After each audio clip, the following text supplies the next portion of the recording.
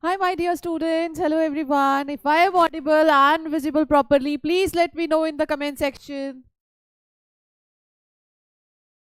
Hey, buddies. Are you getting my voice? Yes or no? Come on, let me know in the comment section. And, buddies, please be active. And today we are going to do yes. Hi, good afternoon, Sambhav. How are you? So it's a yes. Okay, great, great, great.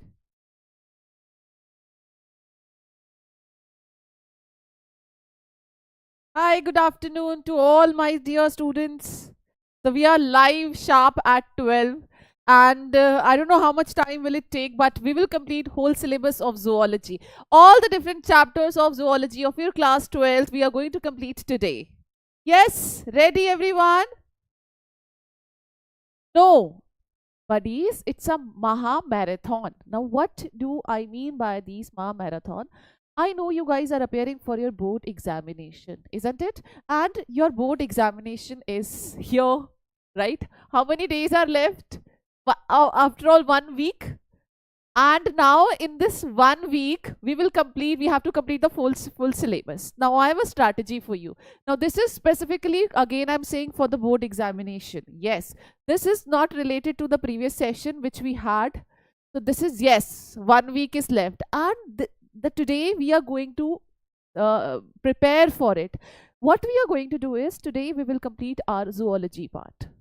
So once you are done with the zoology part, after that you will be having 5 days, 5 to 6 days where you can do your own revision. So I will be completing everything. Yes, I am going to start with the human reproduction, reproductive health. Then we will be talking about the evolution, biotechnology, human health and diseases. Every chapter, each and everything we will be dealing.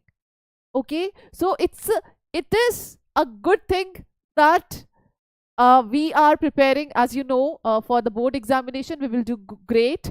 And what we are expecting, how many marks do you really expect? Yes, definitely. It's an English channel, so I cannot talk in Hindi, Rahul.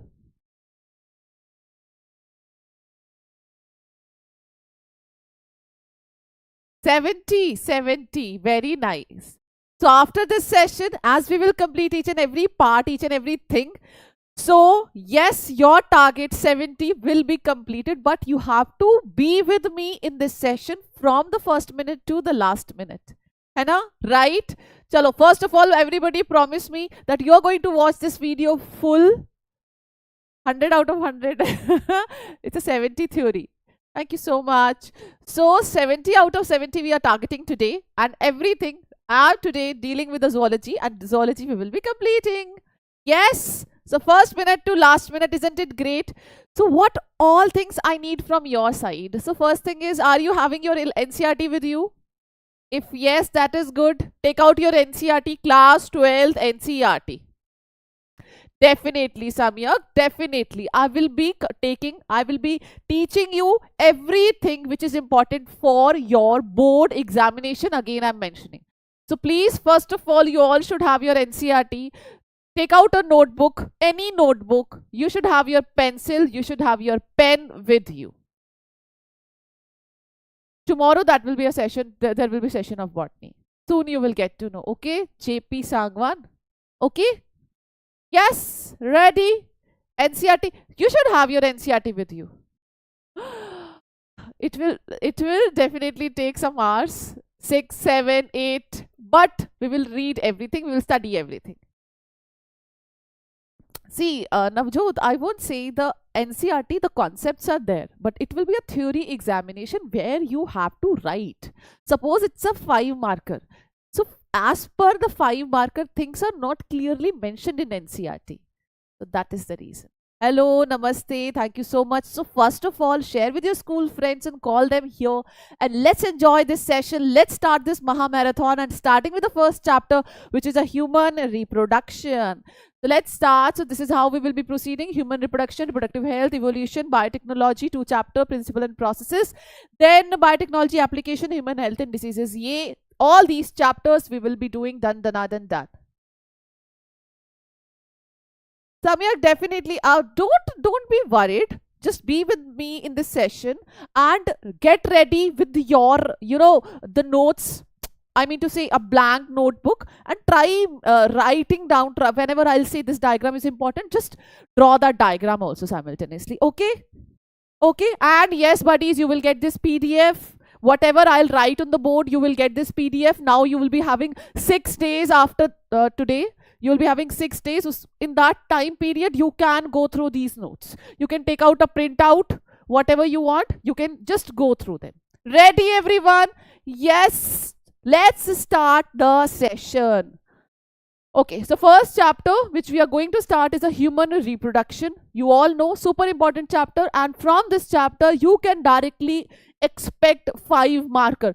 Majority every year you can expect a direct 5 marker from this topic, human reproduction. That can come from oogenesis or spermatogenesis or menstrual cycle. These are the most important thing. How to write when it is when a 5 marker type question comes, we will be discussing everything.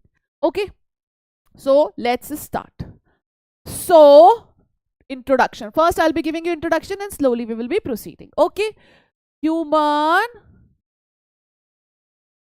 reproduction.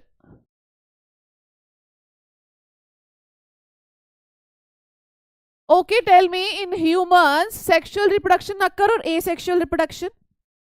Human sexual reproduction occur. Sexual reproduction,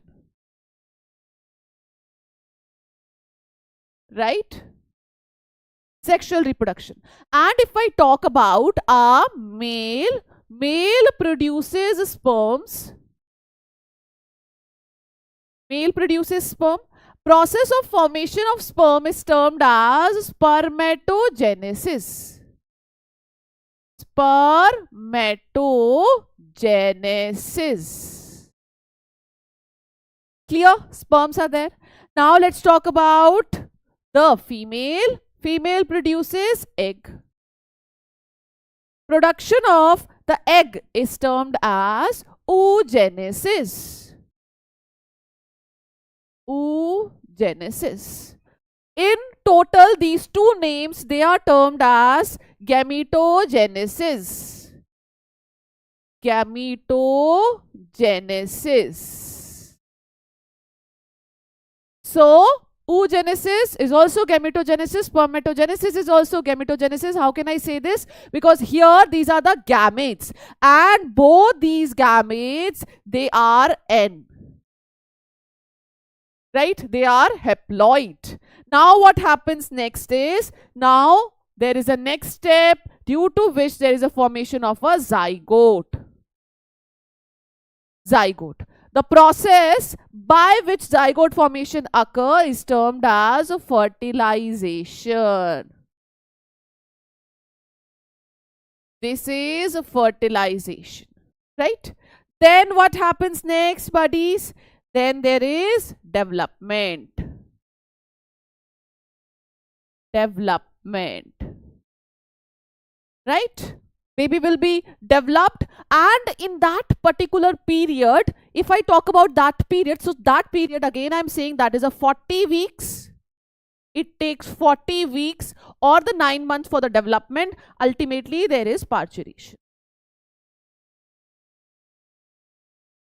Parturition means giving birth to a baby. Students get confused between parturition and micturition. So that is something else. That is expulsion of urine. This is parturition. Now listen very carefully. First, male produces sperm, female produces egg, right? Because of the insemination procedure, here what happens is insemination. Insemination. Sperms will be introduced into the female reproductive tract. Then there will be formation of a zygote, right? There will be formation of a zygote. Now zygote will develop. Zygote will develop. Now this development is 40 weeks. You can say this is also 9 months. Both are same. 9 months or 40 weeks. Clear? This is a gestation period. What do we call this word? Gestation period. Gestation period. And because of the various hormone action, there will be parturition. Isn't it clear, everyone? One second, guys. One second. Something is not visible to me. One second. One second.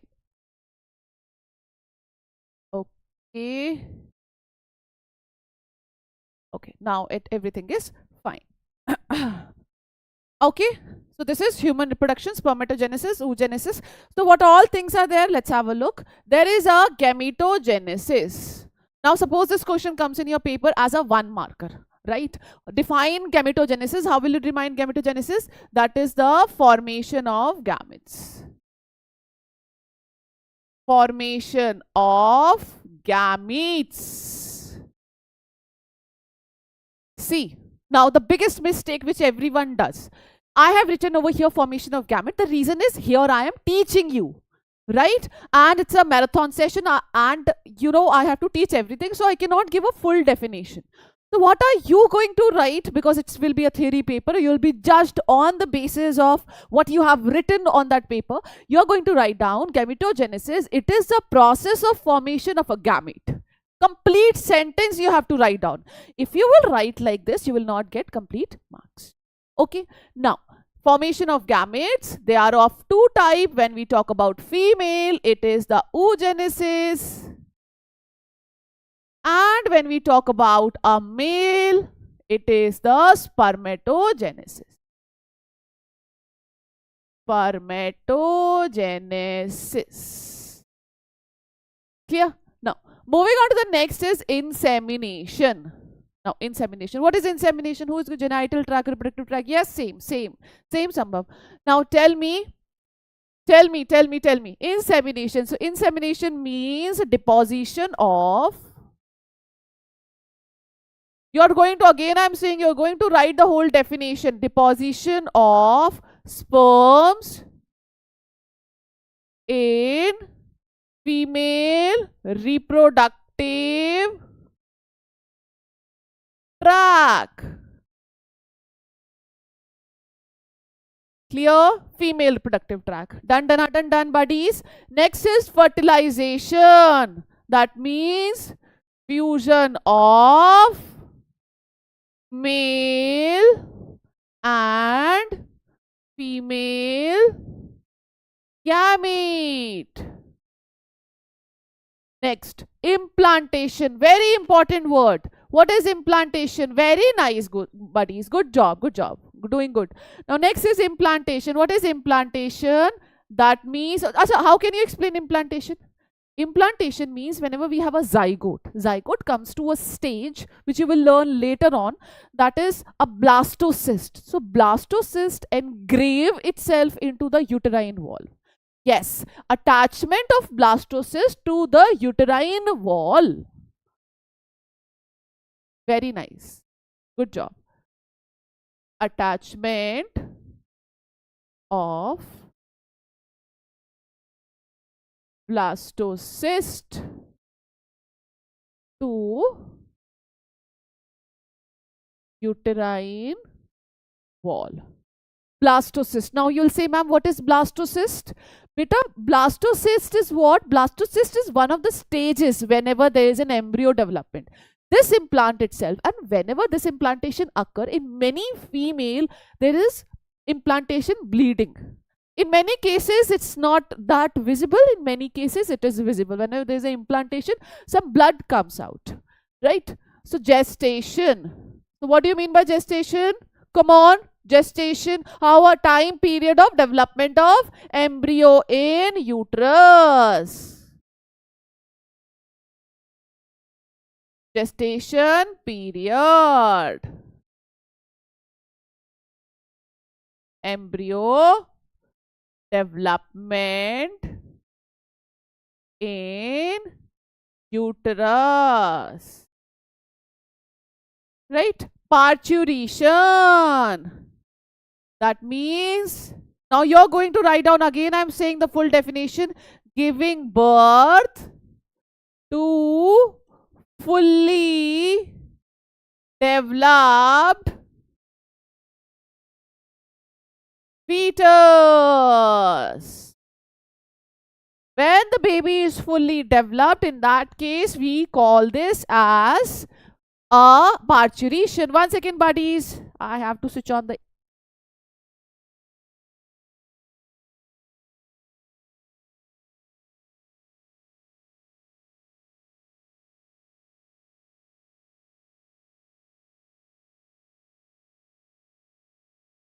Okay, clear? Yes. Quick birth. Yes, parturition. Okay, done. Hope these points are clear. Now, guys, let's move on to the next one. Now, buddies, we are going to start with one by one. So, first of all, we are going to start with the male reproductive system, right? So, let's start with the male reproductive system.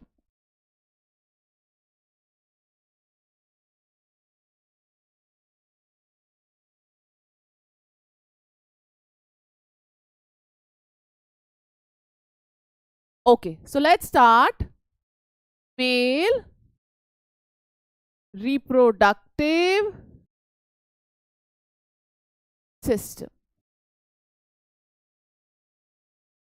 Male reproductive system. So first of all, we are going to discuss the male reproductive system. Clear? So, in the male reproductive system, you know there are various structures present. So, along with the various structures, here are ducts, some accessory ducts. Yeah, 1 second, buddies.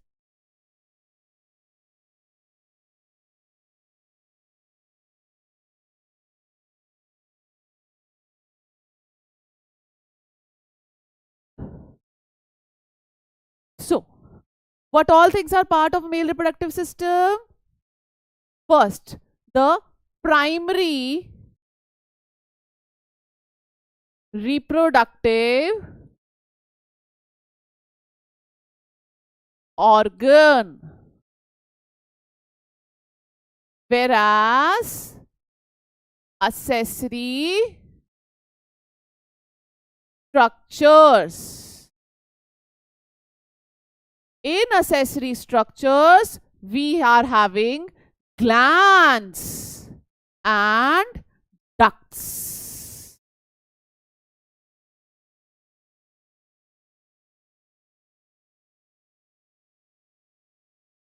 Ma'am, definitely can't focus. Okay. So, ma'am, definitely full syllabus will be covered in NEET 50 days challenge. Yes, everything will be covered. Okay. So here we have is a primary reproductive organ. So what is a primary reproductive organ in case of male? What is that? That is the, what is that? That is the testis. Right. So there is testis. Along with that, some other structures are also there. We will be discussing. Some glands are present. Some glands are like prostate gland is there. There is a seminal vesicle, and there is one more gland which is a Cowper's gland is present. Their secretions, they are important for overall development of gametes. Yes. Now, next one we are having is the other structure. Okay. Now, let's start. First, we are going to start with the testes. Now, testes are situated outside the abdominal cavity within a pouch which is termed as scrotum. Right?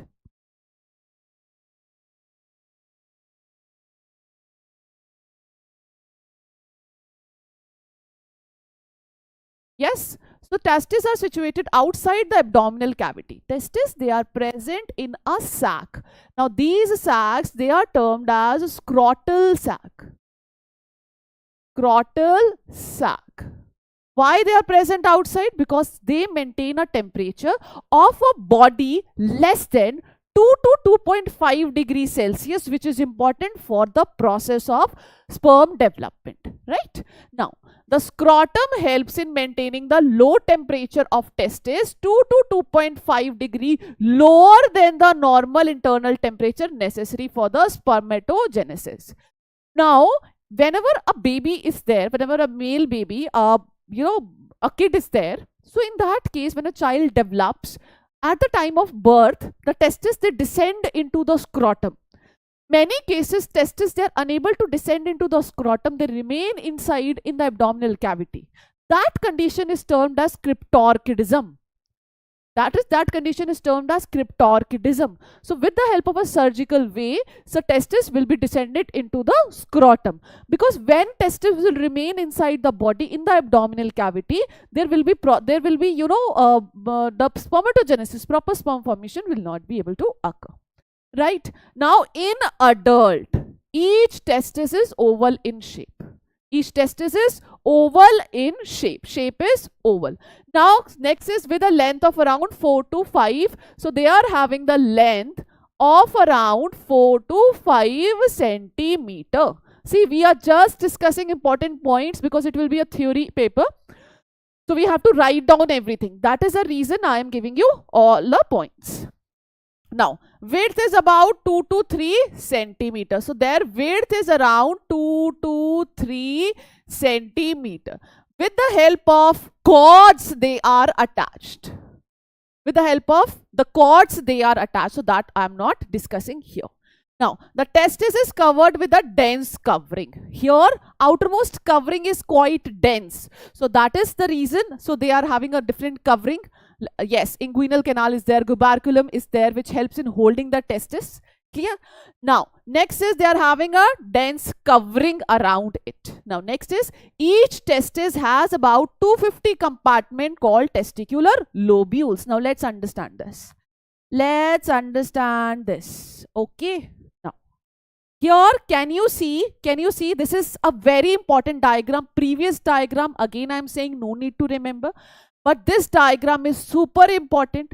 You have to draw this diagram once in your notebook. Why this is important? Because here question can come related to the duct. Like what kind of duct is present, what is the flow of a sperm, from where does it travel, etc. and etc. Now let's start. Now if I talk about the testis, so this is how a testis, I'm just making a one side one. Okay. This is outermost covering. Tunica albuginea is there. In fact, 3 layers are there, not mentioned in your NCERT. Clear? Here, 250 compartments are present.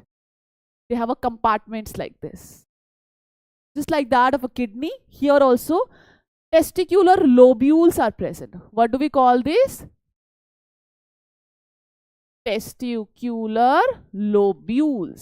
See, I'll show you everything. I will show you. See here, come here. What we have discussed so far, each testis has compartment termed as testicular lobules. How many? 250 testicular lobules are present. How many? 250 testicular lobules are present. Now, in testicular lobules, seminiferous tubules are present. Here, tube-like structure, 2 to 3 seminiferous tube. Again, I am saying, what are I am labeling? Seminiferous tubules. Seminiferous tubules. Here I am writing. Tubules are present. Now, these seminiferous tubules are the places where there is sperm synthesis. Okay. Now, similarly, over here also it will be present. Here also it will be present. So, they are present like this.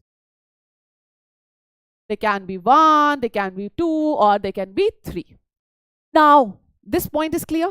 Done? Now, listen here very carefully.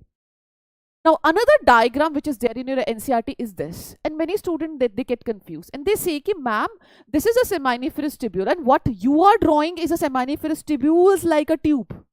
What is the difference? So, this is actually whenever you take a tube and whenever you dissect it, what you will get is the round structure. So, what are these? These are the seminiferous tubules. And in the seminiferous tubules, the sperms are present in the various stages of development. Sperms are present in various stages of development. Done? Clear, everyone? Okay? Okay, so let's start. So what comes after the seminiferous tubules? So in the seminiferous tubules, sperms formation occur. Isn't it clear? Now from here, the sperm enter into a network of tubule. What is that? Come on, tell me.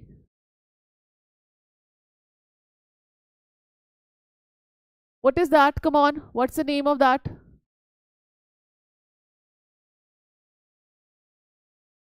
What's the name of that? Come on, tell me, tell me. Rete testis. Absolutely right. That is a rete testis. So this I am labeling as rete testis. After that, sperm goes into small ducts, which are termed as, come on, write down the name. Come on, write down the name. What is that? Vas efferentia. Yes. So next comes the vas efferentia. So here come the vas efferentia. So this I am labeling as vasa efferentia. Now these things are not clearly mentioned in this diagram, but again I am saying you can see testicular lobules. Out of this testicular lobules, the rete testis comes out. Rete testis says sperm will go into the vasa efferentia, some network of tubes you can see over here. Then the sperm will enter into epididymis. So it is having a structure like this, epididymis. Epididymis is present from the upper part of the testis to the lower part. Means it is the one which spread on the one direction of a testis. This is termed as epididymis. Clear? Epididymis. The reason why I'm having both these images on your screen is you have to draw this diagram, but I'm explaining you everything over here so that you can have a clear comparison. See, now what happens is, here the sperm will enter all the way into the another duct. This duct is termed as vas deferens. Vasa deferens or vas deferens. Clear? Now can I explain you some other thing? Clear? Is this point clear? Now listen very carefully. There are many cases where the vas deferens is absent. So what do you think? Are they able to produce their own baby? Can they have their own baby? If both the vas deferens is absent? If both the vas deferens is absent? Tell me. They can have their own babies. How? So, no, vas deferens can be absent. That is termed as congenital bilateral absence of vas deferens. That is CBAVD. Congenital bilateral absence of vas deferens. And when there is absence of vas deferens, they can have their own babies also with the help of a surgical procedure. Sperm they take out from the testicular lobules. Sperms will be taken out and then the fertilization they can do it externally. That means with the help of an IVF procedure they can have their own babies, right? So this can also happen. Vas deferens can be absent. So that means in their body sperms are being synthesized, but they are not coming out. Clear?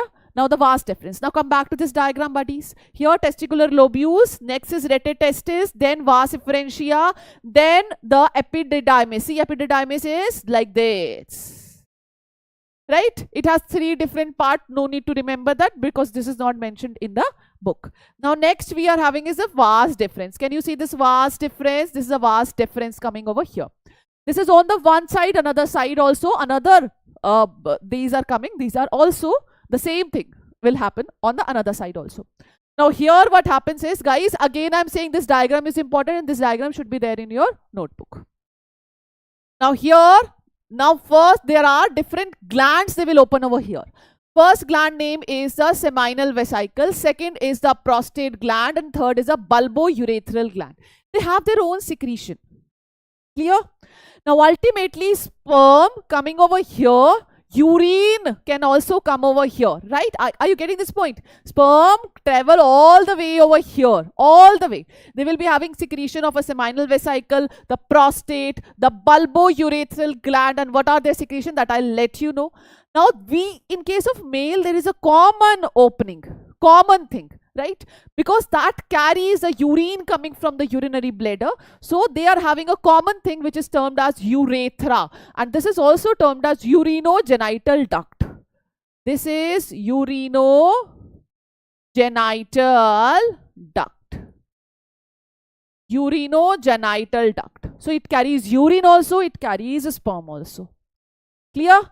Now next one, here what happens is now sperm comes out. This is termed as urethral meatus. Like from here the sperms come out.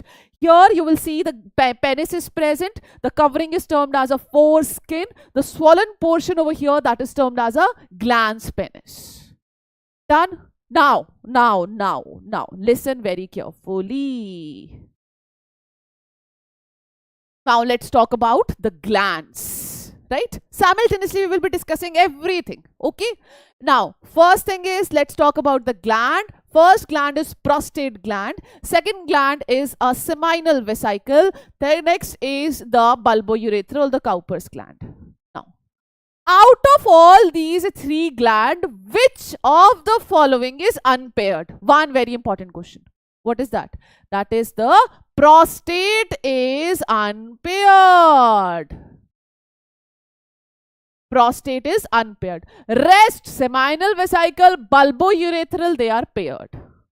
This is unpaired. First thing, you have to start with the, let's start with seminal vesicle. This is one pair present on both the sides, situated behind the urinary bladder, provide secrete fructose, prostaglandin, vitamin C, citric acid and inositol. Clear? Yes. So this is the one. Now fructose, why fructose is important? Fructose gives energy for the developing sperm. Right? So this is, you know, this is a carbohydrate. So this will provide the energy. Prostaglandins, they will be important for the motility. Later on, they are important for the motility, which you will learn. I'll tell you how. Okay? Now, next thing is next, let's talk about the prostate, because after seminal, there will be position of a prostate. It is a chestnut shape, unpaired, milky appearance, calcium ion, it secretes calcium ion, proteolytic enzyme, citric acid, seminal plasmin are there.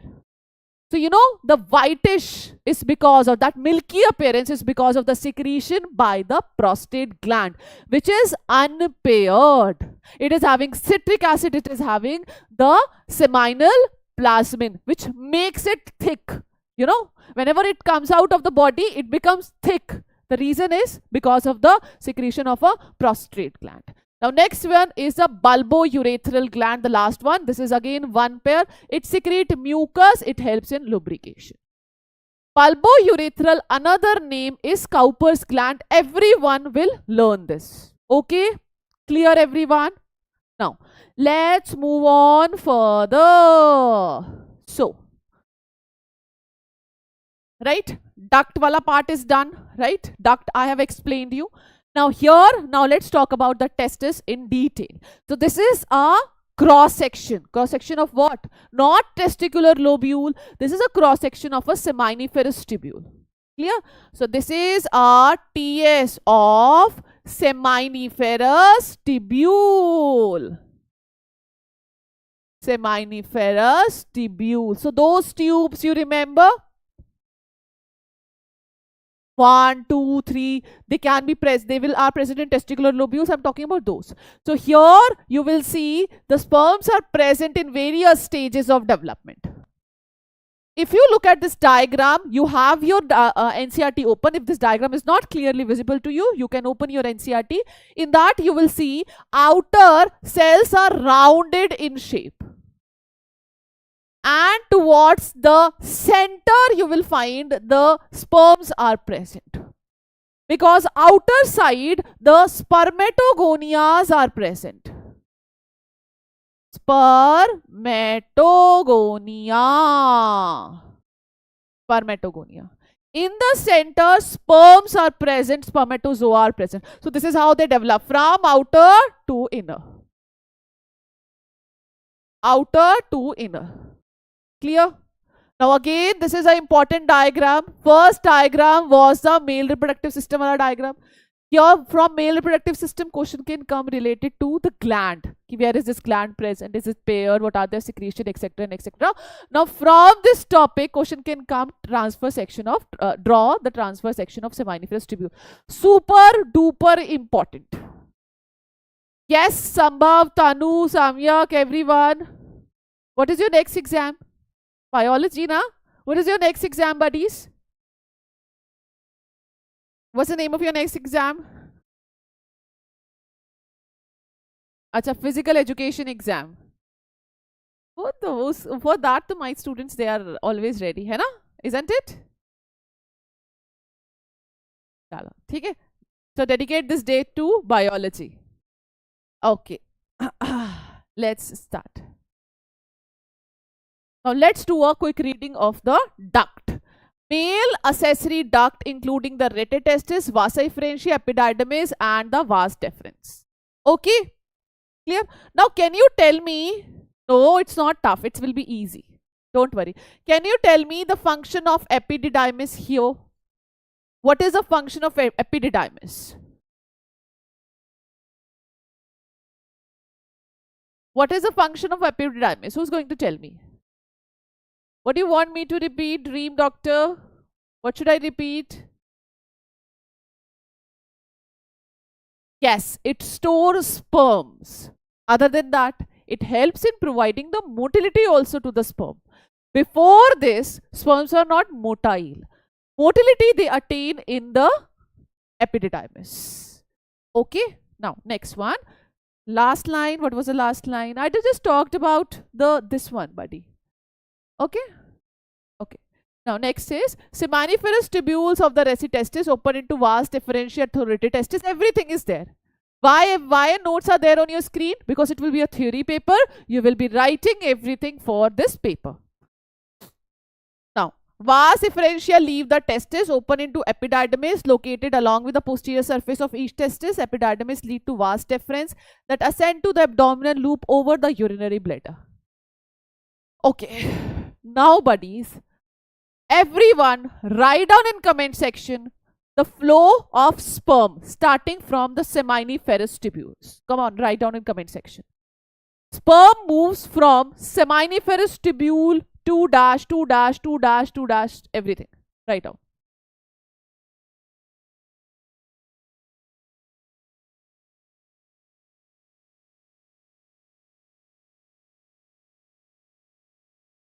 Come on. This is for CBSE. This is for your board. This is for, come on, write down. Write down. Starting from the seminiferous tubule. You have to start with the seminiferous tubule and like this. Seminiferous tubule, very nice, Raj. Seminiferous tubule to retitestis to vas efferentia, very nice. Epididymis and vas deferens, very nice. And after that vas deferens, the seminal vesicle will flow will secretion will enter. Then there will be ejaculatory duct. There will be prostate, Cowper's gland, ultimately into the urinogenital duct, and from the further it comes out.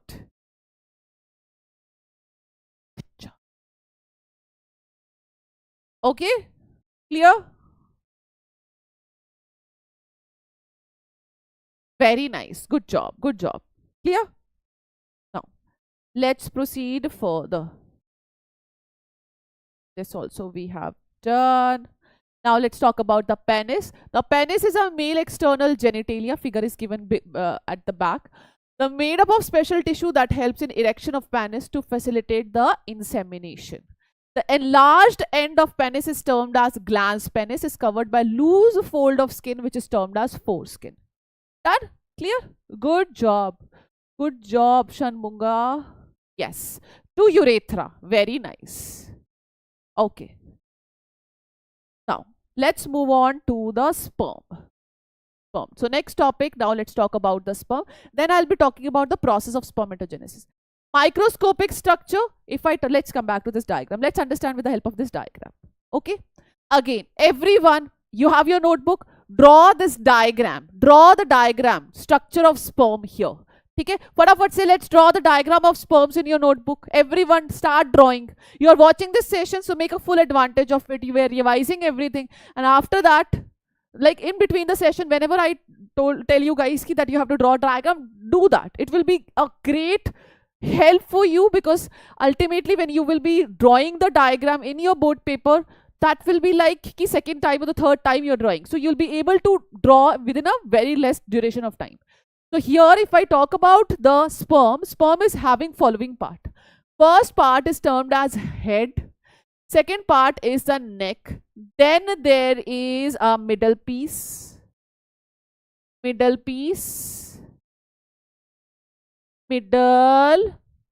piece, and ultimately there is a tail. What is this? This is a tail.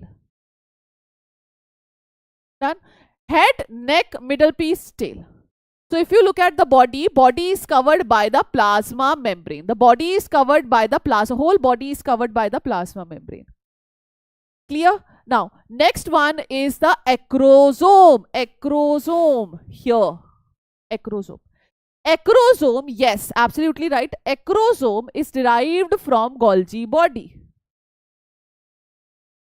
Derived from Golgi body. And this is the one which is filled with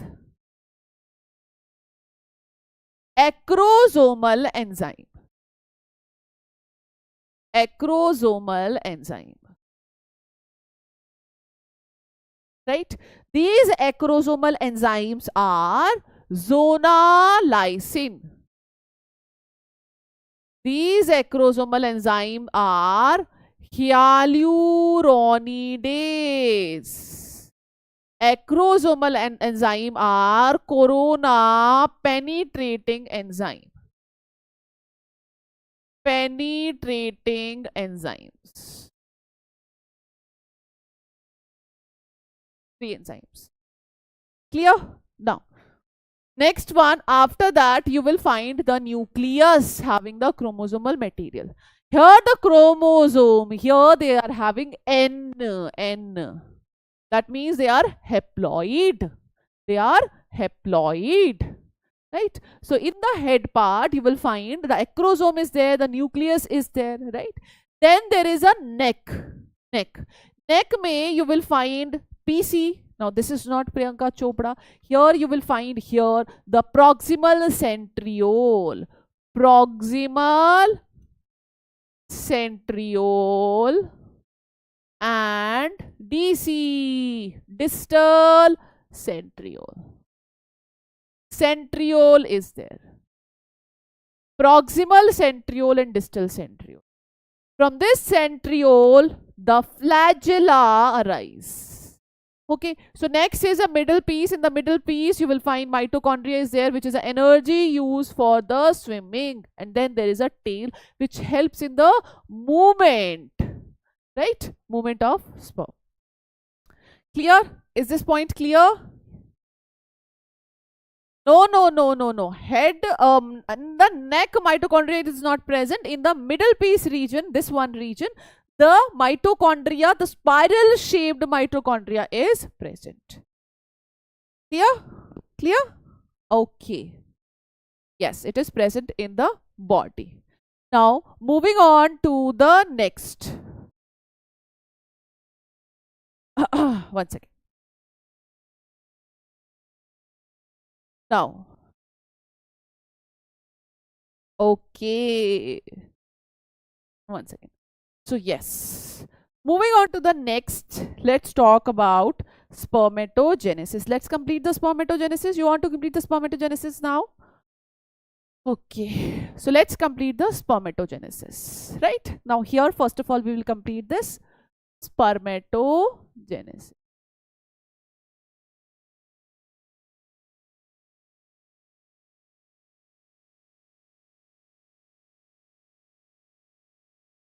So what is a spermatogenesis? Spermatogenesis is formation of sperm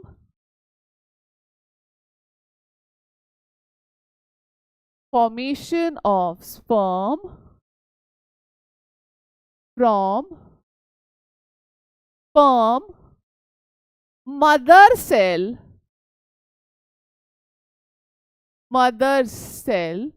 or spermatogonia.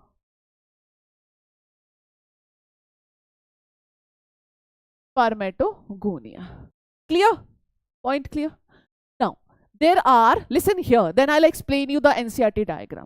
Now, there are spermatogonias. Now, these spermatogonia, they are arranged in the periphery of the seminiferous tubule. Clear? Done? Now, here, spermatogonia. Lots of spermatogonias are present. Right? They undergo the process of mitosis. They undergo the process of mitosis. With the help of mitosis, what they form is primary spermatocyte. Spermatocyte. Right? Spermatogonia are 2n. So, what will be the ploidy of primary spermatocyte? Come on, write down in the comment section. Come on, come on. Yes, that's an equational division, but write down in the comment section. By the time, let me drink water. Come on.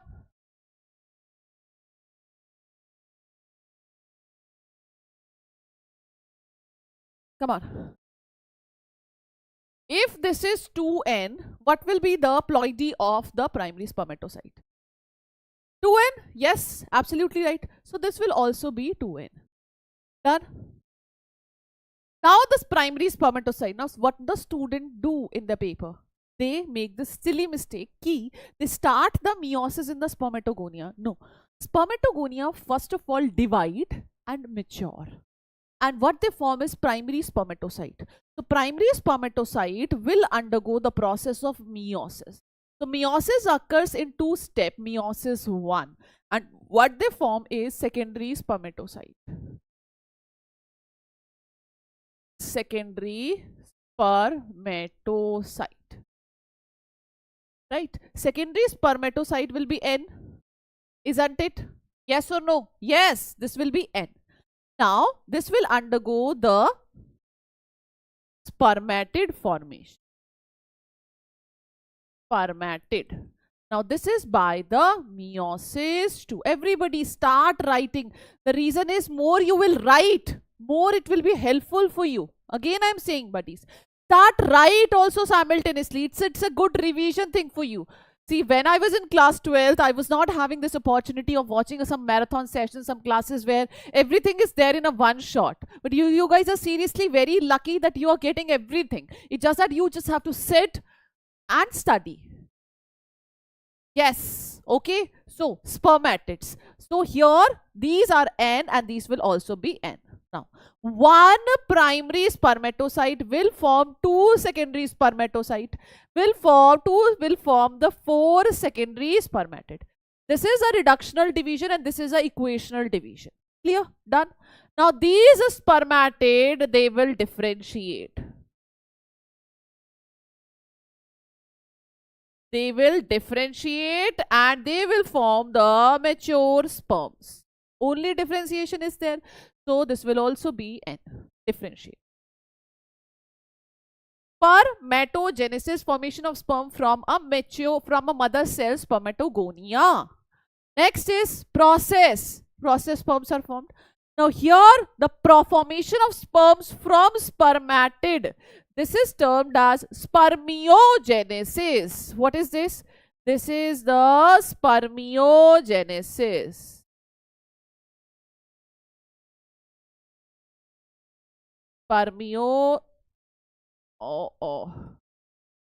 Spermiogenesis. Okay. So, spermatogonia, primary spermatocyte, secondary spermatocyte, spermatids and the sperm. This is the spermiogenesis and this is the spermatogenesis. Now, head of the sperms, they are present in the Sertoli cells. Okay, I have to explain Sertoli cells also. That is also left. I'll explain you. So, head of sperm are associated with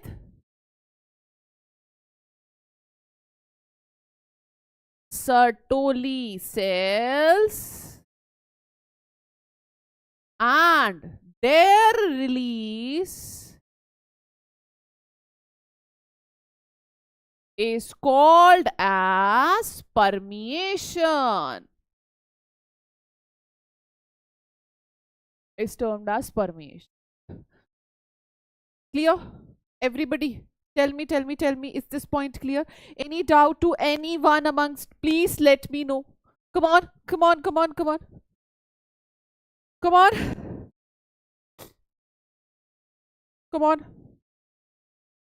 Do it fast. Yes.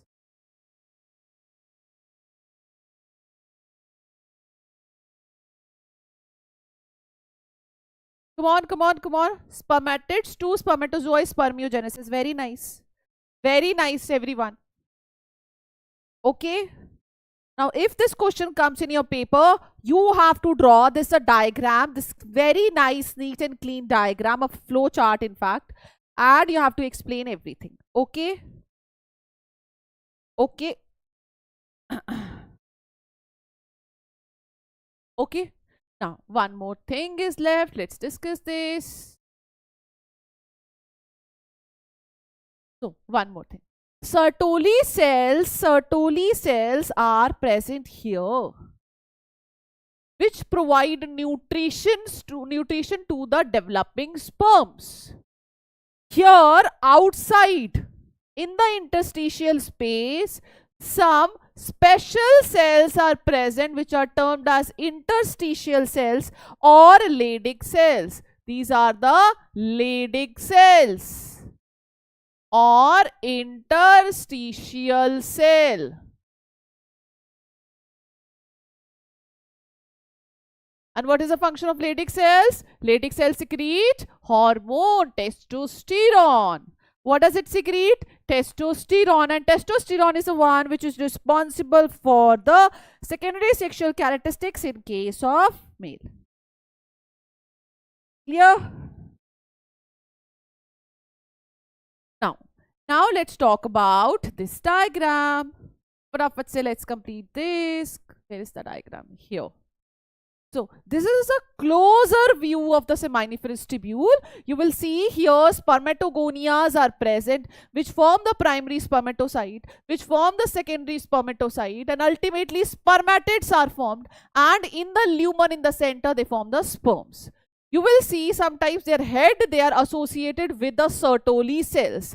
Their head is associated with Sertoli cells because they gain nutrition from them and their release is termed as spermiation. So 3 words we have learned so far: spermatogenesis, spermiogenesis and spermiation. So you should know the difference between these 3. Okay. Now let's talk about hormonal control. Hormonal control of spermatogenesis.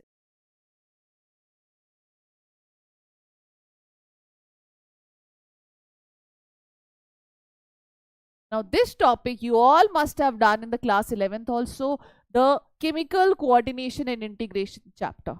Same thing I am repeating here. Nothing new, the same thing I am repeating here.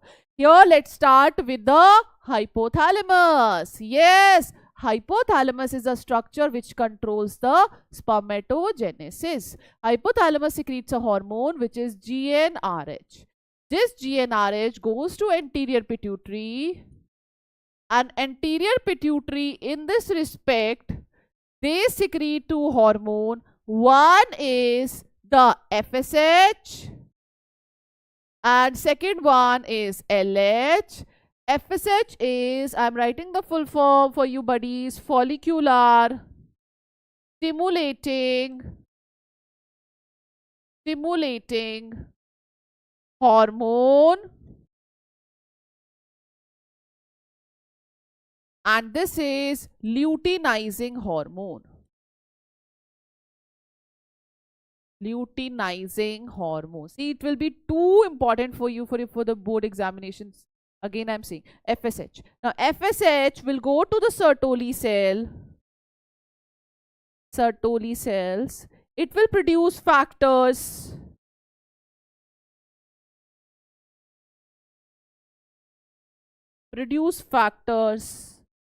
Important for spermatogenesis.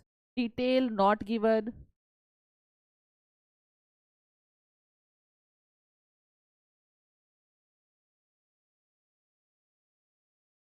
Which are important for the spermatogenesis.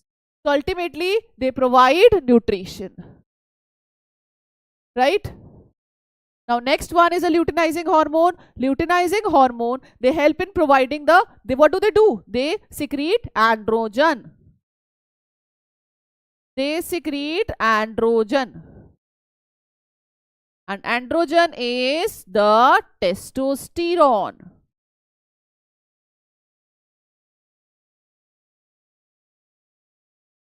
Clear?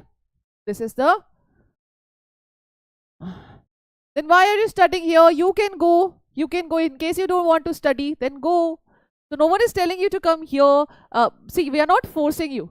कल का question था hypophyseal. Yes, Zambhav, that was a hypophyseal portal circulation. Right? Okay? Clear? Is this point clear to all my buddies? Basically, Sertoli cells produce factor which are important for the spermatogenesis and specifically, buddies, if I say, specifically for the spermiogenesis. इसमें the main इसमें process होता है ना spermiogenesis. Spermiogenesis में it plays a role.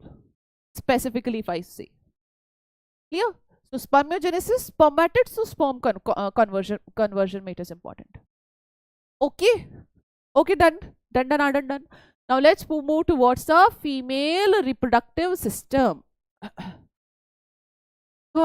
Female reproductive system. Okay, so let's start with the female reproductive system, buddies. Any doubt till now? Yes or no? Come on, let me know.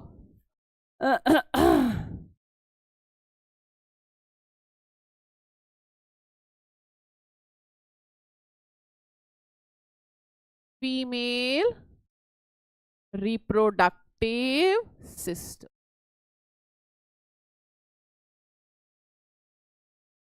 So in female reproductive system, what all structures are present? Come on, tell me. Female reproductive system, the ovaries are there, female accessory gland, cervix,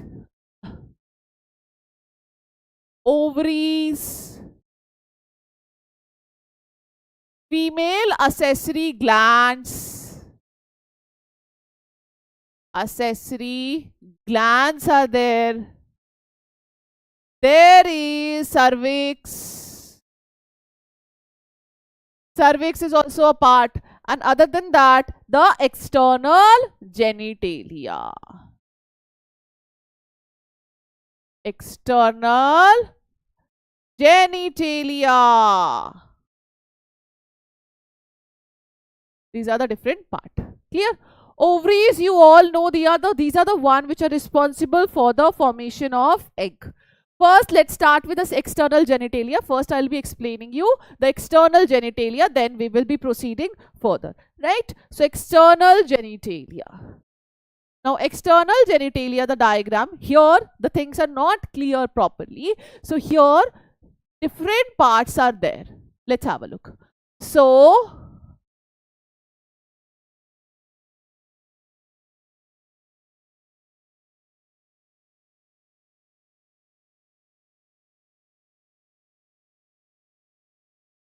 okay, so there is a cushiony structure here which is termed as the mons pubis. Cushiony structure is the mons pubis which is covered with here, full of, it's a cushiony, fatty. Next one is, I'm labeling it here, that is the labia majora.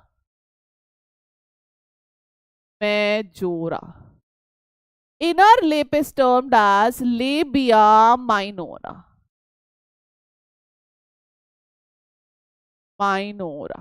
Clear? Here, just like that of a glans penis, females, they have clitoris. Clitoris is there, right? Here, urethral meatus. One second. Urethra opening. Urethral meatus is there and vaginal orifice is there. So, this is the urethral orifice and this is the vaginal opening is present.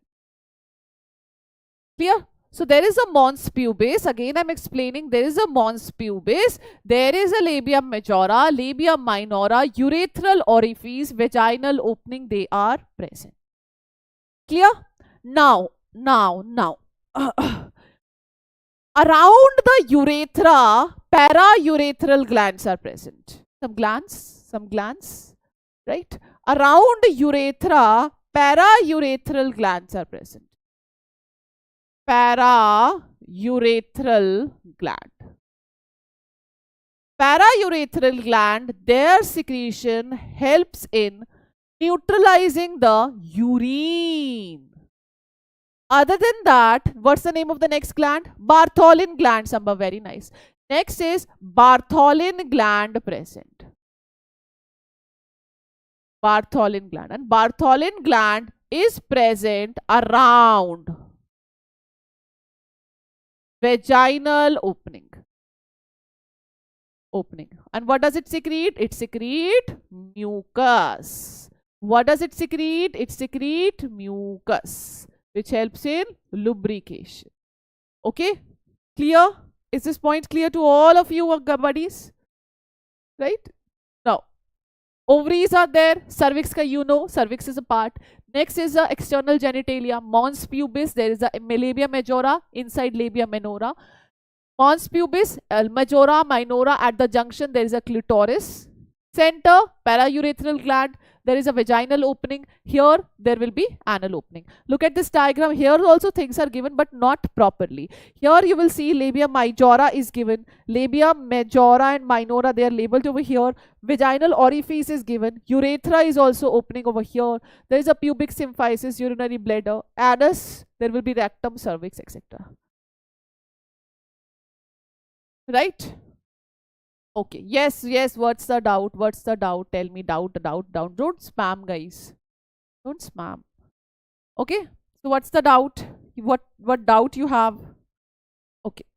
Now, let's proceed by the time. Let's proceed towards this. Right? If you have any doubt, you can write down in the comment section. Now, this is a diagrammatic representation. This is not an external genitalia. This is a diagrammatic representation of the female reproductive system internally, right? So here different structures are present. The first structure is the uterus. Guys, can you see this structure? This structure. This is a uterus. What is this? This is a uterus. Is it labeled here? I'll label this. This is a uterus. Here the 3 layers of uterus are present. No, beta, it's an English channel, so I have to mucus is the one which helps in the lubrication basically, so that easy insemination can occur. Okay? Okay, who asked this question? Bike, Wallah. Okay, so let's start. So here uterus 3 coverings are present. First covering is the outermost covering, which is a perimetrium, which is present towards the outer side. Then in the middle there is a myometrium. Myometrium is made up of smooth muscles. And these smooth muscles, rigorous contraction helps in easy birth of a baby. Okay. Then the inner layer, which is endometrium, which show periodic shedding. The inner layer shed. It always shed, monthly shedding. What does it show? It show monthly shedding. And because of the monthly shedding, female experience menstrual cycle. Clear? Cyclic changes is because of the endometrium, right? So they form a cavity over here. Cavity. This is a uterine cavity labeled here. This is a uterine fundus part. The thicker part is a fundus part. So 2 hand-like structure, as I've discussed earlier, some ducts are also present. Some hand-like structure they arise, and these hand-like structure, they are the fallopian tube. Fallopian tube 1, fallopian tube 2. Right? Now, this fallopian tube has different part. It is having isthmus, ampulla and infundibulum. 3 different part is there. Okay. Now, who is going to tell me where does the fertilization occur? Very important question. Fertilization occur in. Fertilization occur in dash. Where does fertilization occur? Ampulla. Very nice, Jasmeet. It occurs in ampulla. It occurs in ampulla. Right? Ampulla at this region. So here you will see here ovaries are attached. Ovaries are not directly attached to the uterine wall. Many students, when they make this diagram, they say ki ma'am, they are attached over here. No, they are not attached to the uterine wall. In fact, they are here in the cavity. They are present in the cavity, right? So here ovaries, they release egg. Eggs will be captured by infundibulum. Infundibulum is having a finger-like projections. If you will see, it's the finger-like projections are like this, and if you will see here, there is a hole present, hole, which is termed as ampulla. So egg, once it is released from the ovary, they will come over here in this ostium. So once they will enter over here, they will reach at the ampulla region. They will wait for the ampulla. They will wait for the sperm to come. If copulation will occur, sperm will be released into the vagina. From sperm will travel. It will come over here in the ampulla, and in the ampulla, it will undergo the fertilization. Right? So where does the fertilization occur? Correct answer is it occurs in the ampulla region. Where does it occur? In the ampulla region. Done, clear? That's a ampulla. It's a pipe now. So it has to enter in a pipe. So how will they enter into the pipe?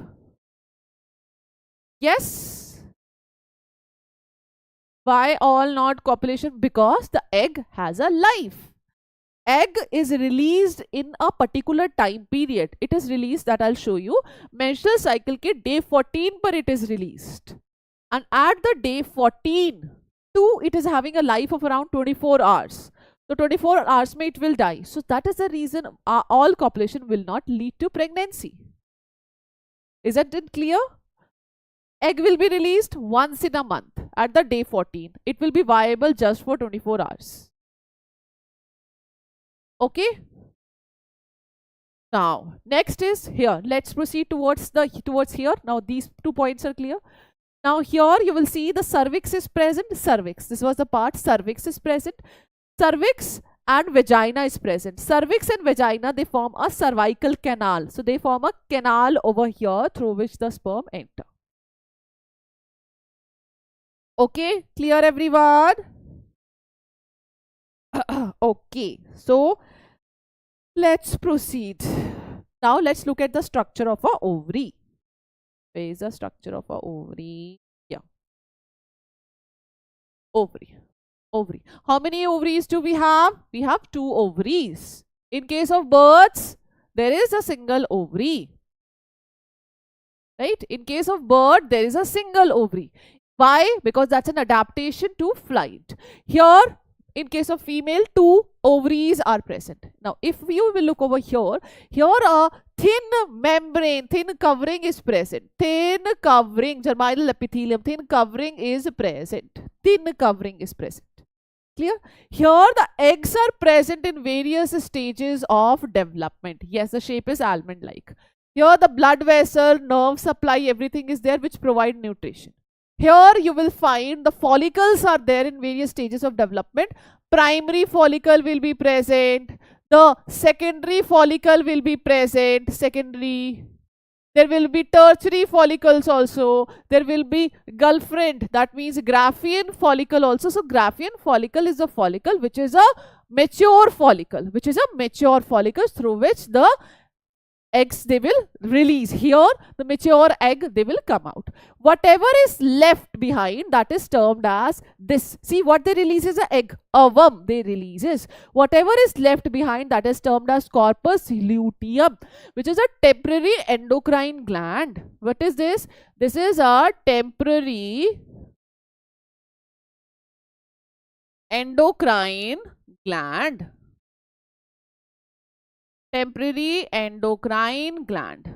Clear? What does it secrete? It secretes progesterone and estrogen. Clear? Now, here this yellow color body is converted into a white body which is termed as corpus albicans. Which is just like a scar, white body. Clear? So eggs are there in the various stages of development. We have a pair of ovaries. Clear? Now here one more thing is labeled, that is the antrum. Antrum is the empty space. So they have this cavity which is the antrum. So as they develop, tertiary follicles start showing the formation of antrum, which is completely formed when we talk about the Graafian follicle. Clear? Okay. Now let's move further. Okay. Now buddies, let's do this one, the oogenesis. Okay, let's do oogenesis फटाफट से. Okay. Gametogenesis, oogenesis.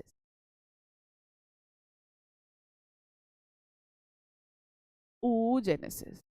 So just like that of a spermatogenesis, where there is a formation of sperm, oogenesis is the formation of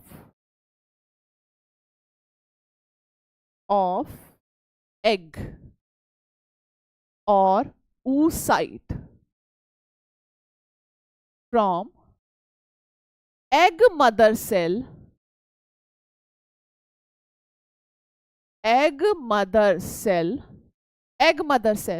which is also termed as oogonia or oogonium. Clear? Oocyte. Now oogenesis is a step-by-step procedure, but this is not a continuous process, this is a discontinuous process. Discontinuous process. When does it start? It starts before birth. Before birth. Spermatogenesis starts at puberty and it never ends. But here, if I talk about this, it ends at menopause. Now, what do you mean by menopause? Menopause is a at particular time period when there is no menstrual cycle. When menstrual cycle stops, it stops. Clear? Now, it occurs in two different steps.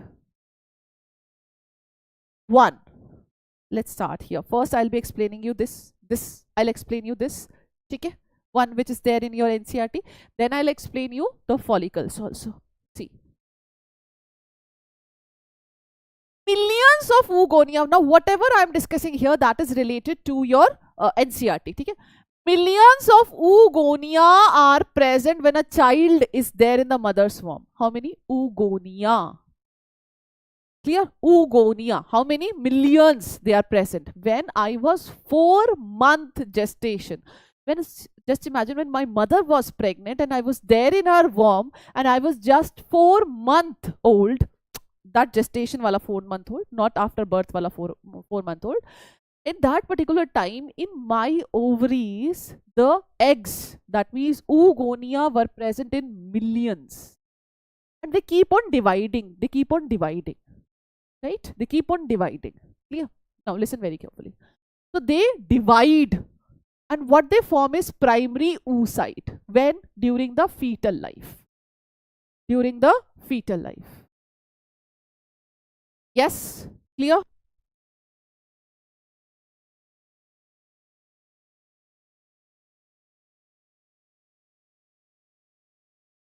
So primary oocyte, right? So this primary oocyte, now this primary oocyte started dividing, right?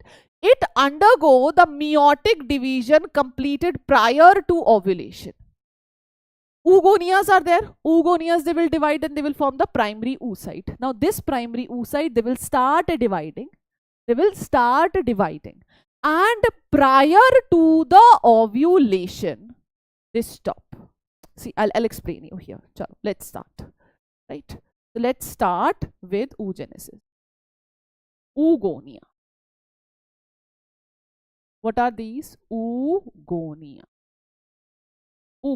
Billions of oogonias are there. Now these oogonia, they divide by mitosis and they differentiate also. differentiate also. Clear? And what do they form is primary oocyte. Primary oocyte.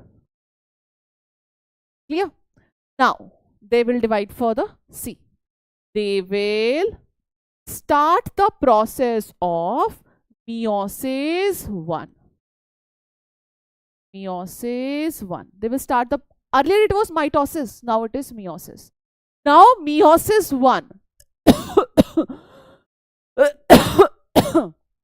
It will halt at, it will start meiosis, but it will halt, it will stop. And where does it stop? It stop at prophase, right? It will stop at prophase 1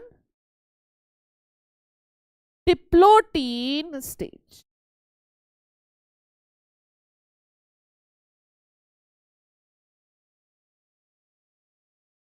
Right? So this is before birth. This is primary oocyte only. These are what? These are the primary oocyte. So they have started the procedure, but they have not divided. So again, we call it as primary oocyte. We call it as primary oocyte. We call it as primary oocyte. Right? Clear? Now, in this primary oocyte stage, now what happens is, this is a fetal life. Now what will happen? This is, again I'm writing, this is the fetal life. When child is there in mother's womb. Now what will happen? Baby born.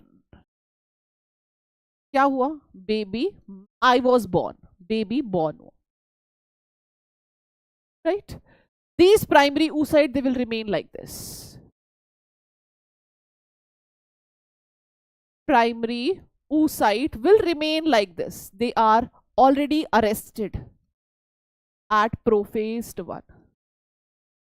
Arrested at prophase 1, diplotin stage. Clear? Right? They will wait. They will not complete the division. They will wait.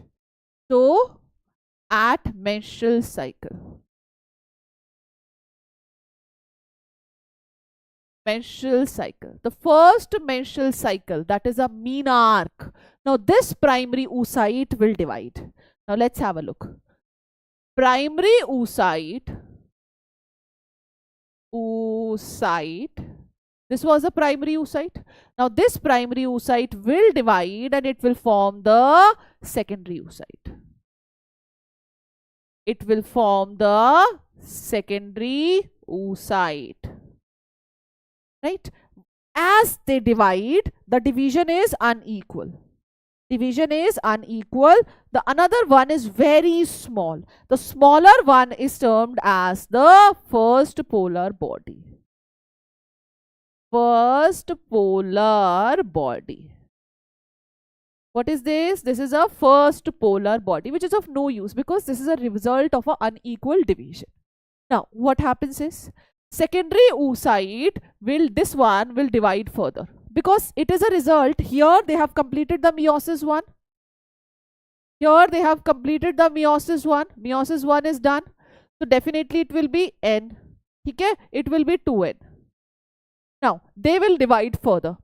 Now, before dividing, again, listen very carefully. It will remain like this, but it will start meiosis 2. Meiosis 2. But again, it will arrest at metaphase 2.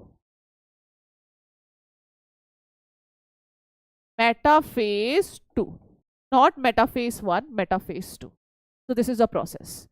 First arrest was here when the child was there in the mother's womb, diplotin stage, prophase 1. Second arrest was at this stage, that is at the metaphase. Any doubt? Okay, I'll repeat this. Generative cells, vegetative cells. Here we are discussing zoology, Anoop, not botany. Yeah. Tell me. I'll repeat this again. See. Now, do not focus here. First, listen to me. Listen to me, I'm giving you my example. When I was there in my mother's womb, right? I was just a 4 month gestation period. Oogonias, millions of oogonias, they start developing. Now these oogonia, which was there in my ovaries, they start dividing. They form the primary oocyte. How do the primary oocyte formation occur? By a mitosis. Now this primary oocyte started the process of meiosis. They started. So when does oogenesis start? Oogenesis start when a child is there in the mother's womb. So prophase 1 started. So as the prophase 1 started, it is halted at the diplotin stage. Okay, so now they are halted at a diplotin stage. Now these primary oocyte stuck in the diplotin stage, they will remain like this. And I was born, I was 12 to 13 years old, they remain like this. Their number reduces. Your NCERT says their number reduces. That is termed as atresia, the death of these oocytes. Some oocyte die. Out of those millions, only 60 to 80,000 per ovary was there in the ovary. Was there in each ovary, right? So 60 to 80,000 number.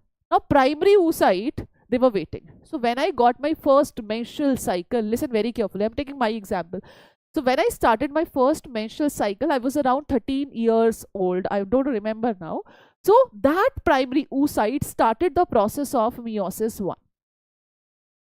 It was already started, but now they have completed. They completed the process of meiosis 1. Whenever there is a first division, one cell formed the two cell. This was an unequal division. Unequal division means one was a smaller cell, other was a bigger cell. Smaller cell is termed as a first polar body. The bigger cell is a secondary oocyte. Now secondary oocyte will start dividing. Secondary oocyte will undergo the meiosis 2. But meiosis 2, as he had started the meiosis 2, it will be stuck. It will complete the prophase 2, but it will be stuck at the metaphase 2. Ruk gaya. Now what will happen? I'll come here and I'll show you. Now this is the mature. This is a secondary oocyte. Now our Graafian follicle will release that secondary oocyte. Secondary oocyte arrested at metaphase 2. It is released. Now come here. As it is released, it will come over here from the infundibulum. It will wait at the ampulla, waiting at the ampulla. Copulation happened. Sperms are here. Now sperms, they will travel, they will come to the ampulla. Now sperms will be responsible for conversion of the secondary oocyte into ooted or ovum. That means it will complete the meiosis 2. So when sperm will come, then only it will complete the meiosis 2, otherwise it will not complete the meiosis 2. White.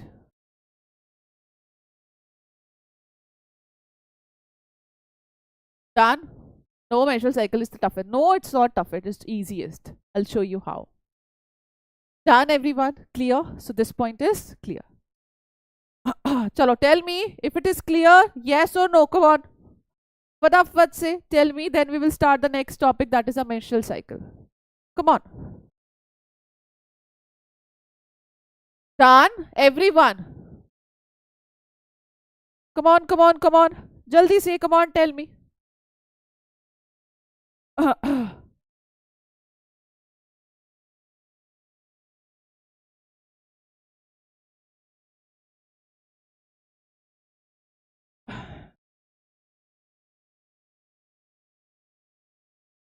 I'll become Samba white.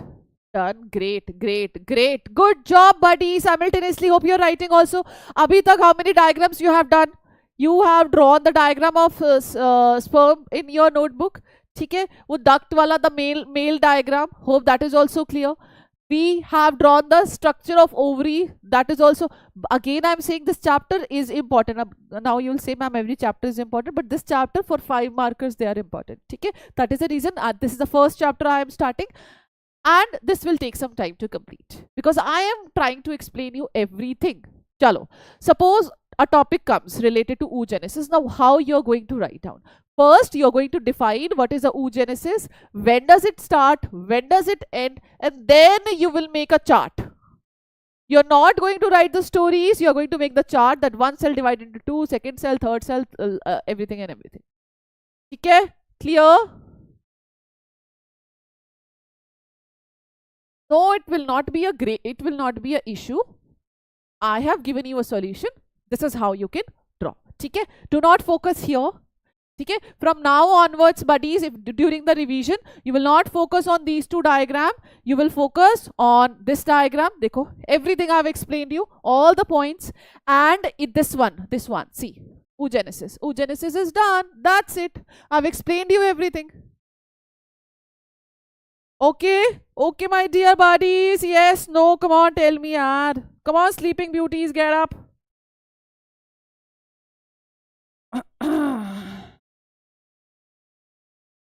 Yes?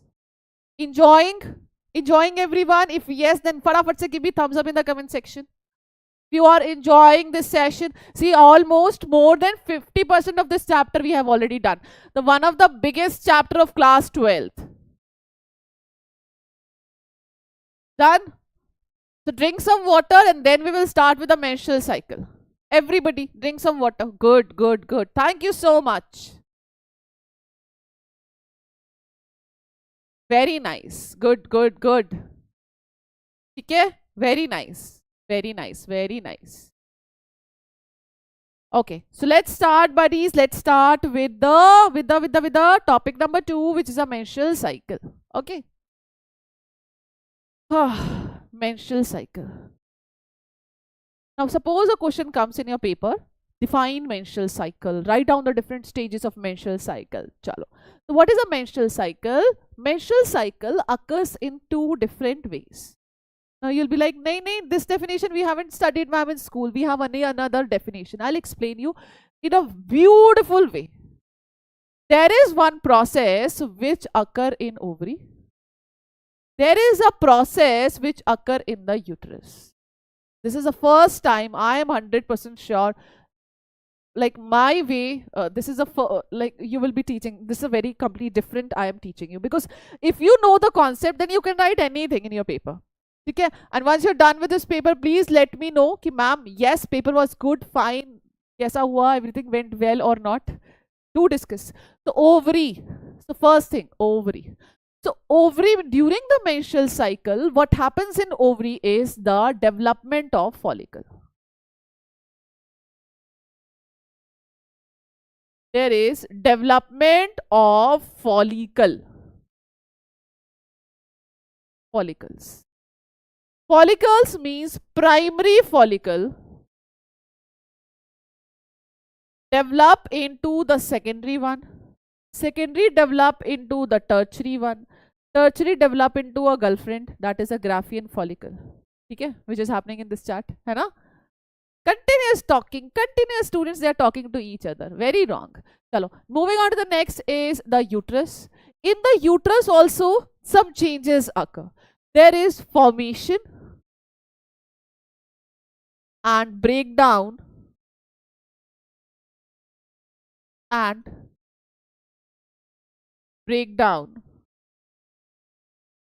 of endometrium.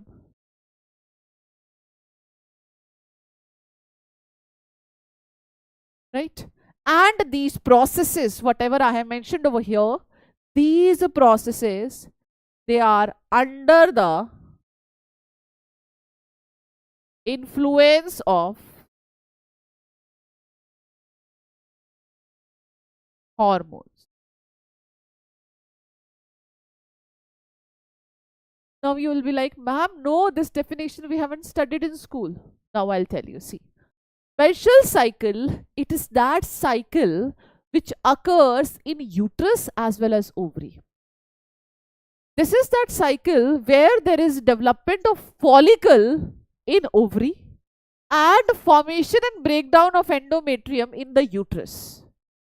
The 2 parallel process occurs, and both these processes, they are under the control of various hormones.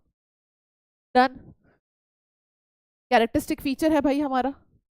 So when does it start?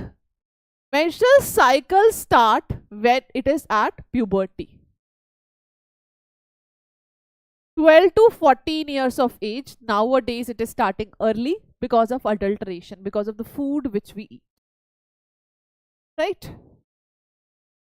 Now, start is termed as mean arc. And when does it stop? It stops when a female is almost 50 years of age. 50, 55, 48, like this. This is termed as menopause. It starts, it ends like this. Mean arc and menopause. Done? Okay. We are studying menstrual cycle. Okay. Now listen very carefully. Very, very, very, very, very, very, very, very carefully. There are various stages of menstrual cycle. In the ovary, there are various steps. First step is follicular phase.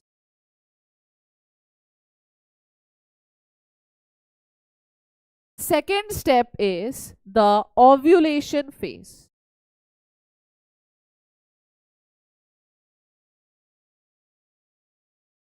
Third step is the luteal phase. Total duration of this is almost 28 days. Right? 1 to 13, 14 days. 13 days. Follicular's development occur. 14th day, this occur. 15 to 28 day, the luteal phase occur. Right? Point clear? Now, let's talk about uterus. Uterus, maybe there are stages. Now you will say, yes, ma'am, we haven't talked about it. A uterus may, there is the first phase. That is the menstrual flow phase.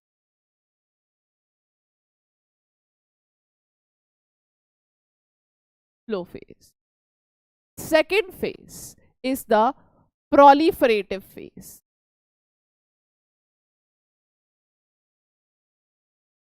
Proliferative phase. Third phase is the last one, that is the secretory phase.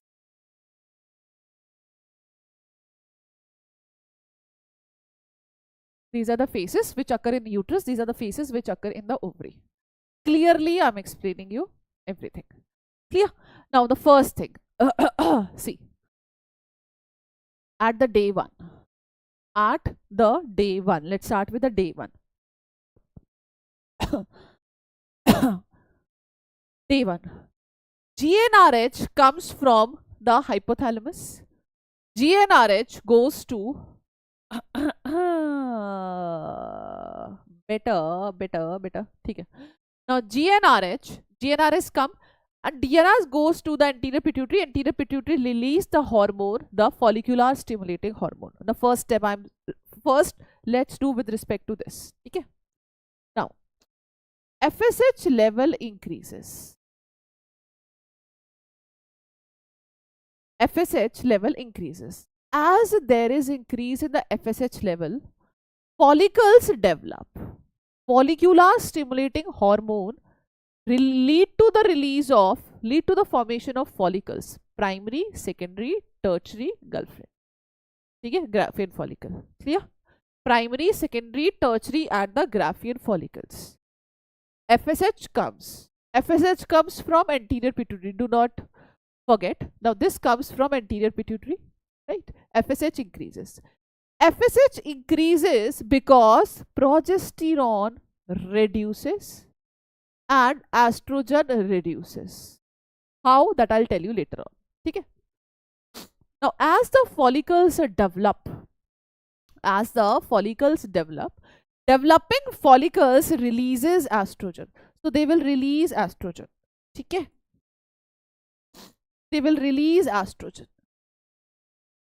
See, you will see here, estrogen level increases. Developing follicle releases estrogen. Point clear? This is the development. Because of this, estrogen level increases. Now, what happens next is here, as FSH increases, over here, LH also increases. Now, LH increases. Developing follicles, FSH increases. Now, LH increases. LH increases. Estrogen also increases. Because of sudden increase in estrogen, LH surge occur. What happens is LH surge. See, what is this? LH surge. LH surge. Because of LH surge, the Graafian follicle kicks out the secondary oocyte. And secondary oocyte is that oocyte which is stuck at the metaphase 2. Okay, which is stuck at the metaphase 2. Now, how to write in a paper, that also I'll explain you. LH surge. Now, what we have is LH surge occur. Now, we have is ovulation occur. Ovulation is this one. Ovulation done, done, done, done. Let's have a look. Follicular phase occur because of the increased level of FSH. Developing follicle will release estrogen. Estrogen increases, due to which LH also increases. LH surge occur, due to which the ovulation occur at the day 14. Here tak everyone is everything clear? Now the next thing. What happens is, whatever is left behind, bacha kucha, everything which is left behind is termed as corpus luteum. And as I have discussed earlier, the corpus luteum is a temporary endocrine gland. What does it release? Progesterone and estrogen. It releases progesterone and estrogen. So this releases progesterone and estrogen. Clear? Next phase is termed as luteal phase. Luteal means corpus luteum is there. See, now what is happening? Progesterone level increases. This first, there is a downfall in the estrogen, then estrogen level also increases because of the corpus luteum. Done? This point is clear, everyone? Now, corpus luteum, it is termed as a temporary because it has a life. Now, the corpus luteum will be gone. We will get the corpus albicans. This is a white scar. Corpus albicans, white body.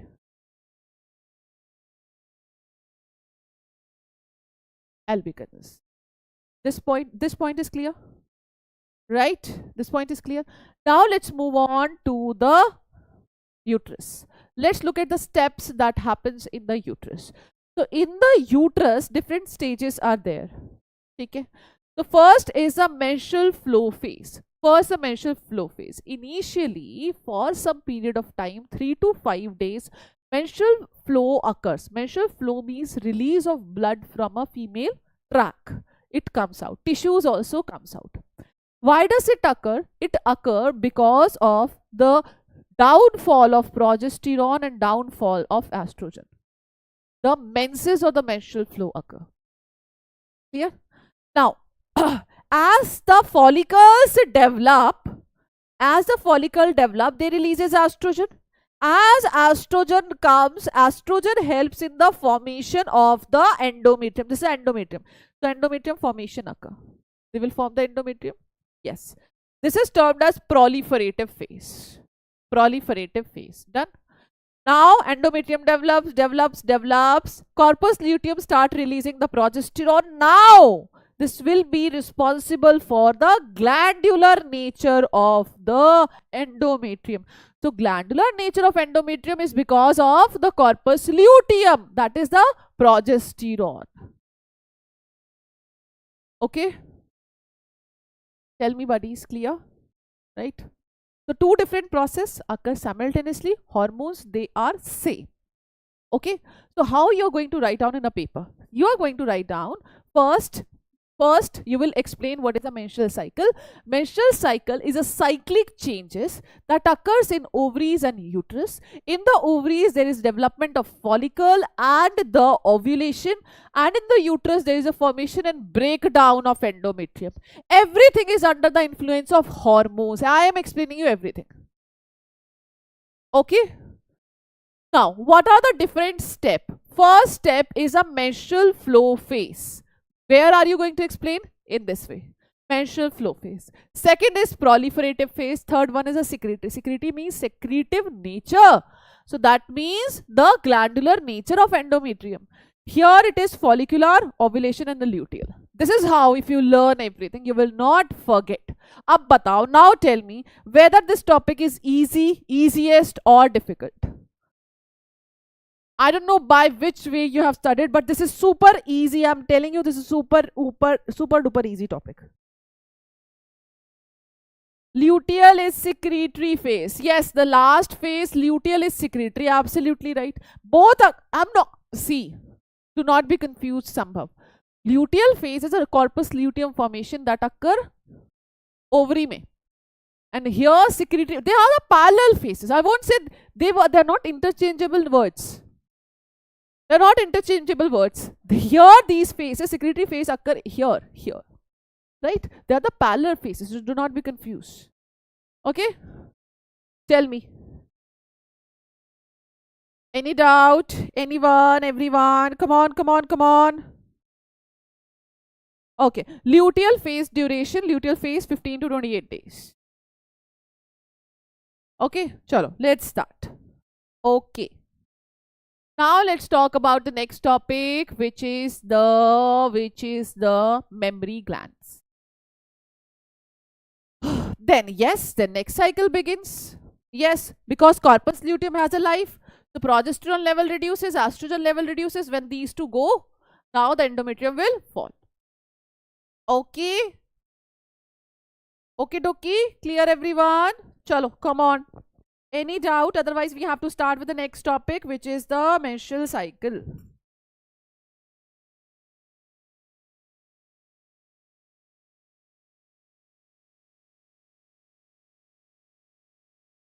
Can we start? Huh. Okay. So mammary glands are what? Mammary glands, you all know, these are the paired structures develop in case of female glandular tissue, and the size varies as per the fat content. Okay. Now next is glandular tissue of each breast is divided into 15 to 20 mammary lobes. Mammary lobes are there. Ab, everybody, please focus here. Question can come in any form, so you should know what are the mammary lobes. So these are, I am drawing, are the mammary lobes.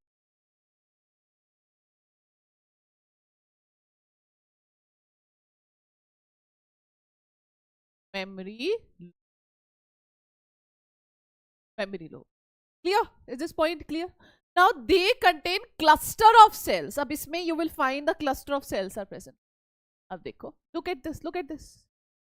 Alveoli, where there is milk formation. What is this? Alveoli. Alveoli mein what happens? Milk formation. So there is a milk formation, right? These alveoli, they open into the mammary tubules. Mammary tubules. Alveoli, mammary tubules. So alveoli, these are not the lungs alveoli. These are something else. Okay? Present in breast. Alveoli opening into mammary tubules. Everything it is clear? Now look at here. Different tubules, they join and they form a common mammary duct. What they form is the mammary duct. Hope this point is clear.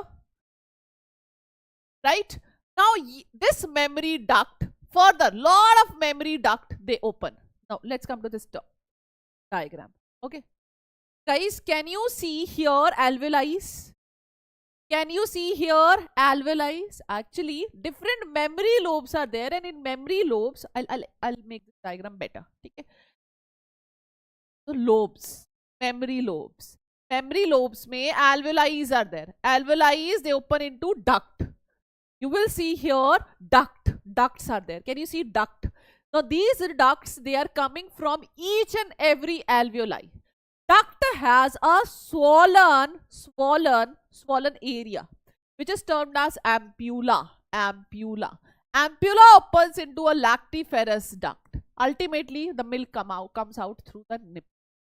Blackish portion, brownish portion, that is termed as areola. So, what is the flow of milk? So, it is like alveoli. Alveoli, right? Alveoli. See, yeah, we have drawn this structure. Alveoli, alveoli, right? Alveoli. Then into mammary tubules. Mammary tubule. Mammary tubules to mammary duct. Duct. Now, duct has a swollen portion. So, it is like alveoli. These are the tubules. Tubule, one more tubule coming. One more tubule coming. They will form duct. These are the duct. Now, this duct, they swell up, which is the ampulla, mammary ampulla, ultimately opens into the lactiferous duct. Lactiferous duct, and then open to outside. Right? This is the open to outside through the nipple. Development of breast is because of estrogen. Development of breast occurs because of estrogen. Right? Formation of development of mammary glands. They occur because of estrogen. Female may there is an estrogen, because of this happens. Now, the next thing is, if I talk about the formation of milk, in the breast is because of prolactin. Now, the next one is the ejection of milk. Ejection of milk. So, ejection of milk is because of oxytocin. Why milk is important? Milk is important for the overall development of a baby. First milk is termed as colostrum.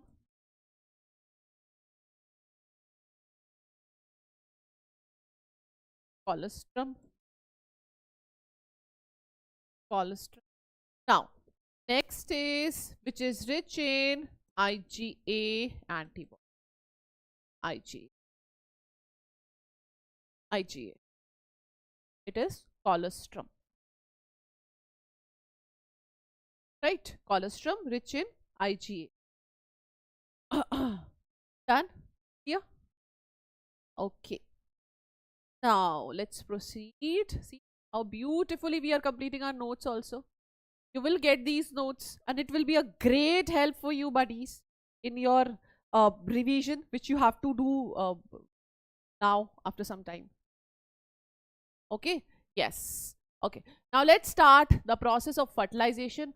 Fertilization, very important. Where does fertilization occur? Fertilization occur in the ampulla region. In the ampulla, there is sperm and the egg. They both of them, they fertilize together. Okay. Okay. First, steps of fertilizing.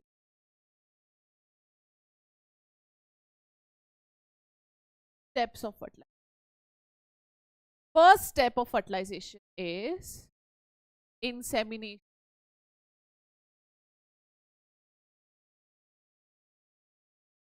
First, there will be insemination, right? Deposition of sperm into the female reproductive. Then, see, what happens is, whenever the sperms, they are deposited into the female reproductive tract, sperm has to move. And for the movement of sperm, they undergo certain reaction that is termed as capacity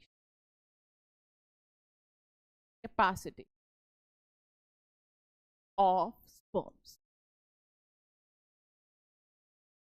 Right? This is important for the movement of sperm. I'll not explain this in detail. It is not given in your movement of sperm. Movement of sperms. Then sperms will move. And how will the sperm? See, actually, what happens is the head of the sperm, there will be some albumins attached. Those albumins, they will be released.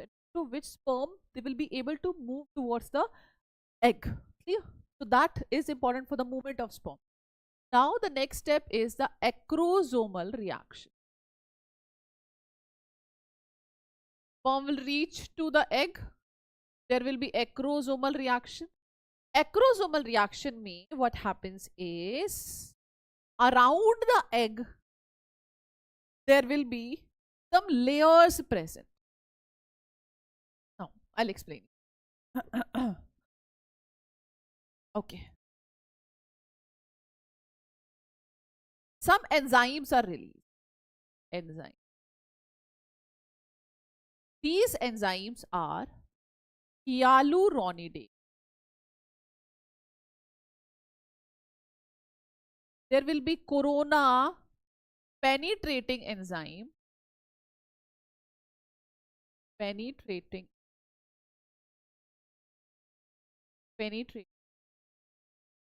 and zona lysin.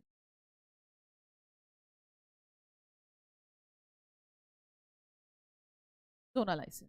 Hyaluronidase is the C. Now what happens in whenever eggs come over here, first enzyme is hyaluronidase. You will see here the follicular cells around the egg. They are termed as follicular cells. What are these, buddies? Can you see? These are the follicular cells. Here. Now these follicular cells, they will be attached by the hyaluronic acid. Hyaluronic, you remember you attended the previous session, talked about some, outside the cell, the intercellular spaces, ground substances present, which we call it as hyaluronic acid. So here also hyaluronic acid is present. So whenever sperm comes, first thing is they release hyaluronidase, which helps in the digestion of hyaluronic acid present around the follicular cells. Done. So next layer you can see here, that is a cells of corona radiata. Corona radiata cells are there. Corona radiata cells will be digested by the corona penetrating enzyme. Done. Here. Third thing is zona lysins. Internal to this, there is a zona pellucida layer. Zona pellucida layer. Zona pellucida layer will be digested by the zona lysin. Now, what will happen? Yes. Now, what will happen? Let's have a look. Acrosomal enzyme. Now, what will happen? See. Next step. Prevention of polyspermy. First,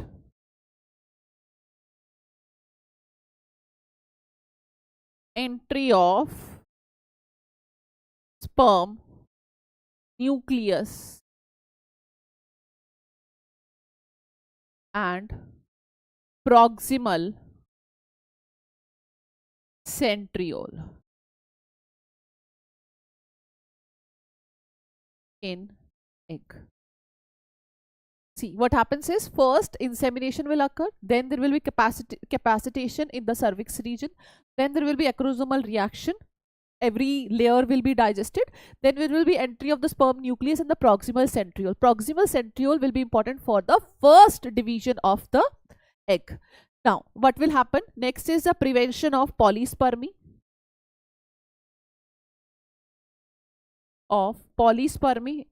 It will not allow further sperm to enter as one sperm is entered.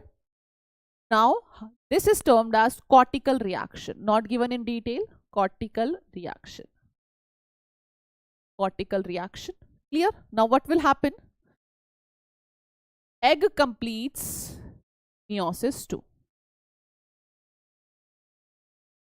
Egg completes meiosis 2. completes meiosis 2. How does egg complete meiosis 2? Because sperm comes with anaphase promoting factors and it will degenerate the metaphase promoting factor. Now this is the one. Yes, definitely cortical reaction or acrosomal reaction is different. Cortical reaction may, I'll explain you what happens is, in the perivitelline space, can you see this? Not for the CBSE, in fact, because one student is asking, that is the reason I'm explaining. There will be cortical granules, they will accumulate over here. It's like a gate around the egg, which will not allow further sperms to enter. If one sperm is entered, there will be cortical reaction, polysperm, because we don't want any other sperm to enter. Already one nucleus is entered, one in fact nucleus, and along with that the PC, that is the proximal centriole, is also entered. Clear? Done? Okay? Okay? Oh yes, okay.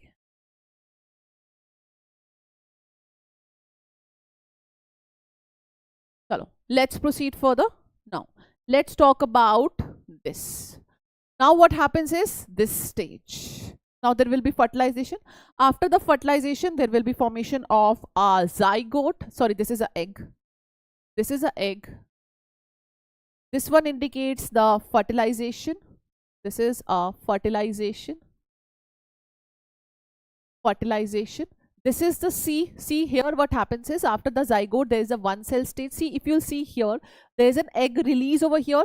Fertilization. Fertilization occurs here. Which region is this? This is the ampulla region. Ampulla. Okay. Now there will be two cell stage and they are migrating as well as they are developing. There will be two cell stage, there will be four cell stage, there will be 8 to 16 cell stage. There will be 8 to 16 cell stage. Now 8 to 16 cell stage is termed as morula. This is termed as morula. Solid mass of ball of cell, that is a morula, mulberry like. Now this will further develop into this structure, which will further develop into this structure which is termed as blastocyst. So what is a blastocyst? Blastocyst has an outermost layer which is termed as trophoblast. Trophoblast or trophoactoderm. Trophoactoderm, which along with the uterine valve, it will form the placenta, and it is having the ICM, inner cell mass. Inner cell mass. So inner cell mass will form the baby. Whole baby formation will be because of the ICM. Trophoblast or the trophoactoderm will form the this. Clear? Yes. So here there will be development like this. Okay. So here we call this as a cleavage. We don't call this as mitosis. The reason we do not call this as mitosis, because here if you see the size of the zygote and size of a 2 cells 8 cell stage, the size is same. Only the cell divides. Right? Cell do not increase in size. Okay, buddies. Now trophoblast, again I'm saying, along with the uterine wall, they form the placenta. Chalo. So this is how the baby look like. So trophoblast or the trophoactoderm, they form the placenta along with the uterus wall. So they form the placental villi. Placental villi and the uterine tissues, they are like this. They are closely attached to each other. This is the structure which is attached to the baby, which is termed as an umbilical cord. This is a baby or the embryo developed. There is a yolk sac which is not that developed, not required. This is a cavity of the uterus. This is a plug of mucus. Mucus plug is attached here, and the baby is there in the amniotic fluid. Okay, amniotic fluid. Now guys, let's move on to the development. In human being, after 1 month of pregnancy, first structure which is formed is dhak, that is the heart. You know, whenever a female, expecting female, if she is a 1 month 15 days pregnant, she goes to a doctor. Doctor first check the pregnancy with the help of a HCG, either by a blood or the urine test. If HCG, that is a human chorionic gonadotropin, only secreted at the time of pregnancy, is there in the mother's blood or the mother's urine, that means she is positive she is having a positive pregnancy. Now that is one test. Now the second test is ultrasound, which female should go through to know whether the implantation is at the proper position or not. So the first test, another test, that is I told you, that is a ultrasound. It gives it, in that case, doctor listen to the heart sound also. So first structure which is formed is the heart. That is even at the end of 1 month, when a 1 month baby, when she got to know her first menstrual cycle is not there, because after 28 days only she will get to know whether she is pregnant or not. In case she miss the menstrual cycle, so that means chances that she can be pregnant. So that is the reason she goes to a doctor. The first sign of growing fetus may be noticed by listening to the heart sound carefully through the stethoscope. With the help of stethoscope also, with the help of a ultrasound machine also, they can be heard. Okay. By the end of the second month pregnancy, fetus develops limbs and the digits. All these, the data, whatever I'm discussing, is there in your NCRT, so please focus. At the end of 12 weeks, that is the first trimester, 3 trimesters are there. First trimester I am saying, most of the organ formation occur. For example, limbs, external organs are well developed. First movement, 5th month. At the end of the first movement, at the end of 5th month, movement, appearance of hair on the head is usually seen. So movement, 5th month. If I talk about the heart sound at the end of 1st month. Now, by the end of 24th week, at the end of 2nd trimester, body is covered with a fine hair, eyelids separate, eyelashes formation occur. At the end of the 9th month of pregnancy, the fetus is fully developed and it is ready for the delivery. Okay, progesterone is an hormone. Progesterone is an hormone female में. What's the issue? Okay. Okay. Now let's talk about the parturition. So, signal for parturition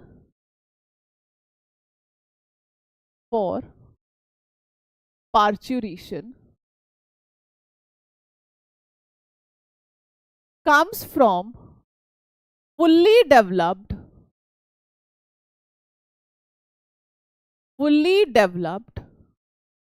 fetus plus placenta. Okay. Now at the 40th week, near the 40th week, the baby, the baby has a less space and baby is developing. So they will create a signal along with the placenta, due to which it lead to mild uterine contraction. Female will feel mild uterine contraction because of some prostaglandin contractions. Signal will go to the hypothalamus with the help of posterior pituitary will release a hormone which is oxytocin, which is the one which is responsible for strong uterine contraction.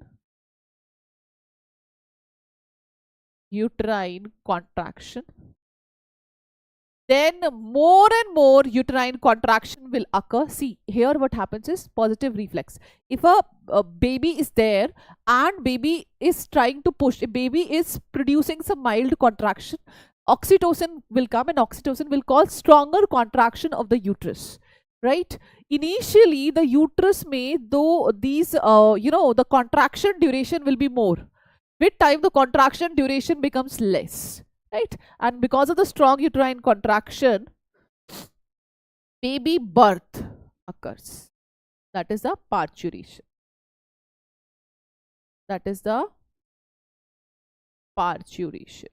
Parturition will occur. Right? Baby will be born. Zygote is diploid, then male and female gametes are haploid. Sambhav, they are haploid. They are haploid. Okay, now let's talk about lactation. Lactation.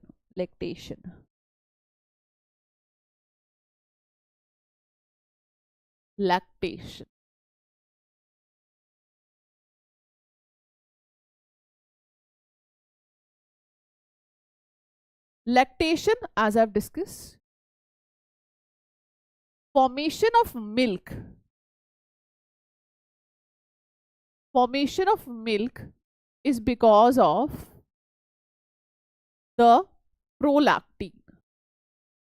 Prolactin कहाँ से आता है? Where does prolactin comes? Prolactin comes from anterior pituitary. It comes from anterior pituitary. Where does it come? It comes from anterior pituitary. Clear? So because of this, there will be formation of milk.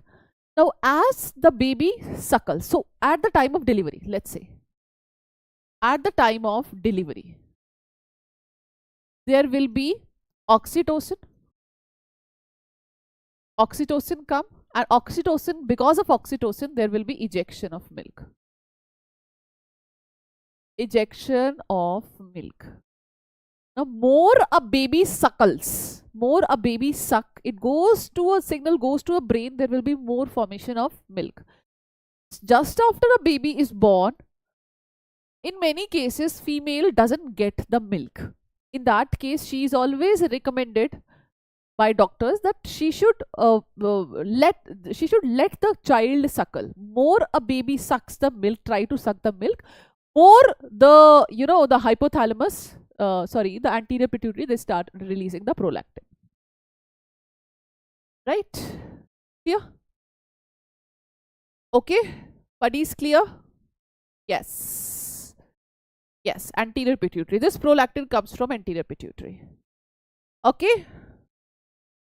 1 second. So with this, buddies, we have completed one chapter, which is the human reproduction. See, everything, each and every topic we have completed. Now we have to move towards the next chapter. Which chapter do you want to start now?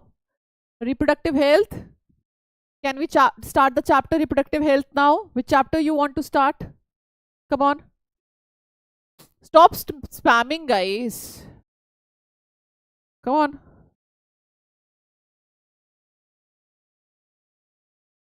Okay. Come on.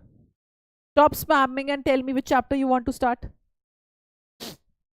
Human reproductive health. Can we start the reproductive health chapter? Okay. So are you done with the first chapter? Is that clear?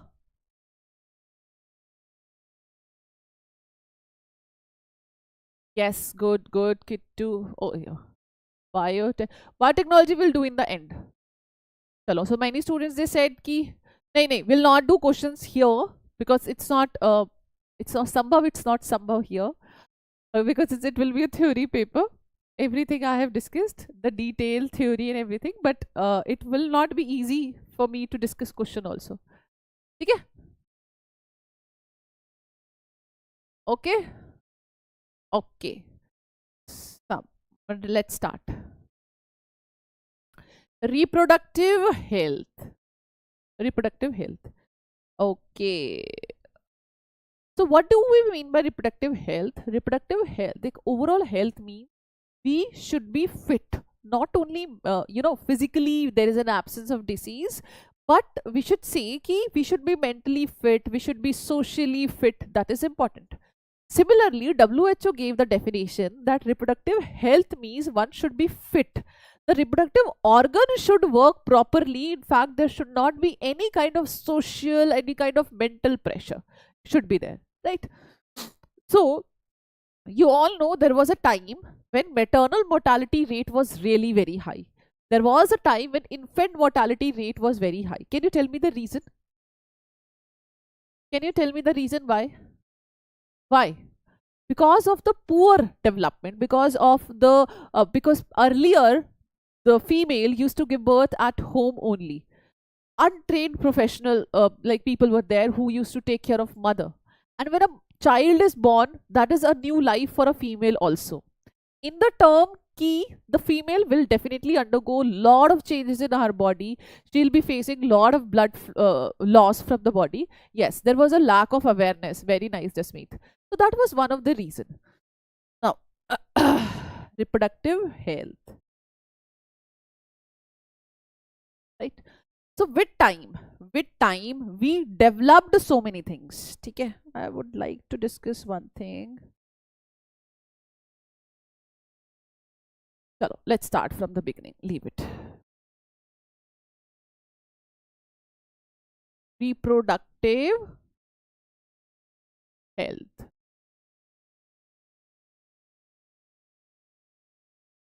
Reproductive health. So, according to WHO, that is a World Health Organization, reproductive health means needs to be fit. The person needs to be fit physically,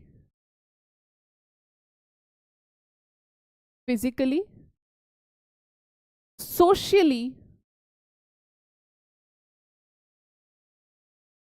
What else? What do you think? The person should be fit by what way? Mentally, right?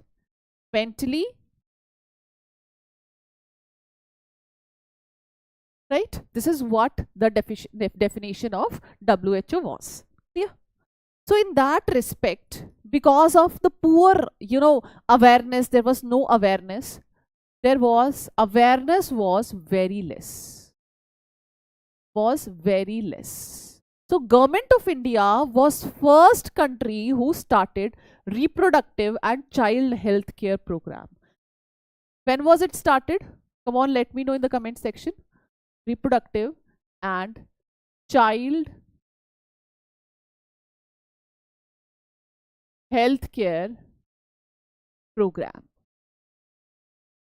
Started reproductive and child health care program. Come on, tell me. Yes? When was it started? Come on, tell me. 1951. 1951 it was started. Okay? Yes, Prabhas, absolutely right. Good. So in the 1951 we started. That is just to create awareness. And how was the awareness created? Awareness was created with the use of the print media, with the help of a social media, with the help of radio, etc. Awareness was created. People were told about the STDs. People were told about the contraceptive pills. People were told about the hygiene, how they can maintain hygiene of a private part. People were told regarding the the child care. When a baby is born, how to take care of that kid. When a mother delivers a baby, how to take care of that mother. That's it. So with time, what we faced was the population explosion. That was one of the reason, because of the huge population here, not only in the world, in fact in India also. There's a biggest problem today we have is a good population. Many times we feel that as compared to other countries, this comes in everyone's mind, ki why we are not that, we don't have those things which are there in other countries. One of the reason is population. It's really very difficult to manage this much population here. We see, when we have a small population, it's easy to manage. But when we have a huge population, it's very difficult to manage. So one of the reason was the population explosion. The world population, which was around 2 billion, this is just a data given in NCERT, so that data I'm reading here. 2 billion 1900 may rocketed to 6 billion by 2000. A similar trend was observed in India too. Our population, which was approximately 350 million at the time of our independence, were close to 1 billion mark by 2000 and crossed 1 billion in May 2000. That means every 6th person in the world is Indian. Right? It is actually a big issue. But if you'll think, if you go to any foreign country, I recently visited one country. Everything was so fine. Everything was so, organized. It's not because the population is less. And actually, I realized here, we always blame our government, that government is not doing this, government is not doing that. But seriously, buddies, one should really think about it.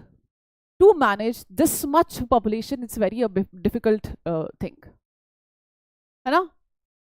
Yes. So literacy rate is also not that good. Okay. Let's start. So reason for population explosion.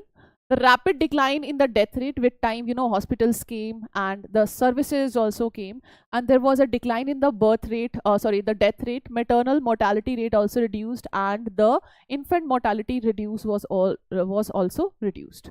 Contribution of reproductive and child health program was marginal. Effects of population explosion, poverty, unemployment, energy crisis, overcrowding in cities, and increasing in the crime rate. So these are some very basic things. The reproductive and child health care program here came up with an idea that we should aware people regarding this. Hum do hamare do. They promote small families here in India. If you have a small families, government always promote those.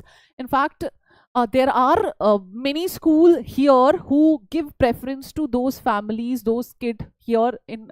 I'll tell you, I'm from Delhi, and recently I was reading a newspaper where the couple, they are struggling to get their child admission in the nursery. Itself is a big deal here. I don't know about your state. It's a big deal here. The one of the reason is uh, number of the population is really very high. Another thing is here in India, here in Delhi, I don't know about the other state. If you have a single child, so and that to a girl child, in fact, the schools, they give priority. They give some points. It's there, right? So government takes lot of step to control the population. One step which they started was hum do hamare do, right? Second thing is one child norm. So they always promote a one child norm. Statutory raising of the marriageable age of a female to 18 years and the male to 21 years, though still in many states, early marriages are there. Incentive given to couple having the small families. Even in India, those who are having a small families and they are having a girl child, government provide some fund, right? There is one yojana, I'm aware of it, Sukanya Samriddhi Yojana. So where you have to deposit some amount in your child account, of girl child account, and government also provide that.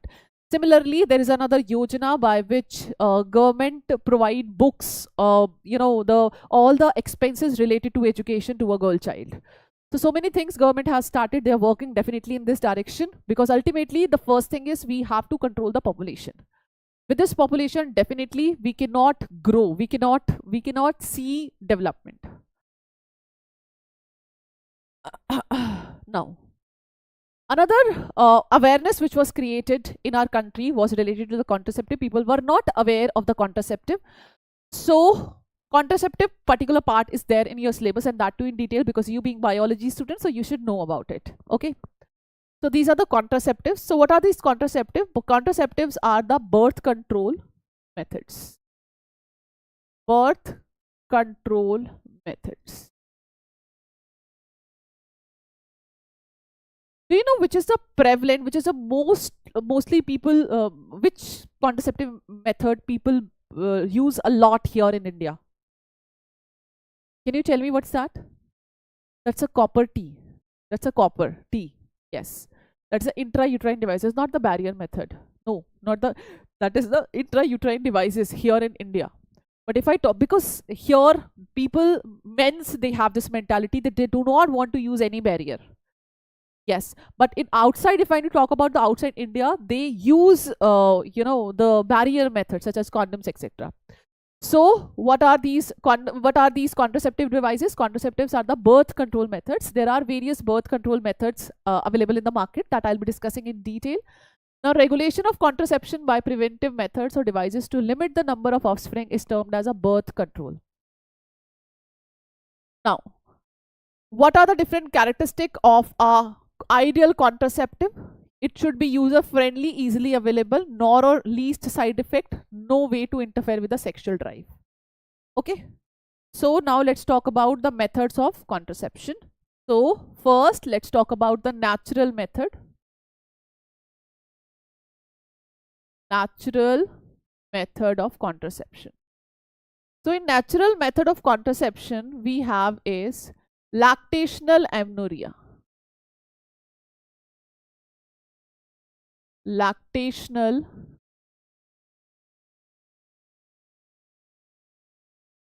amenorrhea. Lactational amenorrhea means when a female is lactating, right? Female is lactating. when a female lactating, then there is no menstrual cycle. When there is no menstrual cycle, so there will be no ovulation. No ovulation, that means in this particular time, if if insemination occur, then there will be no pregnancy. Though this particular method is, it's not the case. It is only possible when a female is highly lactating, because when the prolactin level is high, at that particular time, no menstrual cycle, no menstrual flow occur, because it suppress the gonadotropin, FSH and LH, right? No menstrual cycle. Why? Because of increase in the prolactin hormone, and due to which there is decrease in the FSH and LH.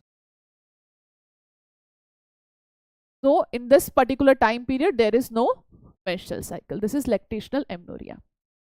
Now moving on to the next, periodic abstinence.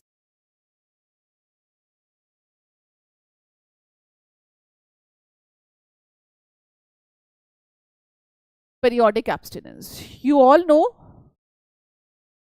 ovulation occur at,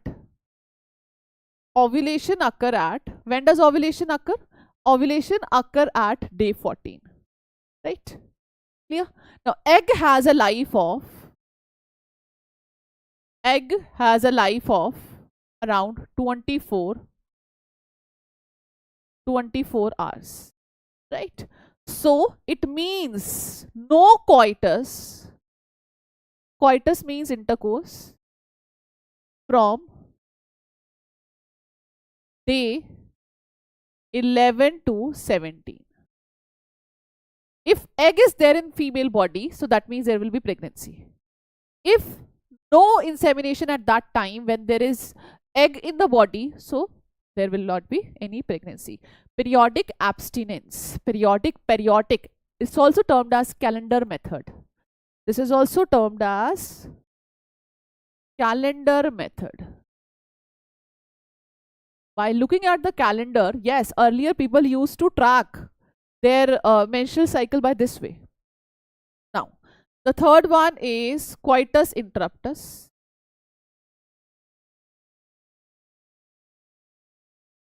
Coitus interruptus. Coitus interruptus. That means do not deposit sperms in female reproductive tract. So that means during coitus, the male abstain himself and do not deposit the sperm in the female reproductive tract. In fact, they deposit outside. Okay. Okay, guys, clear? Yes, good job. After day 16, 17, this is a tentative time.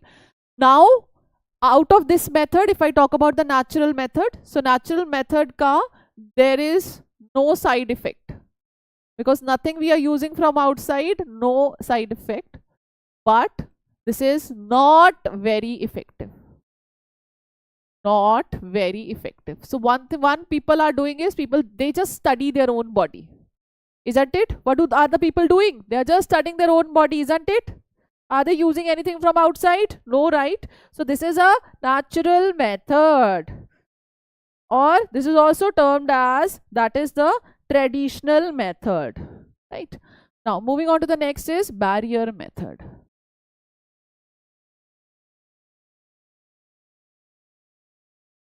These are something which you use from outside. Barrier method. Barrier method. Barrier, that means some barrier is there. That means we have a barrier, and because of this barrier, the female gamete is not able to meet the male gamete. That barrier we have created. Clear? Okay. Now, here let's talk about the different barrier method. First, let's talk about for the male. For the male, we have just one, that is condom. which is made up of latex or rubber, right? Which is disposable, and this prevent the STD also, right? And now this one, next one for the female. For the female, we have is following. We have is diaphragm. We have is vaults. And we have is cervical caps. Right? These are the one which female uses. They are condom. It's like this. They have a cap, something like this, and this is how a diaphragm look like, which female use on the cervix, so that the sperm should not enter. Yes, this protect from the STD. So these are the barrier method: the condom, diaphragm, and the walls. Right, cervical caps. They see they resembles diaphragm only, and they are smaller and more rigid. And this one should prescribe this by the doctor, because it depends upon the female size, the cervix size, because one has to place over the cervix. Sometime this is also used with the spermicidal creams in the jelly, so whenever sperm will come in contact with it, the sperms, they will die. Yes, they are disposable, they cannot be reused again, right? But out of this, if I say, the walls are the one which can be used again. So these are reusable. These are the reusable. They can be reused again. Female, she can use this again. After washing, she can easily use this again. Okay. Okay. Similarly, in the female also, female case, maybe in the female case also, the female condoms are available. Female condoms are also there, and female condoms are available by the trade name of Femidom. Femidom. Done? Chalo. Now let's move on to the next one. That is the intrauterine devices.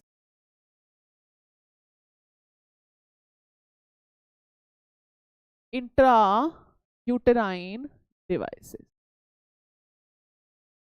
Intrauterine devices, IUDs.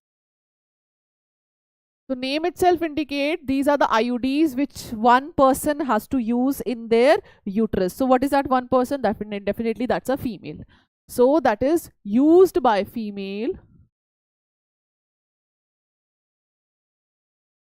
Used by female. And she places it in the uterus. So there are three type of intrauterine devices. First one is non-medicated IUDs. Come on, write down in comment section the different type of non-medicated IUDs. Yes. And what are their function? That also I'll let you know. Second one is a copper releasing IUD. Copper releasing IUDs. And third one is a hormone releasing IUD. Hormone releasing IUDs. Non-medicated IUDs. Yes. Yes. So come on, write down. So these are the non-medicated one is a Lippes loop. Very nice, buddies. Lippes loop. Good job. Copper releasing is the copper T, copper 7, multi-load 375. Multi-load 375. The next one is a hormone releasing is LNG 20 and progesterone.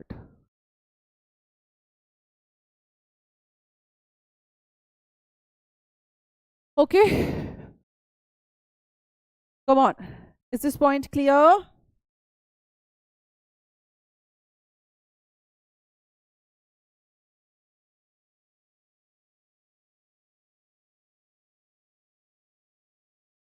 Right?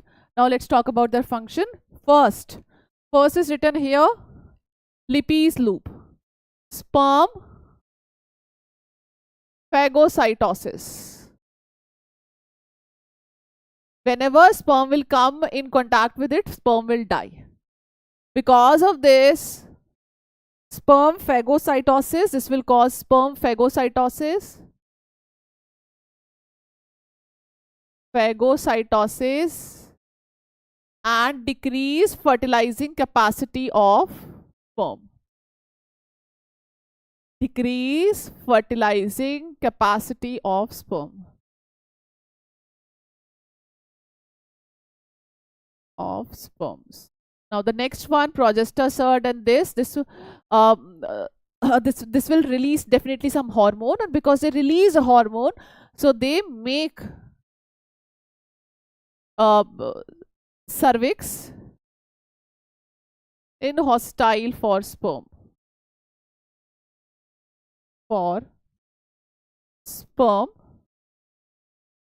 and unsuitable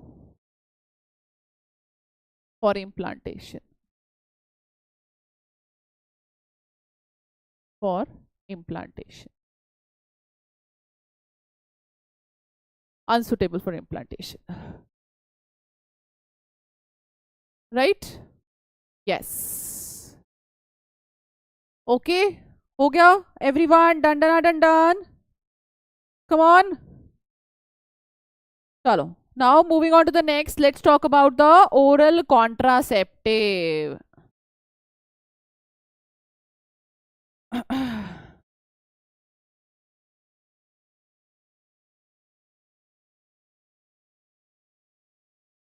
Oral contraceptives. Oral contraceptives. So oral contraceptives, they are of further type. So contraceptives, let's say contraceptive, then I'll be talking about the oral contraceptive and injectables. So oral contraceptive may we are having is the pills. Right? We have is the pills. Pills are the basically they are made up of the progesterone and estrogen. So synthetic progesterone and estrogen, due to which it will not allow ovulation, no ovulation and implantation. It will not allow ovulation and implantation to occur. There will not be ovulation, there will not be implantation. There are mini pill and combined pill also available in the market. Have you heard of the Saheli? Saheli are a type of it here. No, sorry, not Saheli. So here, what's the name of that? I forgot. Arey, what's the name of this medicine? I just forgot. Yeah. Oh, Saheli is a non-steroidal. Yeah, there's some of that is right. But arey, it just skipped from my mind. It is available in the market. Oh, I forgot. Chalo. So there will be no ovulation and no implantation. So we have to take this. Some has to take medicine daily for 21 days. For 21 days, so one has to take daily. Then they do not have to take. Then after that, what will happen as the progesterone and estrogen level will come down, as they will come down, there will be menstrual cycle, right? So it was very difficult starting from a no. What was the name of that medicine? Arey, tell me na. Nahi. Lanthoi, that is not done. Principle and processes. Nahi, this is not an eye pill. This is not an eye pill. Eye pill is emergency contraceptive. Nahi, Centroman is in Saheli. Centroman, just skipped from my mind.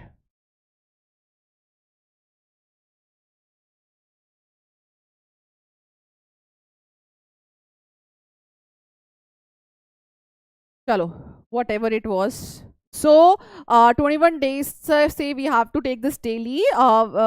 Within the first 5 days, one has to start, right? Pills are there.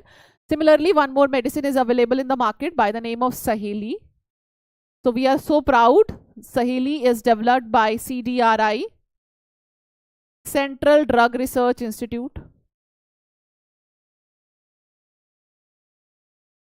Drug Research Institute, CDRI, which is in Lucknow. Central Drug Research Institute, which is in Lucknow. And this is having so they it's like once in a week. So one person has to take this once in week, right? This is non-steroidal. This is non-steroidal.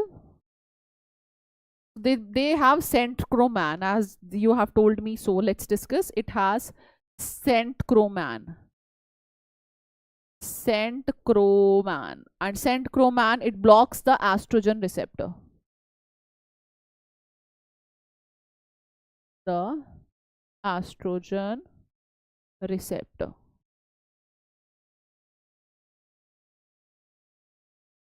It blocks the estrogen receptor. Saheli, developed by, so we are very proud that we have developed this. Okay, now moving on to the next is, so their basic mechanism is they will inhibit ovulation and they will inhibit the implantation. This is an oral contraceptive. Similarly, injectables are also available in the market. Injectables are also there. So injectables, they are also Dimpa. There are many available in the market, and these injectables, they are in the form of injection, which contain the progesterone and estrogen. So that's it. Okay, so with this, guys, we have completed the methods of contraception, intrauterine devices, natural barrier, etc. Now we have to talk about the surgical methods. Surgical methods. So surgical methods are also there. First is the tubectomy, and second is the vasectomy. Tubectomy and vasectomy. Tubectomy done by female. So they doctors cut and tie fallopian tubes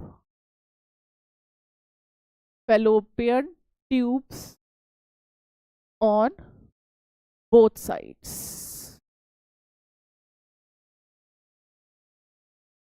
So right, these are the fallopian tubes. So doctors, they just make a cut over here and they just tie this again. So they'll tie this again. So it's like they block. It's like a road, and it's that road where the sperm, one side the sperm is coming and on the side the egg is coming. So they will block that road, and ultimately what will happen? There will not be any pregnancy. Now tell me, and many students, they come to me and they say, "Ki ma'am, in this case there will not be menstrual cycle." What do you think? Come on. Will there be menstrual cycle in this? Yes, there will be menstrual cycle. Definitely. Why not? There will be menstrual cycle. Only gamete cut, yes, cut the fallopian tube, but here menstrual cycle will be there.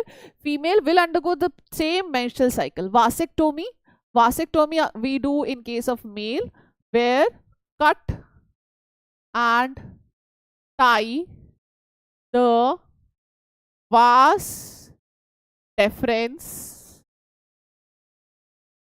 on both sides.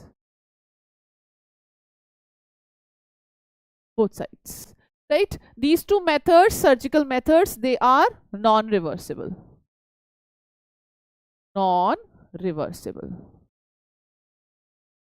These are non-reversible method. One cannot reverse this. This is non-reversible, both these methods. Okay, once done, that means done. That means there will be no pregnancy. Okay. Acha guys, now I have to discuss this amniocentesis also with you. What is amniocentesis? Oof. Yes, gamete formation will occur. Acha, now you'll say in vasectomy, those who have done the vasectomy, so that means in that case there will not be sperm formation. There will be sperm formation, only the sperm will not come out. So either in a couple, either a female can go through the tubectomy or a male can go through the vasectomy, right? In case they do not want any baby. Amniocentesis. So amniocentesis is the procedure by which any chromosomal disability, if it is there in the baby, that can be detected easily, that can be detected, right? How? In this case, what happens is when a child is there in the mother's womb, right, 18 to 20 week gestation, at 18 to 20 weeks of gestation, right? Suppose in a family, chances ki there are diseases or some genetic diseases are there in a family, and couple wants to know whether their child will be suffering from that thing or not. So in that case, they can go for amniocentesis. So amniocentesis is a procedure which is done under the ultrasound machine. So this is an ultrasound image. So this is how it is done, and with the help of a syringe, as you can see, this is a baby, and with the help of a syringe, some fluid, amniotic fluid, will be taken out, right? Gestation 16 to 18, like this week, it depends, like how much enough amount of amniotic fluid should be there in the mother's womb, right? So 4 to 6 ml of amniotic fluid we take out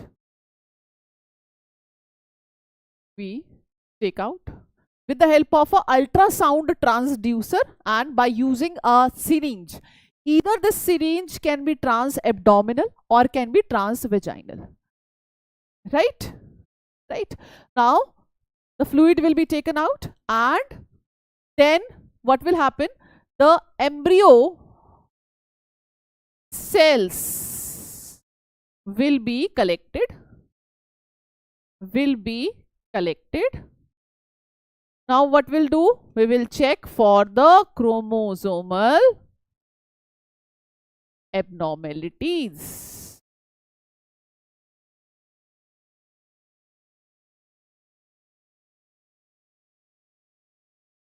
We will check for chromosomal any genetic disorder or any genetic disorders. We just can be analyzed. They can be easily analyzed. That's it. We will culture those cells and easily we can check out. Right. Now, what all disease can we carry? Hemophilia. Yes, hemophilia can be analyzed, isn't it? Down syndrome, trisomy of chromosome number 21 can be detected. Turner syndrome, if it is there. The Klinefelter syndrome, whether it is there in the baby or not, can be detected. And in normal cases, people do not go for amniocentesis. Why people do not go for amniocentesis? The reason is it's not required. But when they feel ki nahi, in the pedigree this disease is there and they do not want that their child should have this disease, in that case they can go for an amniocentesis. Now we are very sharp, we are very intelligent. Now we are using this amniocentesis procedure for the sex determination. Because chromosomes are there, so with the help of a chromosome analysis, we can get to know whether XX is there or XY is there. XY is there. Oh ho, bhai, it's a boy. Very nice. If it is a female, then female feticide. Right? So that is illegal.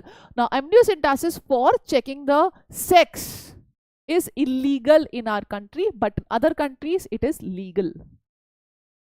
Yes? Is that so? So see, it's a medical procedure used in prenatal diagnosis of chromosomal abnormalities, fetal infection and sex determination. But for sex determination, it is not used. Okay? So this is an ultrasound transducer. Baby position will be checked, and with the help of a fine needle, the amniotic fluid will be taken out. This is a trans-abdominal. Like this, a trans-vaginal can also be done. Yes, we cannot detect the cleft palate. Oh. Yes, okay. Chalo, let's move on next. Now, buddies, let's move on to the next topic, which is the medical termination of pregnancy. Female is there in mother's womb. Now, what will people do? People will go for a female feticide. In our country, not here everywhere, but in some states, the sex ratio is badly affected.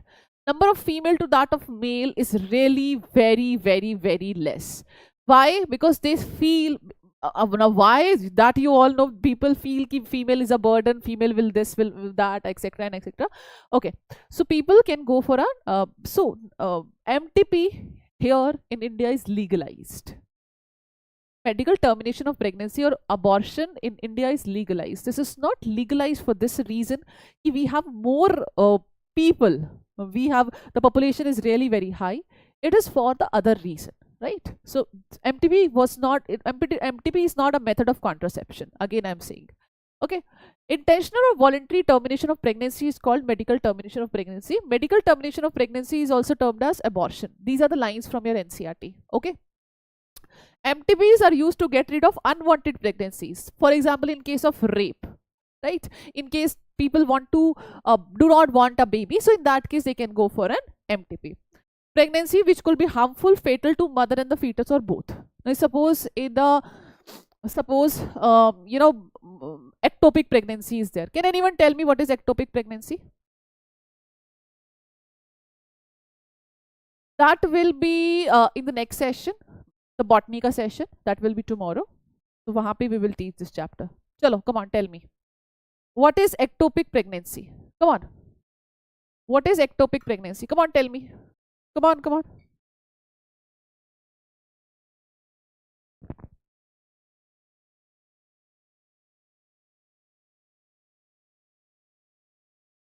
When a baby is in fallopian tube. When baby is anywhere, but not in uterus. Anywhere, but not in uterus. So that is termed as ectopic pregnancy. Yes. Pregnancy anywhere in other than uterus, that is termed as ectopic pregnancy, not only in fallopian tube. Okay, so in that case, what will happen? Why did I tell you ki after getting a positive test on that strip, one should go for an ultrasound? The reason is to get to know whether ectopic pregnancy is there or not. If ectopic pregnancy is there, then this is fatal for a mother as well as baby. In that case, one has to go through the MTP. They have to abort that baby. Now, MTPs are safe up to 12 weeks, the first trimester of the baby.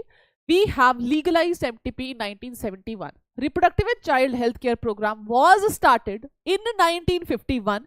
MTP is legalized in India. Here, it was legalized in 1971. Chalo. 40 to 55 million MTPs are done in a year throughout world, which is 1/5 of the total pregnancy. When one first trimester is there will be one medical practitioner, and that medical practitioner will be with the help of various methods. There are various methods like dilation and cutrages, introduction of prostaglandins, or by the surgical procedure, depending upon at which stage the baby is. One can go for an MTP. So that is always, that will be prescribed by doctor only, and one should not, again I'm saying this on public platform, no one should buy these MTP drugs directly from a medical store without prescription. No, guys. It's really harmful and it can be fatal to a mother. Okay. Now, significance, it helps in getting rid of unwanted pregnancies, such pregnancies which can be harmful, and this is significant role in decreasing the human population, though it is not made for decreasing the population. In many cases, what doctors do is doctor cut the baby within the uterus into small pieces, and then with the help of a vacuum they take out each and every part. So that is also one of the part. If this could have been a normal session, I would have explained you the different type also, but it's okay. Though it's not a part, but it's very good to study these also. Okay. Now, it is being misused to abort even the normal female fetus, female feticide. Majority are performed illegally by unqualified quack, which can be fatal. It raises emotional, ethical, religious, and social issues. Okay, guys. Now we have to move towards the next topic, which is the STD. Right, now let's start the next topic, which is the STD. Okay, so guys, let's start. STD. What are STDs? STDs are the sexually transmitted disease. Sexually transmitted diseases.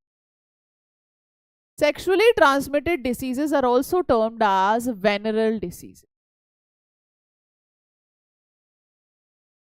Most of these diseases, there is Most of this diseases, the reproductive tract is being affected, so it is also termed as pelvic inflammatory diseases, PID.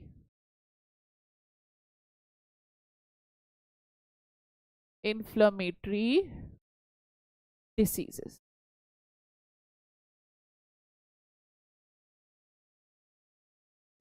Sexually transmitted diseases, venereal diseases, pelvic inflammatory diseases, this is also termed as reproductive tract infection.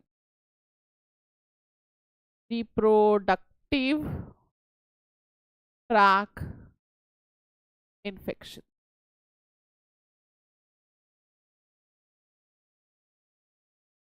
These are the different names.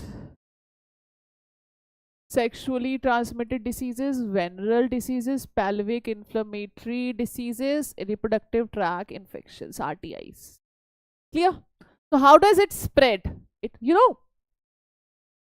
We all know about HIV, right? We all know about HIV. In around 1981, this first case came. And this first came, chalo, I'll tell you a story. In 1981, so there were group of people. So those group of people, they were taking some intravenous drugs.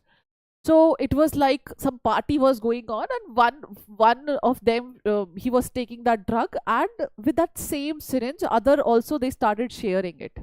After some time, it was realized that all of them, they were getting the toxoplasma infection, they were getting the tuberculosis, they were getting other infections also.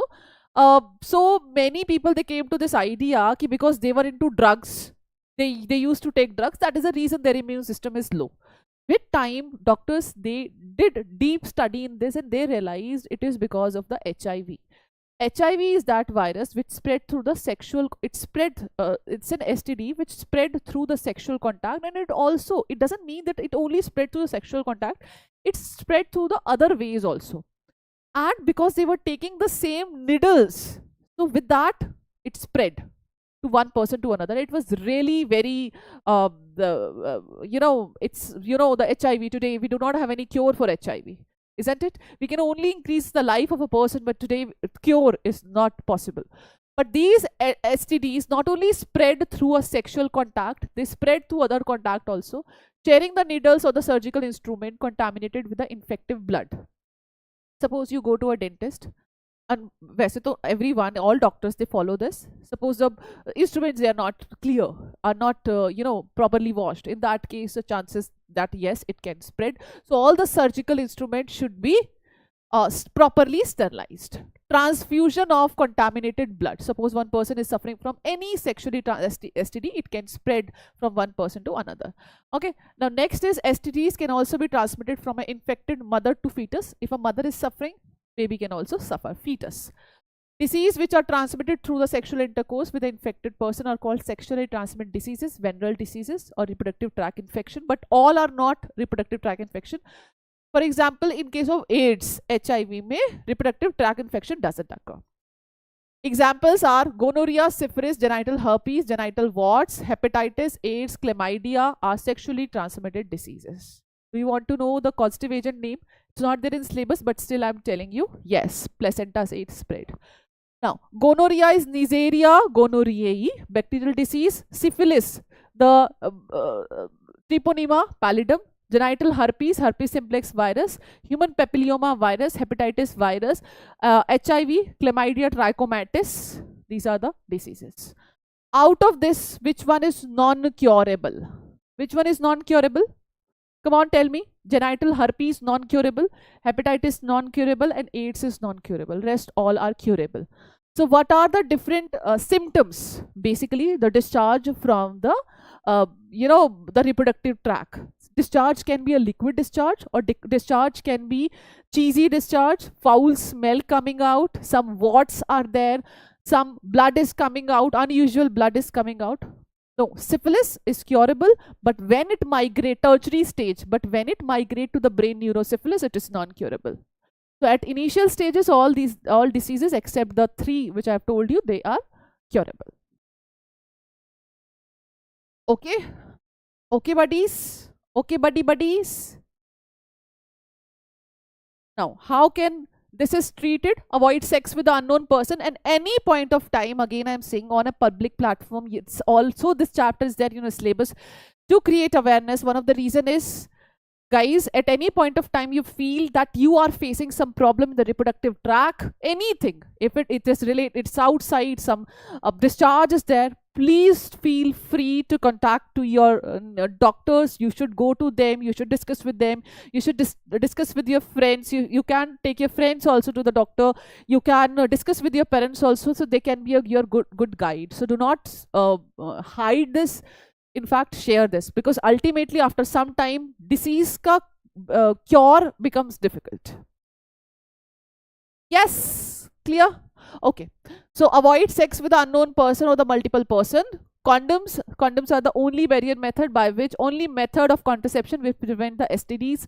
If early symptoms like itching, fluid discharge, slight pain, swelling occur genital region, one must consult a doctor. Again I'm saying.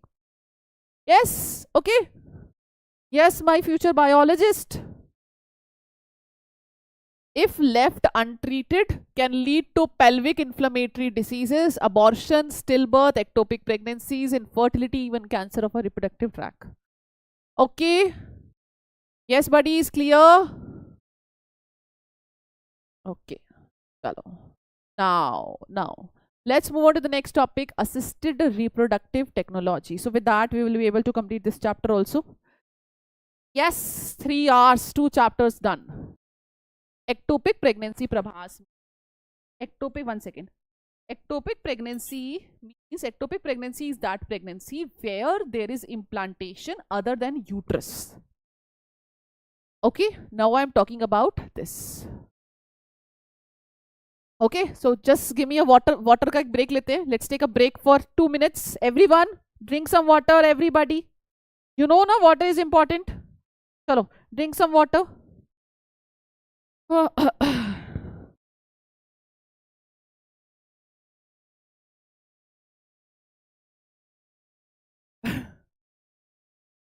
Someone is saying, ma'am, akele coffee pee rahe ho. You can come here and you can join. Hey Shahid, you can come here and you can join. Bhai, I'm continuously speaking from last 3 hours. Have some heart. Okay? Chalo. Good.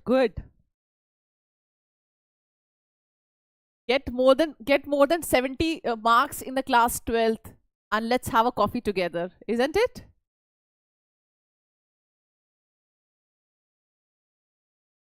अरे ये क्या है?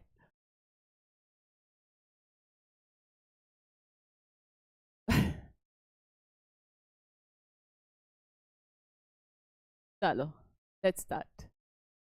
It's hot outside. You must drink cool. Yes, it's really very hot outside. So you guys are from which place?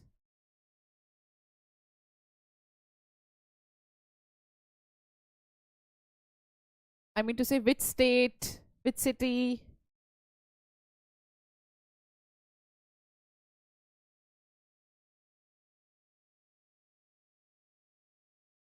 Oh, Bihar, Patna. Oh wow, Shahid. I'm also from Delhi, Maharashtra. Oh, good. Gujarat. Oh, very nice. Kota. Oh, very nice. Ranchi. New Delhi. Very nice, Rohit. I'm also from New Delhi.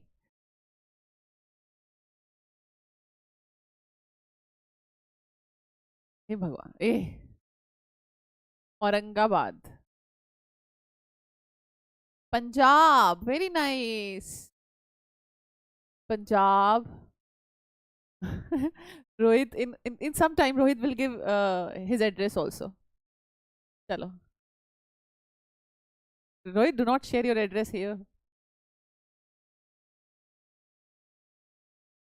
No, Unnati, in that case, enough amount of amniotic fluid is not there, so it's very difficult. At an earlier stage, one can go for chorionic villus sampling, CVS. Chorionic villus sampling may we take out at the 10 to 12 week. If early detection we want, then in that case, chorionic villus sampling.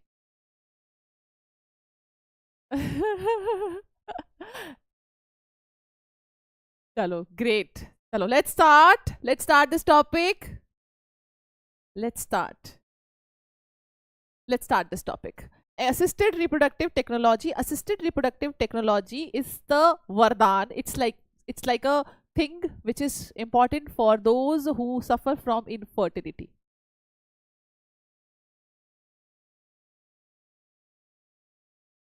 Infertility. Infertility means unable to reproduce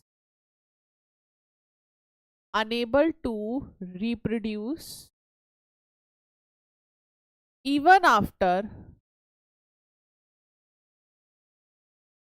even after 2 years of unprotected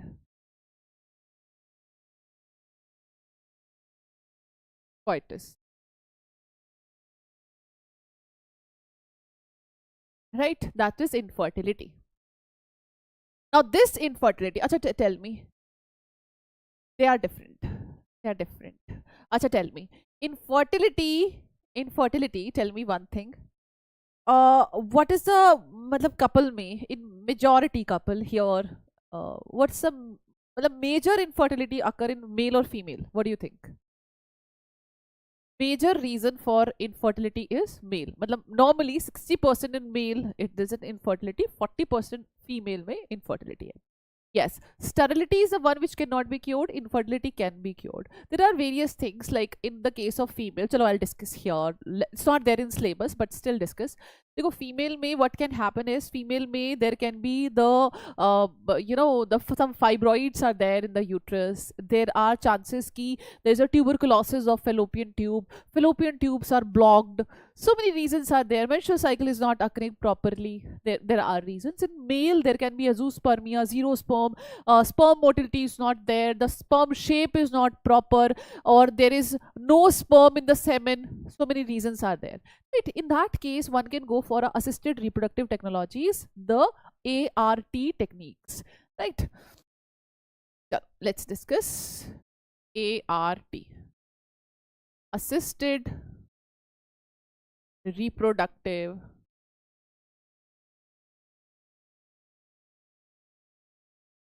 technologies.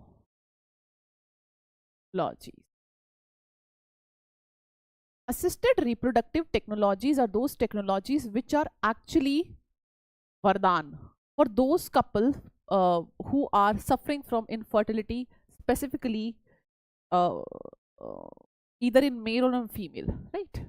In this case, one word that comes in everyone's mind is the test tube baby. Test tube baby. But this word test tube baby itself is a misnomer. Chalo, let's start. Let's start discussing.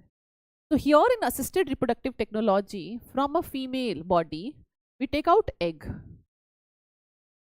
Right? From a male, we take out sperm. Sperm. What we do? We collect them. We collect them. Then we fertilize in lab. Fertilize in laboratory condition. Right? When we fertilize them in laboratory condition, then we implant the blastocyst in uterus. This is what we call test tube baby.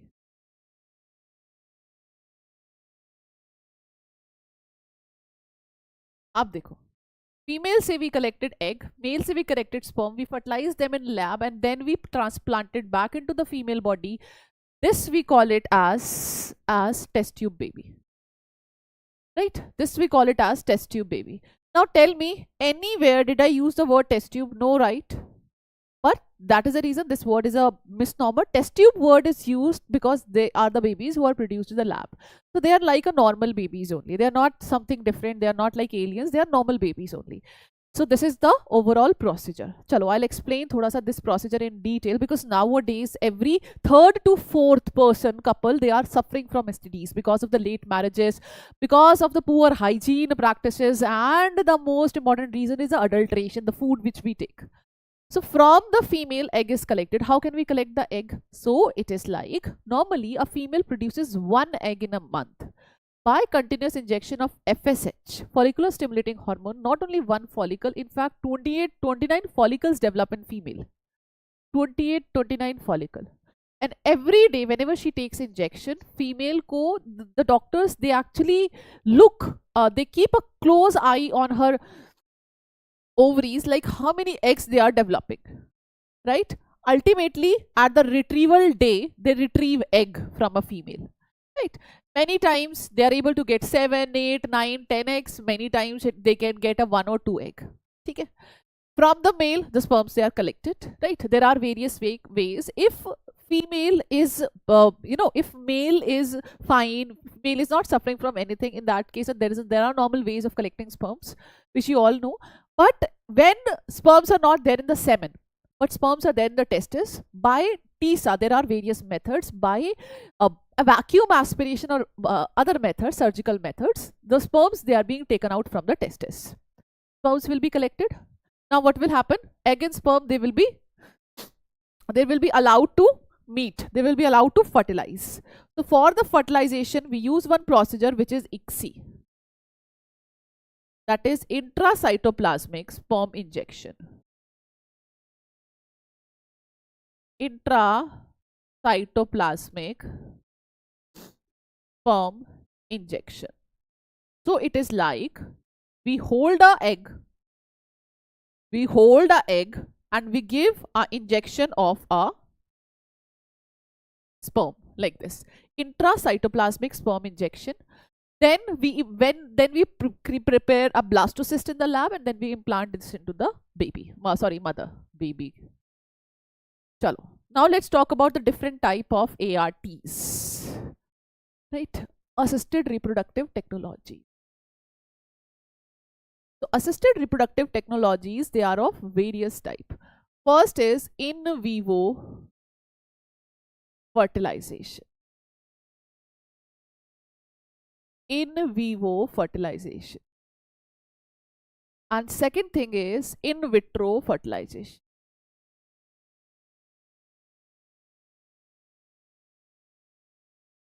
In vivo fertilization and in vivo fertilization. Right? In vivo fertilization, that means these are the methods by which fertilization we do in the body of female. In female body. Fertilization in female body. And today I'll be giving you all the cheats also. So, first, gift. First method is gift. Gift. Who likes gift? Who likes gift? Girls like gift. Girls like to gift, right? So gift is done in case of female, who are not able to produce egg. So this is done in female who cannot produce egg. Cannot produce eggs. Those who are not able to produce egg, we give them gift. So what is a gift? Write down the full form of gift in the comment section. Write down the full form of gift. Gamete intra-fallopian transfer. Clear? Gift. Right? Now in that case, what do? We collect eggs from donor, right? Then those who want to be a mother, we transfer doctor transfer the egg in fallopian tube. Whose fallopian tube? The mother fallopian tube, who wants to be a mother. So this is a gift. Gift is for the female, done in female who cannot produce eggs. Right? Now the next procedure, this is the first one. Let's talk about the next one. That is the artificial insemination.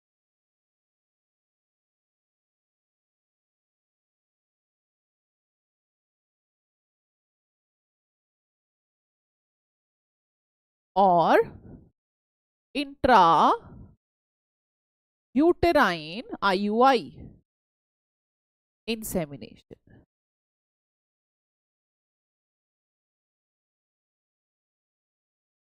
Now, suppose, now this is done in case of a female, or sorry, a male whose sperm count is less, right? In that case, we collect sperm from female, or sperm from male, and then we extract good sperm, healthy sperm, motile sperm into the female body, right? So here,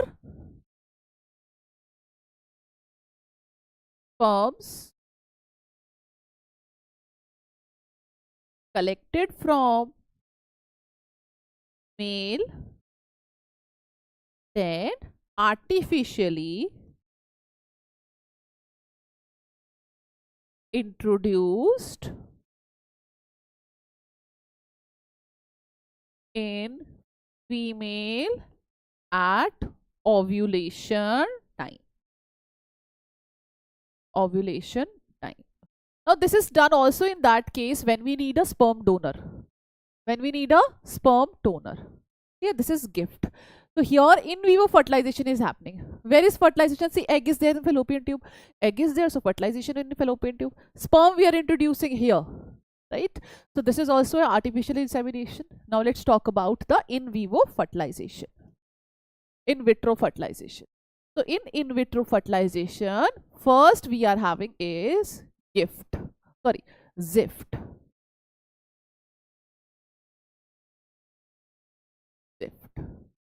So what is ZIFT? Zygote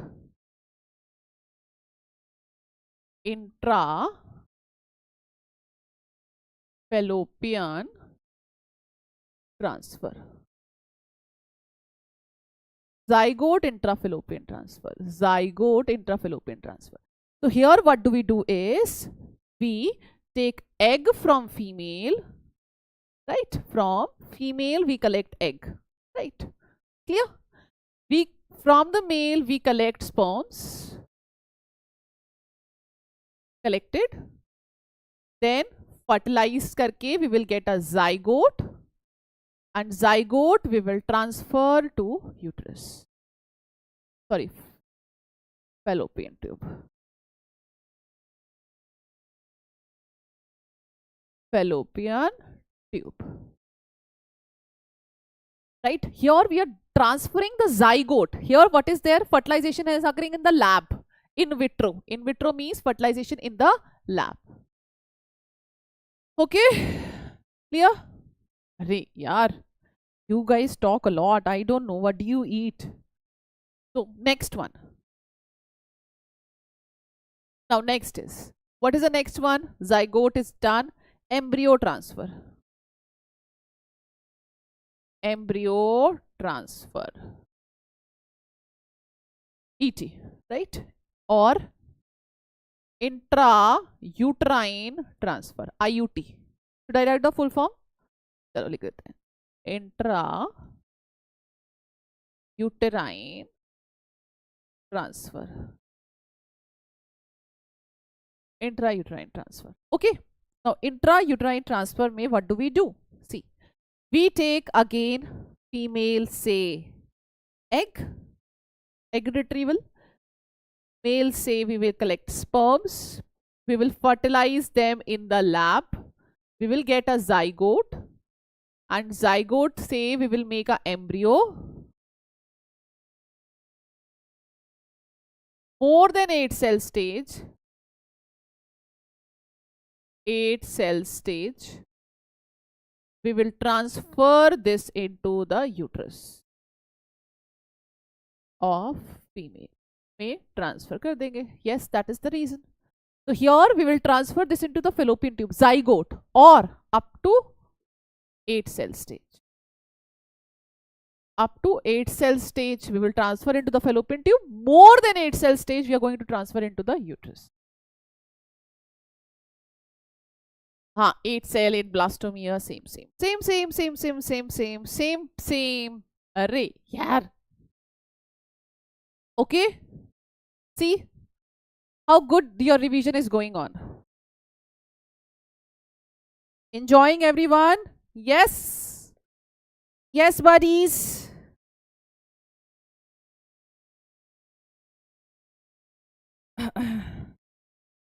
So ART is that technique. For this, we have special technician.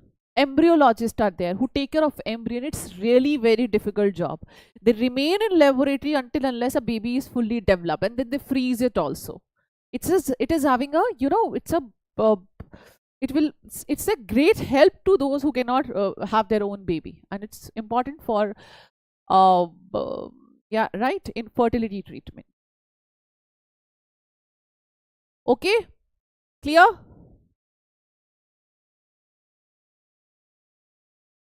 Okay, let's start. So guys, with this we have completed this chapter also, reproductive health. Now we have to start another chapter, which is evolution. Shall we start, or do you want a break? Come on, tell me. Shall we start, or do you want a break? You want a break, or shall we start? Come on, tell me.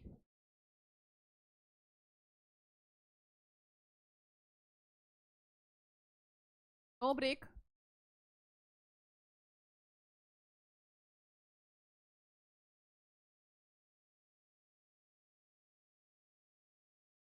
Okay then. I guess then we can start the chapter evolution. No break. Okay.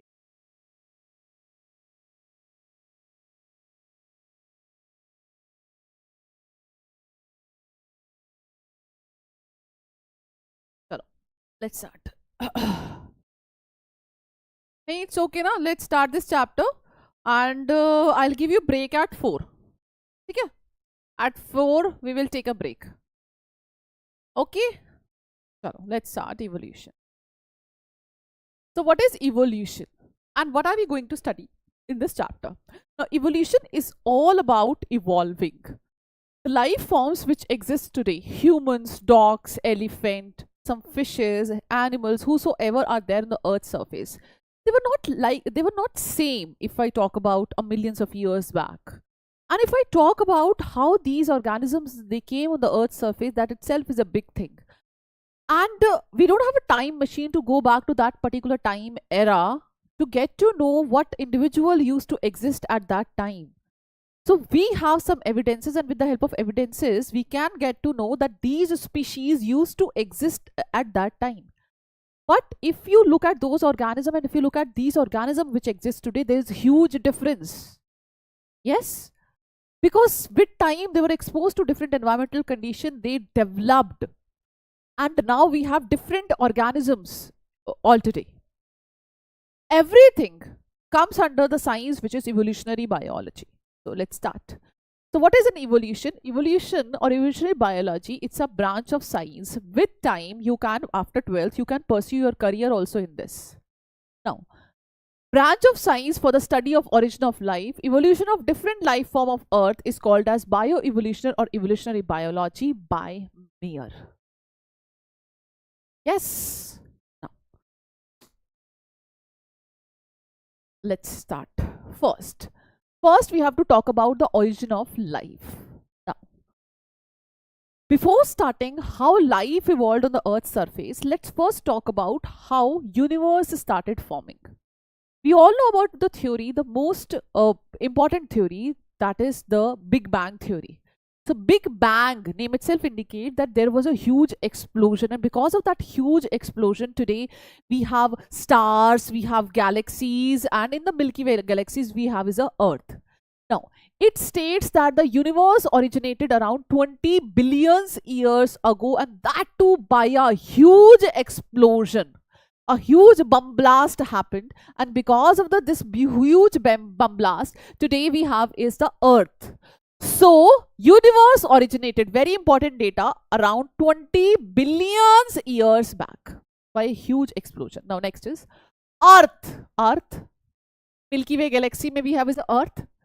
4.5 billion years ago. So with time, when the explosion happened, the smaller one, they joined together, and the smaller means to say, uh, the earth, the other stars, the galaxies, they started organizing themselves.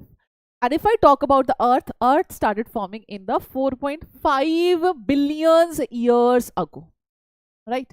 And if I talk about the life, this is the universe formed at 20 billion years ago. This is the 4.5. And if I talk about the life is formed around 500 million years ago. Life. So first universe, then earth, and then we have is a life.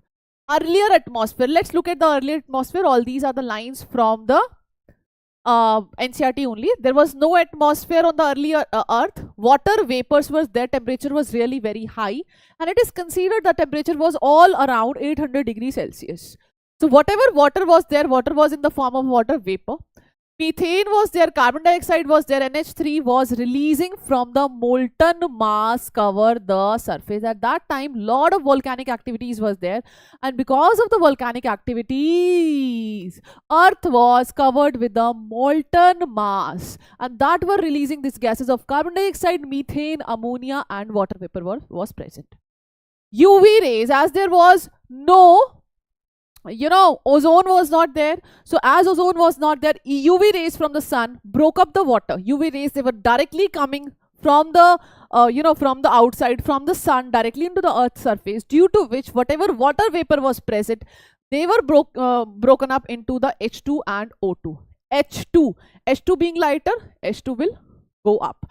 Oxygen. Now this oxygen combined with NH3, it combined with CH4, and it forms the water, carbon dioxide, etc. So they form the water. Okay? Because of this water, because water vapors were there in the environment, and these water vapor, they condense, and that lead to the cloud formation. So rain happened, and rain happened for years, for the millions of years rain happened, and because of those the clouds, and because of that rain, today we have is the oceans, today we have that sea with us. Then the ozone layer started forming, right? As it cooled, the water vapor fell as a rain to form the oceans. Okay, clear? No, this is not Oparin and Haldane theory, Unnati. This is just the origin of life. This is just second paragraph of your NCRT. We will go towards the Oparin and Haldane also. Then there was an ozone formation. Then there was a rainfall. Okay, life appeared almost 500 million years ago. Written over here also. Okay, buddies, clear? So this was a primitive atmosphere. This was the primitive atmosphere. Now moving on to the next is, now we have to discuss the origin of life. That was the origin of universe, now origin of life. In the origin of life, we have various theories. The first theory is the theory of special creation. So some special person came, and special person, they formed the earth. And who is that special person? That is a god. So this was given by the father Soros. He said God created everyone. On one day they created sand, on another day they created plants, on another day they created birds, etc. Now, cosmozoic theory is also termed as panspermia theory. Panspermia theory. And this panspermia theory is given by Richter.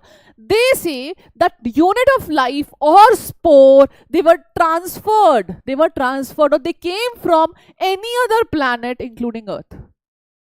So they came from any other planet. So this was a theory given in Cosmozoic, proposed by Richter. Next is theory of the spontaneous generation. Spontaneous means suddenly. So life comes from the non-living substances, is what they say. Autogenesis, abiogenesis, autogenesis, supported by the ancient Greek philosopher Thales and Anaximander, Xenophanes, Plato, Empedocles, Aristotle, etc. It states that, ignore this line, it states that life came of the decaying, rotting matter like straw, mud, etc. Clear? So they said ki nahi, life came from the dead substances. This is what they said. They said it was some wheat bran was there. So there was a huge wheat, and because wheat was there, and because of that wheat, the rat formation occurs. So this is how like their theory came. And today I know you all must be laughing. What is this story all about? But at that time, we cannot go back to the time machine. They do not have any idea regarding the natural selection. Today we know about natural selection. Today we have an idea of different species, the effect of environment, genes, etc. At that time they do not have any idea of gene. Genes were discovered later on. And today we know meiosis, the mitosis, these things are there. They didn't know about it. So they came up this idea, okay, that can be one of the reason. And it is important also. So whatever you think, if you're thinking, since their thinking was also important. When you come up with an idea, suppose they came up with this idea that life came from mud, life came from, a sweaty t-shirt. So that makes other people realize ki, is he right or wrong? Then they start studying, they start going in that direction.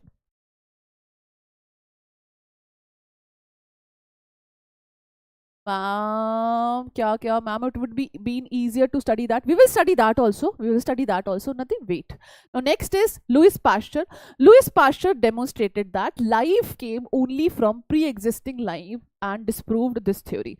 The theory which was given like spontaneous generation, autobiogenesis, this was disapproved by the the Louis Pasteur. Not only the Louis Pasteur, there was one more scientist whose name was Lazzaro Spallanzani and Francisco Redi. So there were three different scientists: Louis Pasteur, Lazzaro Spallanzani, and Francisco Redi.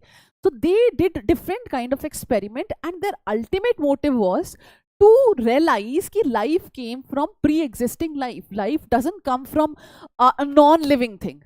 So this was their idea. Three scientists, they worked differently. Okay, chalo. Now moving on to the next, modern chemical theory of origin of life. Modern chemical theory of origin of life was given by Oparin, A.I. Oparin.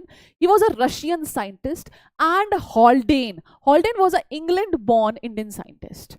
Oparin theory was published in a book, Origin of Life, in 1938. Very, very, very important. 3 marker mein this question you can easily expect. Along with what? Along with the experiment which we will do now. Okay, now they said ki life, initially when life came from non-living substances, then from non-living to living. This is what their statement was. Now, proposed by Oparin and Haldane, this states that life form from a life was originated first from a non-living inorganic organic molecules such as CH4, NH3, water, sugar, proteins, nucleic acid, etc. They gave this statement of abiogenesis first, but biogenesis later on. They said first life was formed from non-living substances like inorganic substances, organic substances, and from that life came from life. Okay, and everyone, please stop talking. Pata nahi what all you guys talk about. Okay, chalo, let's proceed. Okay, chalo. Now let's proceed. Experimental evidence of chemical origin of life. Chemical origin of life was given by Oparin and Haldane. Oparin was from Russia and Haldane was from England. So they gave this idea of chemical evolution. They said life first came from inorganic substances and then from the life itself. And now this is an experimental evidence, and this experimental evidence was super important. Again, I'm saying for boards it is super important. And if you really think this chapter is difficult, I'll say no, this chapter is not at all difficult. This is very easy. Okay. Now, they created a condition like that of a primitive earth. Who did this? First of all, ye dekho. Miller and Urey experiment. This was the Miller and Urey experiment. Miller and Urey came forward and they said, we will prove. So they gave the experimental proof of experimental proof of chemical origin of life.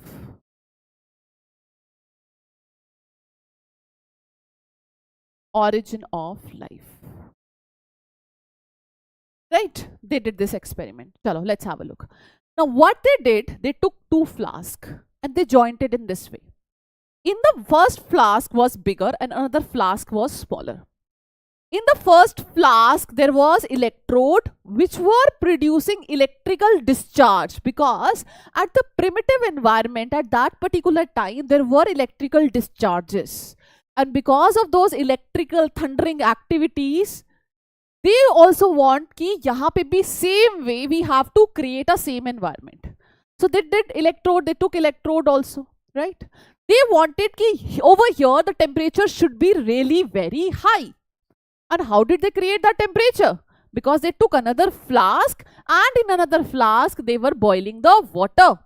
As the boiling the water, the vapors, they were coming here, which were maintaining the temperature of almost around 800 degrees Celsius, which itself is huge. Just imagine Delhi temperature. If it goes more than 50 degrees Celsius, we burn like hell. And it is 800 degrees Celsius. Right? Temperature was really high because of this boiling water. At that particular environment at that particular time, environment was reducing. Reducing means no oxygen was there. So here, reducing environment. How did they create reducing environment? They created reducing environment by the vacuum pump. So they took this vacuum pump and they used it here, and with this they were producing the and reducing environment, no oxygen. So everything in this chamber was like that of a previous thing. Now, they introduced some gases also. Methane, ammonia, water, that too in the form of this moisture, and H2 was there. It was in the ratio of 1:2:1, where 1 was your ammonia. Sorry, 2. Here. They kept this setup as such, with the gases inside, with electrode, with temperature very high, and they kept this for 7 days. Then they came into that room, Miller and Urey, and what they did, they condensed whatever substances they were forming over here. They wanted to condense and they wanted to check what all things are there in it. What all reaction happened because of these gases. So they used one condenser. From that condenser, water was coming in and water was going out. Water was not in touch with the gases. Water was not in touch with the substances which were making over here. It's just that some pipe is here and outside some water is flowing just to cool down. Because 800 degrees Celsius, if something is there, it's very difficult to touch, isn't it? Then they collected here with the help of a tap. And they realized organic substances are there. What all organic substances? They found nucleotides were there, some amino acids were there. So they were shocked. How this formation occur? So they realized that these formation was because of the gases which were prevailing at that time. They were because of the electrode. They were because of the temperature at that particular time. Is this point clear? So again I am saying, everyone, you all have your notes. Make this diagram super important. Again, up though I am standing here and this can be asked in your paper. Okay? Okay, let's start. Now, let's read. Let's do a quick reading. Now, they made electrode discharge in a closed flask, CH4, NH3, water vapor. As a result, some amino acid formation was there. This was asked in NEET paper. Though it is there in your CBSE, in your NCERT also, so can be asked. Similar experiment, other observed the formation of sugar, nitrogen, and bases, pigments, and fat. Other scientists also did this experiment. They said, okay, if he's doing this experiment, this is very easy to set up. Let's do this also. Their name was not there because Miller and Urey, they were pioneer in this, and that is the reason we study their name in our textbook. Okay? Now, first non-cellular form of life originated 3 billion years ago, while RNA, protein, polysaccharides, etc. So, life came here. Okay, now, Moving on to the next. Now we have to move towards the evidence of organic evolution. Now it is like we cannot go back to that time. Can we go back to that time? Not possible. So we looked for some evidences. So these evidences, they were paleontological evidences, comparative anatomy, morphology, physiological, biochemistry, biogeographical and embryological evidences. By looking at these evidences, by studying these evidences, see, now what we have is inorganic substances, organic substances. With time we realize that the number of species which exist today, they were not same. So we wanted to study what all species were there in those 500 millions of years back, how this evolution happened. So we started studying the evidences. Okay, clear? Let's have a look. First, paleontological evidences, right? Paleontological evidences. Now, paleontological evidences, that means a study of fossils. That means a study of fossils. Right? To study, why? This is used to study the evolutionary history or the race history. Because you know, now we have a horse, a modern horse. And if you study the evolution of horse, you will realize that horse was like the size of a fox. With time it developed, and today we have is a modern horse with us. How? With the help of a paleontological evidences, because we looked at the fossils. And fossils, they were present in sedimentary rocks. By determining the age of the sedimentary rocks, we got to know that this particular kind of horse used to exist at that particular time, and now we have is this. Right? Now, next one. To study the connecting link between the two group of organisms, to study about the extinct animals, to study about the geological period by analyzing the fossils in different sedimentary rocks. Two studies showed that life forms varied over time and certain life forms are restricted to certain geological time spans. These are the paleontological evidences. Right? Clear? 1 second. Okay.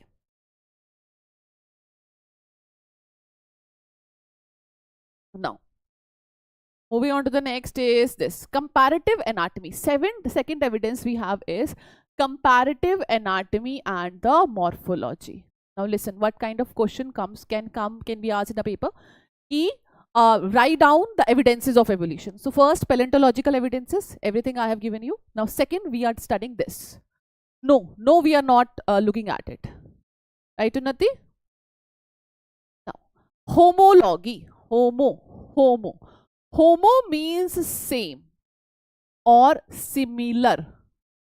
What? Origin is similar. But function is different. Function is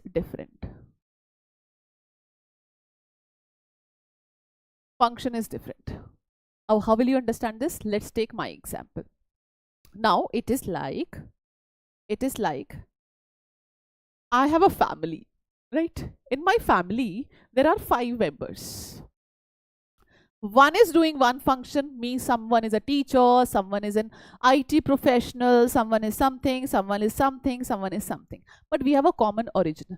This is termed as homology. Similarity based on the common origin. If we have a common origin, if we have a common ancestor, and similar basic plan of organization, embryonic development is similar, that is homology. Homo, similarity. Logy means to say in the terms of origin, orientation, organization, embryonic development, if everything is same, but function is not same. This is homology. Homology gives us an idea of a divergent evolution. So it gives an idea of divergent evolution.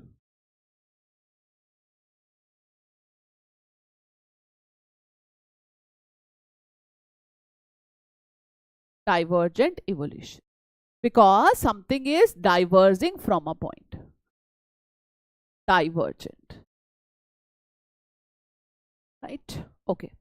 So here, for this respect, we have an example.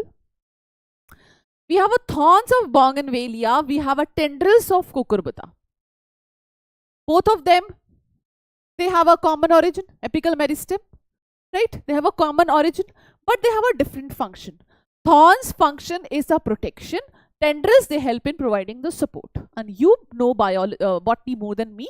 Now you know this, the thorns and the thorns of the bougainvillea and the tendrils of cucurbita. Tendrils helps in climbing. It provides the support.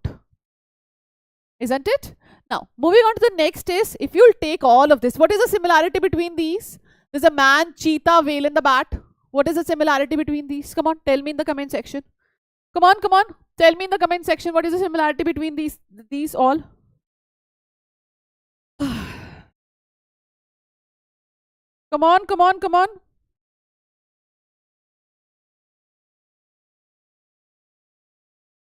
Come on. Similarity. What's the similarity? Similarity is all of them, they are mammals. They have a common origin. Yes, butterfly. Butterfly. Yes. They're trend. Huh. Yes. Tendrils. Mammals. Yes, Jasmeet, you're right. Okay. So here, if you look at their forelimbs, the forelimb structure is same. See, there will be, see what is this bone? Humerus, radius, ulna, there will be carpals, metacarpals, everything is same. Humerus, radius, ulna, humerus, radius, ulna, humerus, radius. So structure is different, but overall, if I say everything is same, they have a radius, they have a radius, ulna, humerus. Everything is same, but the function is different. Humans may, what is the use? For holding, right? What's the use for cheetah? For running. For the whale, swimming. For the bat, climbing. You know, to support. Yes, we all are same. We belong to each other. Isn't it? Great. We are family, right? So, yes, absolutely right. So, they have a same structure, but different function. Different function. Okay. Now, let's move on to the next. Analogy. Oof. No, analogy. What is analogy? Analogy means the origin. Everything is different. So, origin. They do not have any origin. Origin is different. But function is same. Is same. Now let's have a look. It is a similarity in organ based on the similar function. Similar function, right? Organs which have different origin and dissimilar fundamental structure but have a similar function are termed as analogous organ. Are you guys sleeping? No, right? Yes. Now moving on to the next is examples. Ab dekho, look at this. Eyes of octopus and mammals ki. Look at the eyes. What is the function? To see the object, but the structure is different. Flippers, next is flippers of penguin and dolphins. Origin is not same, function is same. Next is sweet potato and potato. Sweet potato is a root modification, whereas a potato is a stem modification. Function is same, food storage. Function is same, that is a food storage, isn't it? Okay. Now, let's move on to the biochemical evidences. So, we have some biochemical evidences also, like organisms show similar in protein, genes, other biomolecules, metabolism. It indicate a common ancestry. We look at the organism, we look at their biomolecules, we look at the acetyl coenzyme, we look at different things and we realize, yes, genes are same. Yes, these biochemicals are same. Same enzyme which is functioning in me, same enzyme functioning in any other animal. So this gives us an idea that we have a common ancestry. We have not sorry, we have a kind of relation. Okay? Okay? Chalo. Let's move on to the next one. Embryological evidences. Embryological evidences was given by Ernest Haeckel. Right? Just let's complete this chapter, then I'll give you a break. Okay? I'll give you a break. Chalo. It is observed that all vertebrate embryos have some common features that are absent in adult. Some common features are there which are absent in adults. All vertebrate embryo, including human, develop vestigial gill slits. We used to have vestigial gill slit just behind the head, but it is functional only in fishes, not found in any other individual. So I'll show you. Do I have that image? No, I don't have that image. But if you'll Google, if you look at the embryos, the different embryos, you will realize they look alike. Either you take a fish one or frog one, all embryos, they look alike. They will be having gill slits. Are they functional in us? No, right? You remember Animal Kingdom in class 11th? You remember? Class 11th mein, we used to study key pharyngeal gill slits are their characteristic feature of chordate. So those pharyngeal gill slit, they were functional only in fishes. Do we respire through gills? No, right? Now, however, Carl Ernest von Baer rejected this proposal. He noted that embryos never pass through the adult stage of any other animal. It is just their development stage. So embryological evidence was given by Ernest Haeckel. It was rejected by von Baer. Very, very, very important question. Rejected by von Baer. 11th nahi kari. Chalo, koi nahi. Now let's talk about evidences from the biogeography.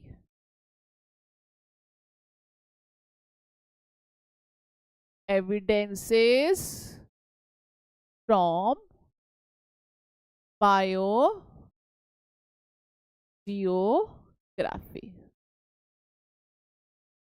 Evidences from biogeography. Right? Darwin went to Galapagos Island. What do you want me to repeat, butterfly? I'll repeat that again.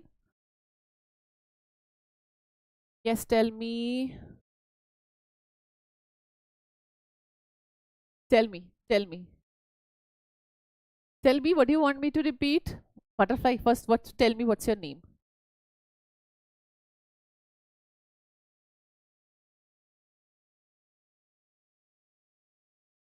Okay. Tell me. Hey, Bhagwan, what you all guys talk? You guys can talk for hours. And you know it's your paper. In a few days, you have your paper. Biology ka. If you are not studying, then please let other students study, okay?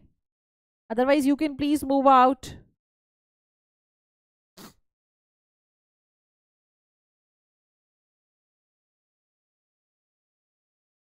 Okay. Achha, any doubt? Okay. Okay. Now, adaptive radiation. Chalo, let's start this adaptive radiation. Now, first, let's talk about the biogeography. I'll give you one thing and then we will start writing something. Now, if I talk about the Darwin went to Galapagos Island. So, Galapagos Island is a secluded island. He went there, he realized that some birds are there which are originally seed eating. With time, then he realized some other birds are also there which are very much similar to seed eating warblers, but they are adapted to various food. Some are insect eating, some are vegetarian. Various adaptation was seen. So he said it is because of the different environmental condition. So he called this as adaptive radiation. So it is like original seed eating birds were there, and original seed eating birds, they were adapted to different environmental condition. Some became insect eating, some became cactus eating. So like this they were evolved. So this he called it as adaptive radiation. Right? Now this is a process of evolution of different species in a given geographical area. What is this? Adaptive radiation is the process of evolution in a given geographical area,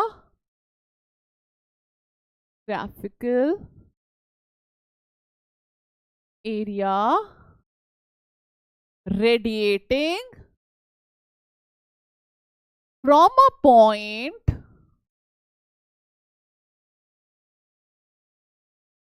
is called adaptive radiation.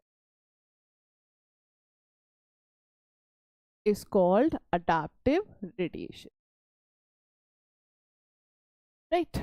In a geographical area, if they radiate into different direction, that is the adaptive radiation.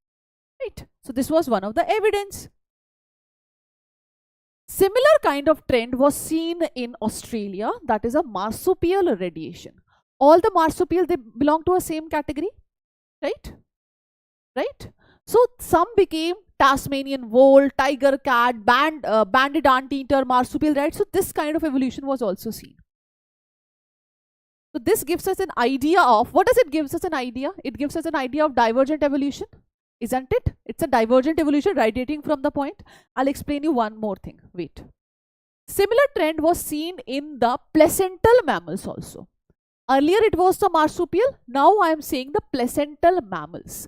So in a geographical area, that is Australia, there were marsupial radiation also. Marsupial radiation. Marsupials, they were evolving like this. Your kangaroo one, right? They were evolving. They realized in the same area, the placental mammals, they were also radiating. Same area. Similar trend was observed. Similar trend. This is termed as convergent evolution or the parallel evolution.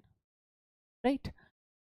Placental mammal in Australia also exhibit adaptive radiation in evolving into varieties of such placental mammals, which each of which appears to be similar to a corresponding marsupial. So in an area, in a particular geographical area, there was a convergent evolution. What is that? See, if I talk about only this, what is this? This is a divergent evolution. Some divergence is happening.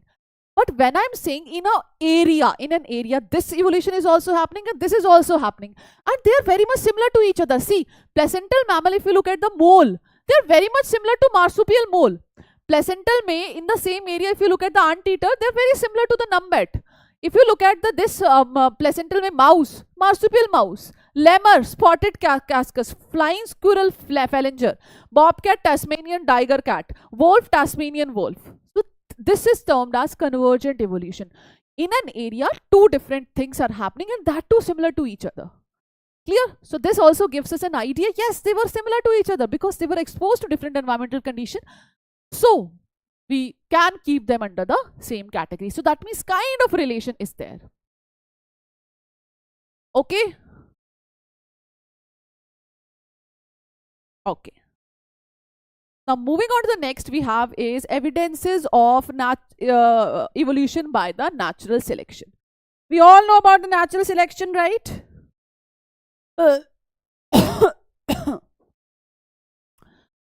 Natural selection is the process by which organisms that are best suited for environment survive and reproduce. Some evidences are given below. Chalo, ab iske baad mein let's talk about it. Yes. अच्छा, Raj Grover said, ma'am, कौन सा convergent है और कौन सा divergent? Please explain. Okay. Yes, this is CBSE going on. Okay. So, convergent and divergent. Good question, Raj. I'll tell you. Convergent. See. First, homology. You remember homology or homologous organ? This showed divergent evolution. Now, everybody focus here. Now, I'll give you a very important data here. Right? If I talk about convergent, if I talk about analogy, it gives us an idea of convergent evolution. Of how to remember. In summer, nowadays, in summer, what do we like most? We should have a TV. And if that TV is HD, then to bhai, it's like party for us. And if we have AC, that is also party for us. So HDAC, these are the things which we want in summer. HD television and an AC. So H means homology, divergent evolution, analogy, convergent evolution. Done. This point clear? Then let's talk about the adaptive radiation. Ab dekho. Let's look at the adaptive radiation, Raj. Adaptive radiation. Now, there are group of animals, right? They have a common origin, but with time they were exposed to different environmental condition, and they are radiating in a different direction at a particular location. This is termed as adaptive radiation, and this gives us an idea of divergent evolution. Yes, Raj, this gives us an idea of divergent evolution. They are diverging from a point. Adaptive radiation in an area. Ab, listen. Now same thing, same divergent evolution in the same area is happening in another species. And they are very parallel to each other, parallelly. If you look at this one is very similar to one here. If you look at the two is very similar to two here.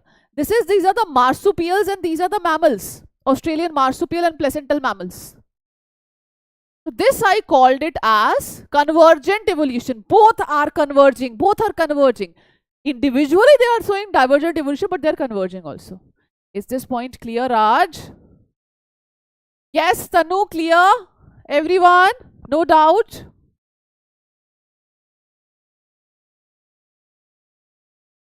Why you guys talk so much? Okay. So let's start. One second. Okay. Natural selection. So natural selection is naturally selected. Today we have a NEET exam with us. We have a CBSE exam with us. That means someone is checking.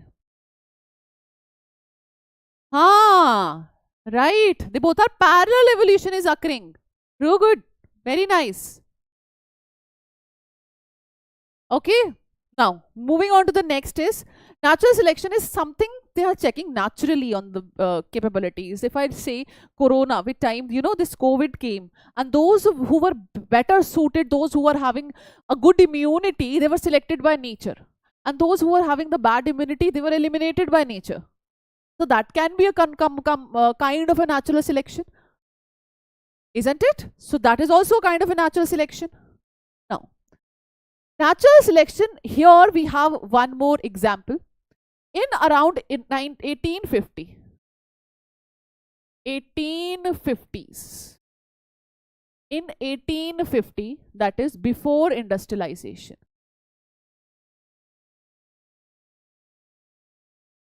Before industrialization.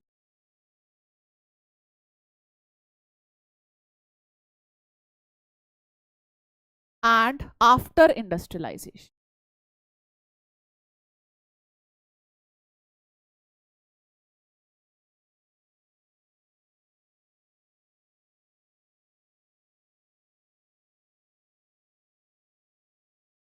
Right?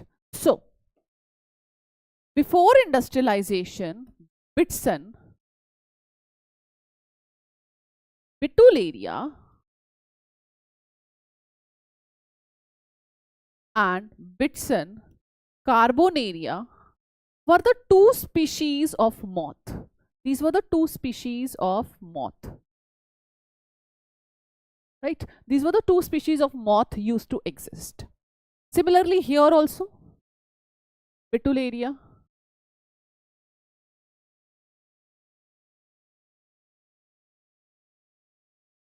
and Bitson, Carbonaria.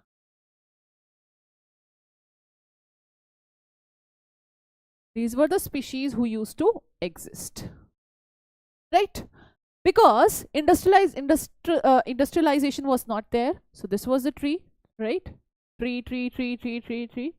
So, the tree, the bark was covered with lichens. Bark was covered with lichens. And lichens, you all know, lichens grow only in that area where pollution is not there. So when there was no pollution, So at that particular time, bits and bitularia was the light colored moth. Light color. And these were the one which were dark colored moth. So their number, the light colored moth number was really very high. The reason is they used to hide on these lichens. Dark color, they were completely visible. That is the reason their number was really very less. With time, natural selection came. Right? Natural selection came. So natural selection, the bits and bitularia, which were light in color, and here what happened was, this was a tree. This was a tree. So on the tree, there were no lichens. So the bark was dark. The bark was really very dark. You know, the bark is really dark. So dark used to hide. So their number was more. And their number was less. So in England, before industrialization, there were more white-winged moth, white, light color. On trees, then dark-winged or melanized moth. After industrialization, more dark-winged moth and less white-winged moths were developed. So it is like a it is like a natural selection. Natural selection occur. Okay, now reason. Before industrialization, there were white lichens covered the tree. In that background, white-winged moths survived, but dark-winged moths were picked out by the predators. Right? Now, after industrialization, the tree trunks became dark. They became dark because lichens were not there. As lichens were not there, so bark was visible. Bark is dark. Due to industrial smoke and soot, no growth of lichens. Under this condition, the white-winged moth did not survive because of predator identified them easily. Dark-winged moth survived because of suitable dark background. Is this point clear? Clear to everyone? Now, now let's talk about theories of evolution. Now, what we have discussed so far, let's do a quick revision. We talked about the origin of Earth. Then we talked about origin of life, various theories. Then we talked about the chemical evolution. In chemical evolution, we talked about the Miller and Urey experiment. And after that Miller and Urey experiment, we talked about the evidences of evolution. Paleontological evidences, comparative anatomy and morphology evidences. We talked about the embryological evidences. We talked about biochemical evidences. We talked about biogeographical evidences. Then the evidences from the natural selection. Okay. Now, theories of evolution. In theories, now we have to come back everything. Whatever we have studied, now we have to correlate everything. So by looking at these evidences, some scientists, they came to this idea. So first was a Lamarckism. Lamarckism in detail is not given in your, NCERT. Theory of inheritance of acquired character. This was a theory which was given by Jean-Baptiste de Lamarck. Right? Theory of inheritance of acquired characteristics is the first theory of organic evolution. Now, what was this theory all about? Theory is all about, if I want to change, I can change.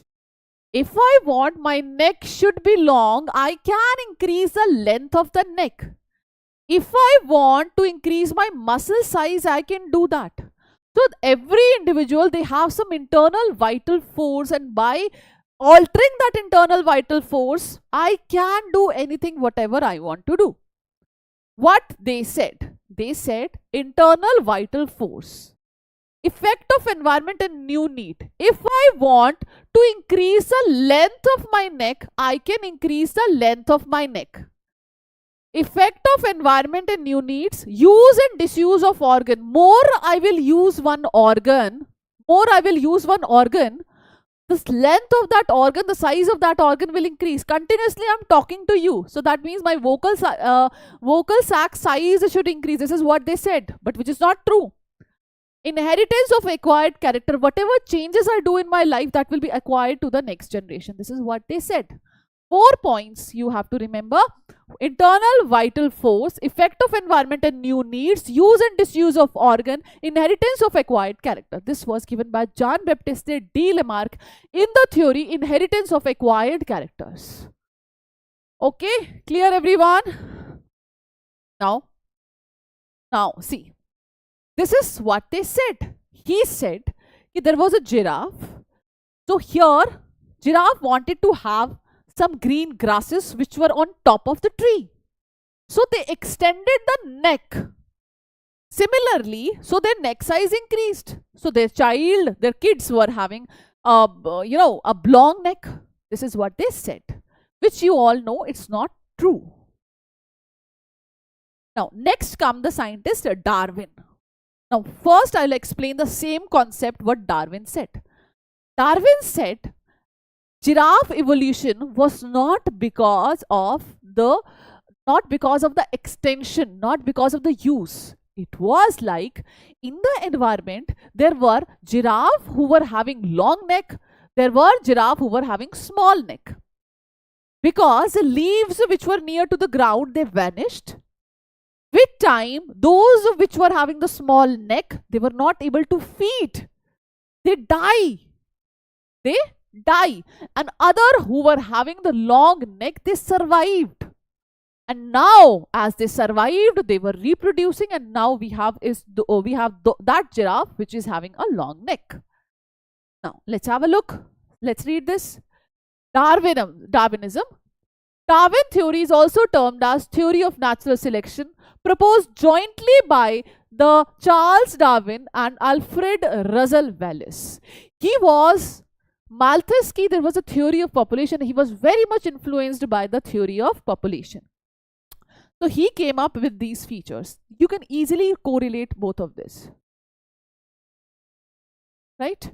First, overproduction. Each individual, they have a capacity to reproduce.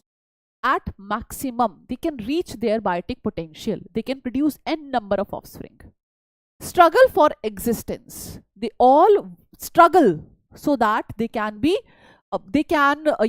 survive. They always struggle. Variation and heredity. All are different from each other. All are not same. They said heredity. They can transfer the things from one generation to another. Only those which are best suited will be selected by nature. This is the new concept which he introduced. He introduced the concept of variation also. He introduces the concept of the natural selection also, and origin of new species. These are the points which he mentioned. Clear? Clear? Okay. Chalo. Moving on to the next is now theory of natural selection. Now, theory of natural selection may we have is this theory, which is a mutation theory. Mutation theory gave some ideas regarding the Darwinism, but he modified that also. He said variations are very small. He said whatever Darwin mentioned, there are variation, there are changes. They are very small. And he did not explain the reason behind the variation. That was the biggest drawback of Darwin.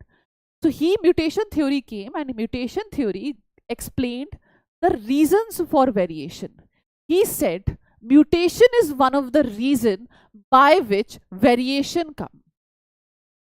Mutation theory was put forward in 1901 by Hugo de Vries. He conducted one experiment of Oinothera lamarckiana, that is an evening primrose. He believed that evolution take place through mutation, not by minor variation. Whatever Darwin said variations are there, changes are there. He did not explain what all variations are there, what are the reasons for it, but he was able to explain it. Darwinian variation is minor, slow and directional. He said that whatever changes are happening, he said can be due to the meiosis, but they are very slow, minor and direction. They are having a particular direction. Due to this, gradual evolution occurred. The reason behind the evolution, well, this can lead to a very slow evolution. Now, mutation, he said that mutation, whatever I have explained, mutation is sudden, random, directionless variation. Here, speciation is a saltation. And what is a saltation? Saltation is a single step large mutation.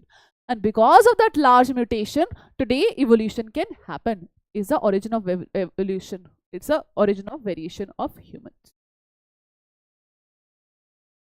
Okay, clear? Now, now let's move on to the next topic, which is a Hardy-Weinberg equilibrium. Yeah, Hardy.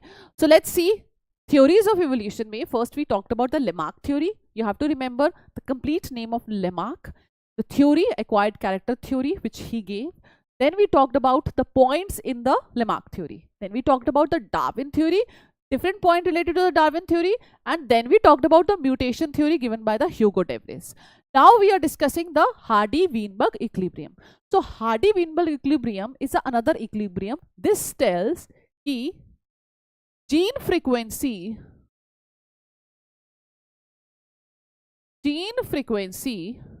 of randomly mating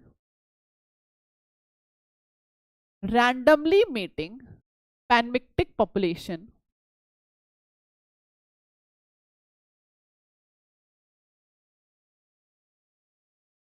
tend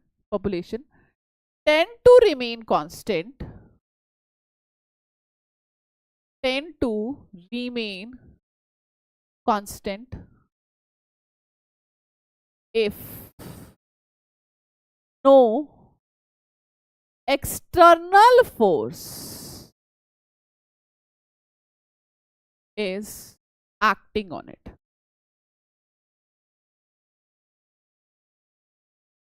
He said whatever genes are, now we know the genes are. Okay, now we know, right? Now we know what are the genes, right? So genes frequency, they always remain constant from one generation to another until unless some force act on it. Now what all force did he talk about it? He said there are some factors which affect this equilibrium. He said the equilibrium that remains is like this: p square plus q square plus 2pq is equal to 1, or p plus q is equal to 1. This is what they said.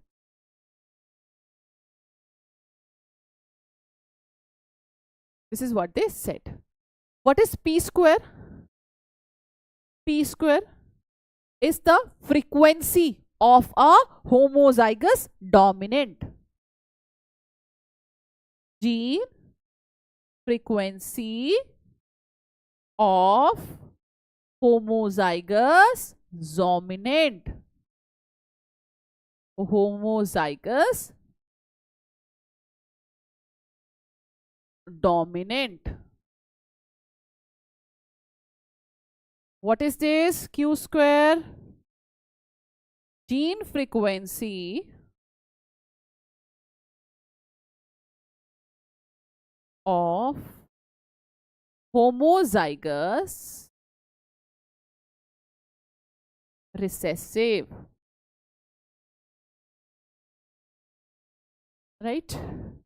2pq is the gene frequency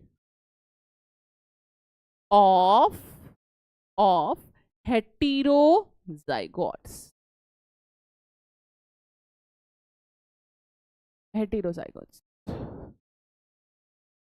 Clear? Now next is, what is p and q? What is p? P is allelic frequency. Allelic frequency. It's not a gene frequency, it's an allelic frequency, right? And q is allelic frequency of dominant allele.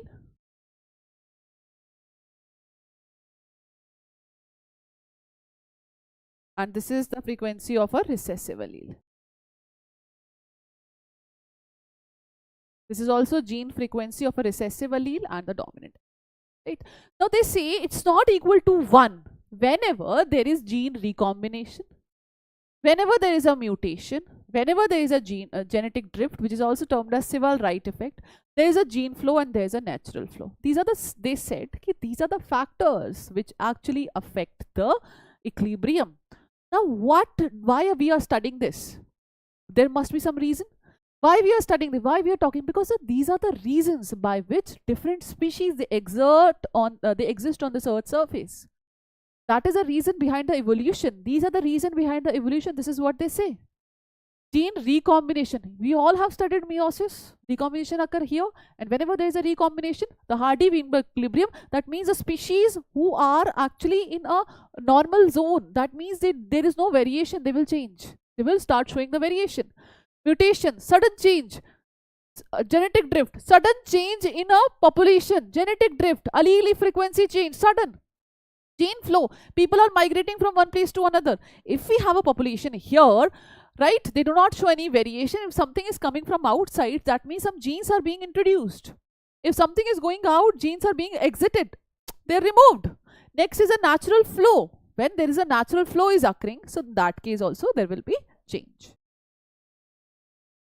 Okay, now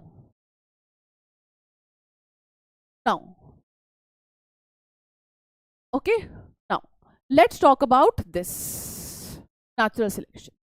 Now let's talk about, buddies, the types of natural selection.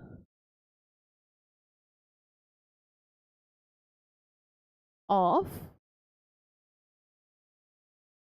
natural selection. Types of natural selection. Let's discuss this. Let me increase the AC temperature. Second. It's really hot here.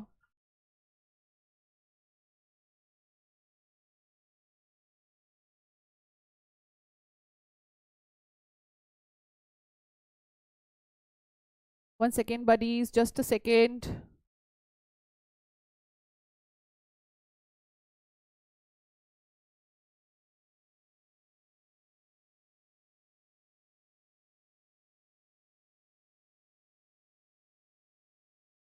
Yeah. Types of natural selection. Let's discuss this. Okay. Now, see, if seriously you will be able to, like, if you will focus on this, you will be able to understand everything. Okay. Just after this chapter, we will complete this chapter, then I'll give you a break. Right. Now, natural selection. Now, this is a population. Can you see? This is a population, and this population is full of rat. Now, in this population, you will see some white rats are there, some medium color rats are there, and some dark color rats are also there. Right? Can you see? Right. Now, suppose something happened, and because of that something, only dark colored are selected. This is termed as directional selection. Something happened, some natural selection, some force is acting on it. So in that case, that will be termed as a directional selection. That is a directional selection. On one direction, we are selecting something. For example, suddenly when we started spraying DDT, on all the insects they became DDT resistant. All insect they become DDT resistant. So that is a insect resistance. Insect resistant, DDT resistance. Now next one is this. Can you see? Diversifying selection. So here either this or that. Either this or that will be selected. Medium people, they were not selected. One particular phenotype was not selected, either this or that. Stabilizing selection, only the medium individual they are selected. So this is what it is. Yes, any doubt? Any doubt? Come on, tell me. If you have any doubt, you can ask me. Come on. We are about to finish this chapter. Some more points are there. We will discuss that. So here you can take an example of a human height. You can take an example of a human height. And here, buddies, you can take an example of a sickle cell anemia.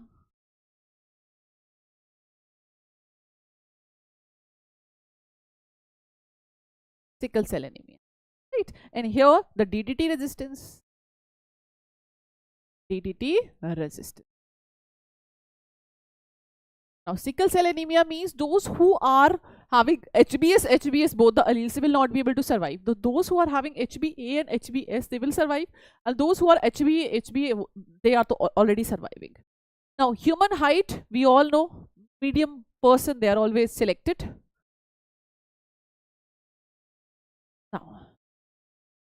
let's talk about evolution of plants. So how plants evolved, let's have a look. You all know we are evolved from, the plants are evolved from the chlorophyte ancestors, chlorophyte to trichophytes to rania to coelophyton, and from coelophyton the synopsids, the ferns, the ginkgos, the conifers, nettles, cycads, everything, angiosperms, dicot, etc., everything evolved from this. Now question comes, if I talk about the bryophyte, bryophytes are evolved from the chlorophytes ancestors, bryophytes. If I talk about the lycopods, lycopods, they are evolved from the trichiophytes. So this gives us an idea how evolution happened. Similar trend has been seen in case of the animals also. Here, these are the reptiles. These are the early reptiles, which you all know they do not exist anymore. If I talk about from this, the two species they arise. One is a sauropsid and second is a synapsids.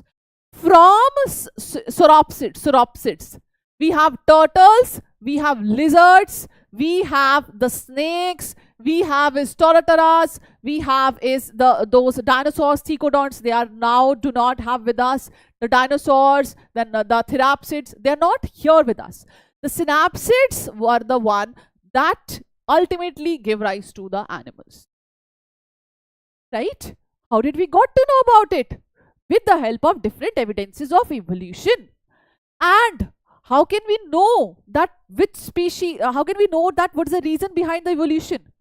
That we can easily calculate with the help of the Hardy-Weinberg equilibrium. Done? Okay. Chalo. Now moving on to the evolution. Acha, there is one data regarding this. 500 million years ago, the first organism who arose, that was the invertebrates, were formed and active. 350 jawless fishes evolved. 320 seaweeds and few plants. 350 again fish with a snout, strong fins. They can move to the land. And lobed finch coelacanth was found in South Africa. With that we got to know key amphibians, they are evolved from the fishes, because these were the fishes who can easily migrate to the land, right? So from that, the amphibians, low fin formed the amphibians into reptiles, and dinosaur disappeared in 650 million years ago. Why this data I'm discussing? It's there in NCERT. Okay? Now, moving on to the next, evolution of man. So there is a a chart regarding this. The first organism, that is the human-like creature, 15 million years ago was seen. Life was evolved 500 million years ago. Life. I am saying humans. The first human evidence today we know, that is the Dryopithecus and Ramapithecus. Dryopithecus, they were more ape-like. And Ramapithecus were more human-like. They were evolved. They used to walk like gorillas and chimpanzee. Dryopithecus, they were ape-like. Ramapithecus was man-like. This was once asked in a NEET 2016. Then came the 3 to 4 billion years ago, man-like primate, height up to 4 feet. Fossils of man-like bones found in Ethiopia and Tanzania. And you know what is that? That is the Australopithecus. Australopithecus. That is the Australopithecus. Right? These were the organism. So they were buddies. You won't believe they were having the height. 1 second. Yeah, Australopithecus. They were having the height of around 4 feet. Fossils, man-like bone. Ethiopia and Tanzania mein it was seen. Now next come the 2 million years ago. In the 2 million years ago, there was a Homo habilis. This was Homo habilis.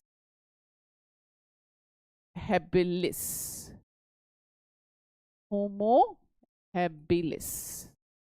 Lived in East African grassland, hunted with stone weapons, ate fruit. Clear?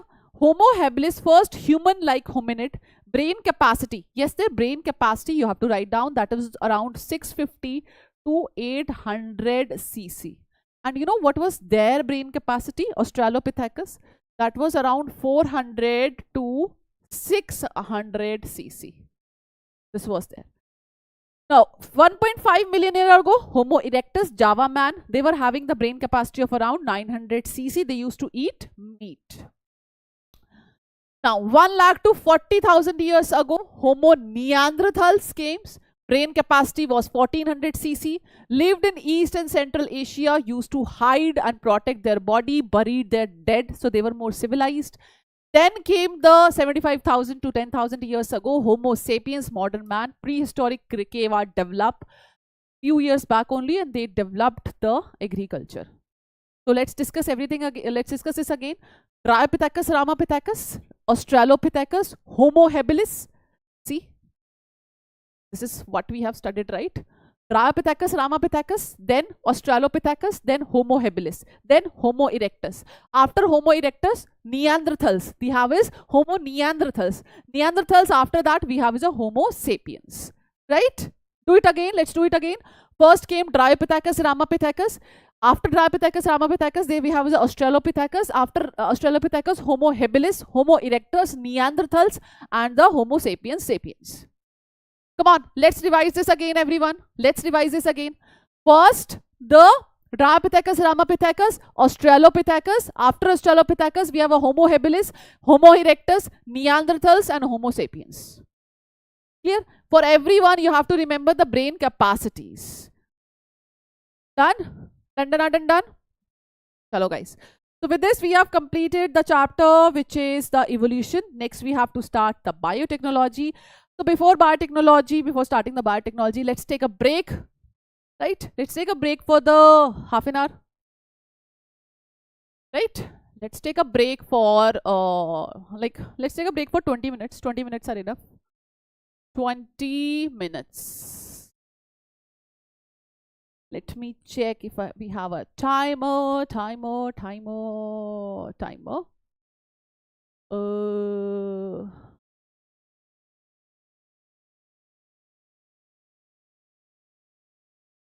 Yes, we will meet just after 20 minutes. 20 minutes. Right? So we'll meet just after 20 minutes. By the time, let's take a break. Bye-bye. Will not go, don't go, guys.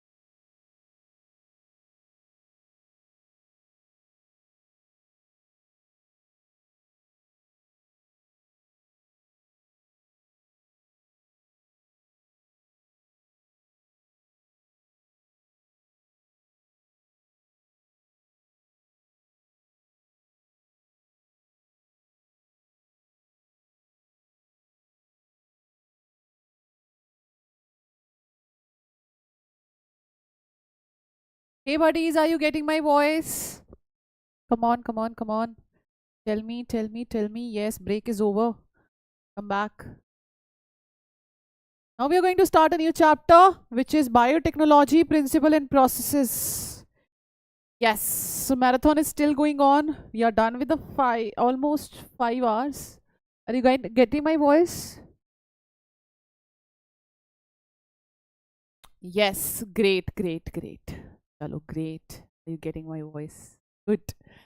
So we are going to start with a full energy. Now another chapter, 3 chapters done. This is a 4th chapter which we are starting. And we are starting with the biotechnology principle and processes. In the last, we will do human health and diseases. Yes, everybody ready now?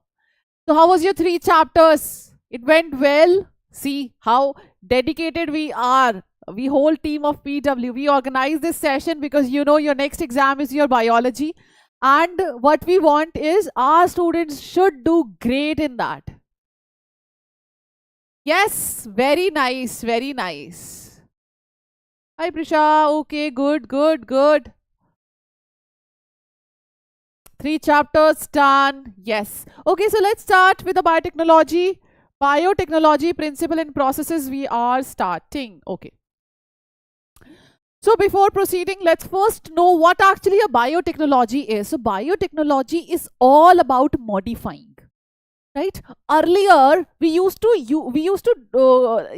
take care of only natural capabilities of microorganisms.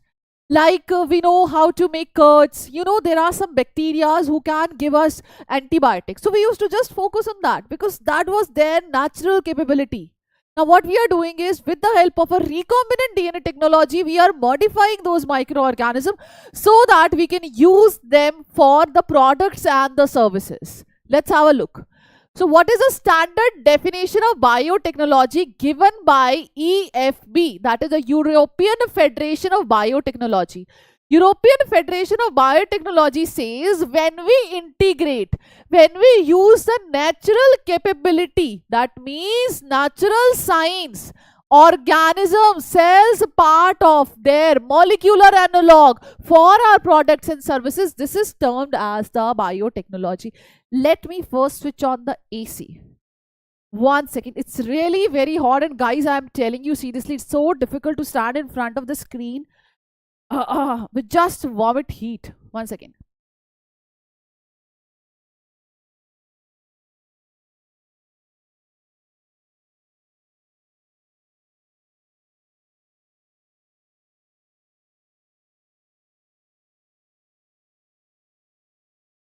Okay. So this was given by European Federation of Biotechnology, and this European Federation of Biotechnology says we use of the natural science products and the services for various things, right? For the products, for the services, etc. So that comes under this. This full form is also important, can be asked in 1 mark. Now let's move on to the next one. Principles of biotechnology. Among many, the 2 core techniques that enable the birth of the modern biotechnology are. So overall, the biotechnology is made up of 2 different components. Without these 2 components, biotechnology is handicapped. First thing is the genetic engineering. So what is a genetic engineering? Genetic engineering means to alter the DNA. Engineering, we are using the tools so that we can modify the DNA. Techniques to alter the chemistry of a genetic material, either that can be DNA or RNA, to introduce this into the host organism and thus change the phenotype of the host organism. Genetic engineering. Yes, we are modifying the gene. Genetic engineering. Yes. Now moving on to the next is, second most important part is bioprocess engineering. Now suppose this is an organism. This is an organism and it is a cell, right? This is the chromosome.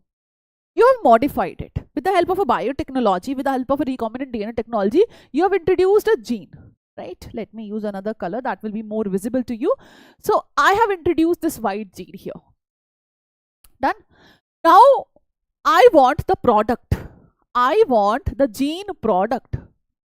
But how is it possible? How much product am I going to get by only, culturing a single cell? Not possible, right? We will get only a small, very little amount of product. So what will I do? I will use the technique which is termed as bioprocess engineering. In the bioprocess engineering, what we do is we culture these cells. We culture cells. We culture cells how? We give them a particular environment. We give them a particular temperature. We provide them a particular pH. We culture them according to their requirements, and then we extract our product out of it.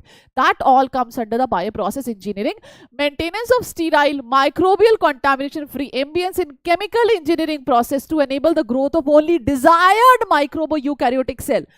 That too in large quantities for the manufacture of biotechnology product like antibiotics, vaccine, enzymes, etc. This aspect is related to pure culturing.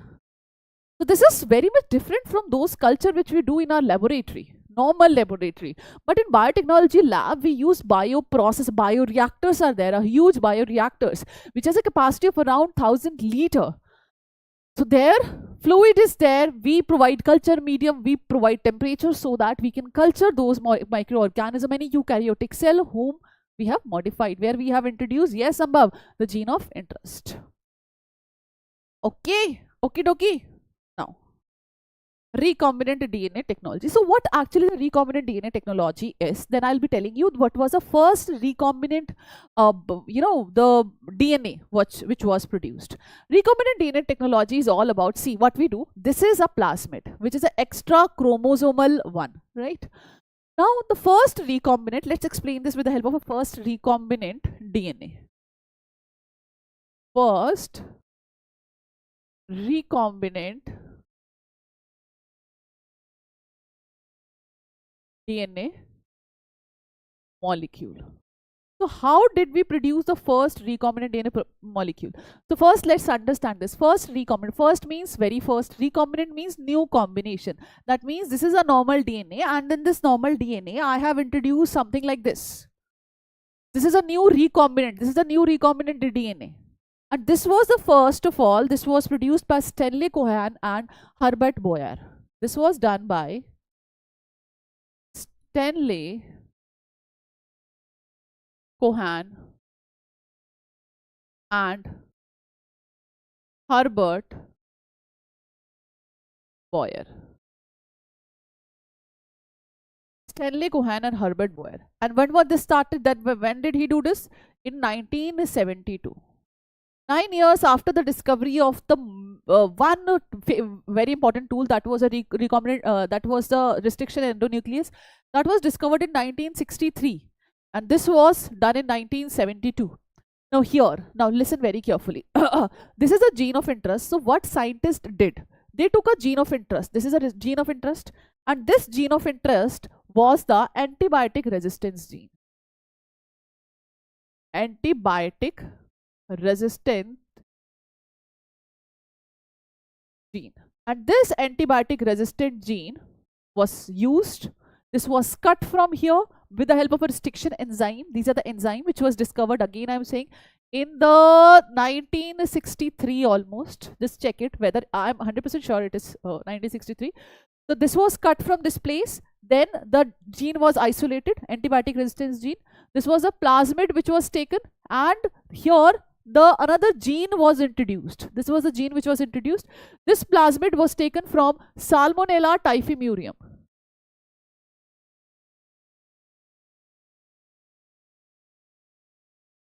Typhimurium. Now all of you must be thinking, ma'am, what is Salmonella typhimurium? Salmonella typhimurium is a bacteria very much similar to that of E. coli. And yes, this was introduced with the help of a ligase. It was joined, and now we have is a modified plasmid, and this modified plasmid was introduced into the E. coli. This is what they did. The first recombinant DNA molecule which they produced. The question comes, what is a plasmid? Plasmid is a extra chromosomal DNA. This is a cell. In a bacterial cell, we have the plasmids. These are the plasmids, extra chromosomal. They have their own bacterial, bacterial chromosome is also there. But the circular, the double stranded, the plasmid which is present, they basically provide, this is what? This is a plasmid. So this provides some extra properties like antibiotic resistance, etc. and etc. So scientists, they just took out this plasmid, they inserted the gene of interest in it, and again they have introduced this modified plasmid into the E. coli. This is what they do, right? So yes, plasmid is like a carrier. It's like how you go from one place to another. You book a cab. Either you book a Uber or a Ola or any other taxi you use. Similarly, this is that taxi. Right? Okay. Now, moving on to the next is, now let's talk about, now we have to discuss the major discoveries में. One second. Now, another discovery, another major important discovery is this restriction endonuclease, restriction enzyme. Restriction enzyme. So what are these restriction enzyme? Why we call this as a restriction? Because they were isolated from bacteria. First thing, they were isolated from bacteria. That this is not the reason we call it restricted, but scientists realized that whenever a bacteria is infected with a bacteriophage, they saw whenever a bacteriophage infect a bacteria, they release their genome inside. Bacteriophage, they release their genome inside the bacteria. This is how they infect. Bacteria has this capacity that they produce some enzyme, which is termed as the restriction enzymes. They produce RE, right? In the cell, they will produce the RE. They have this natural capacity. And what this RE will do, they will cut the DNA into fragments. So it cut the DNA, foreign DNA into fragment, not the native one, foreign DNA into fragments. This can be asked in one marker, why we call this as restriction. So it cut the DNA into the fragment, and when it cut the DNA into various fragments, then scientists realize, what is this? Why we have some enzyme which cut the DNA into fragment, and that too at specific places. How it is possible? Then scientists, they extracted those enzymes, and they named it as restriction endonuclease, because they restrict the growth, restrict the insertion of any foreign DNA into the host cell. So they took it, and today we have the restriction endonuclease with us. Now, why it is not cutting the own DNA? Because of methylation. Because their own DNA is methylated. That is the reason. Okay.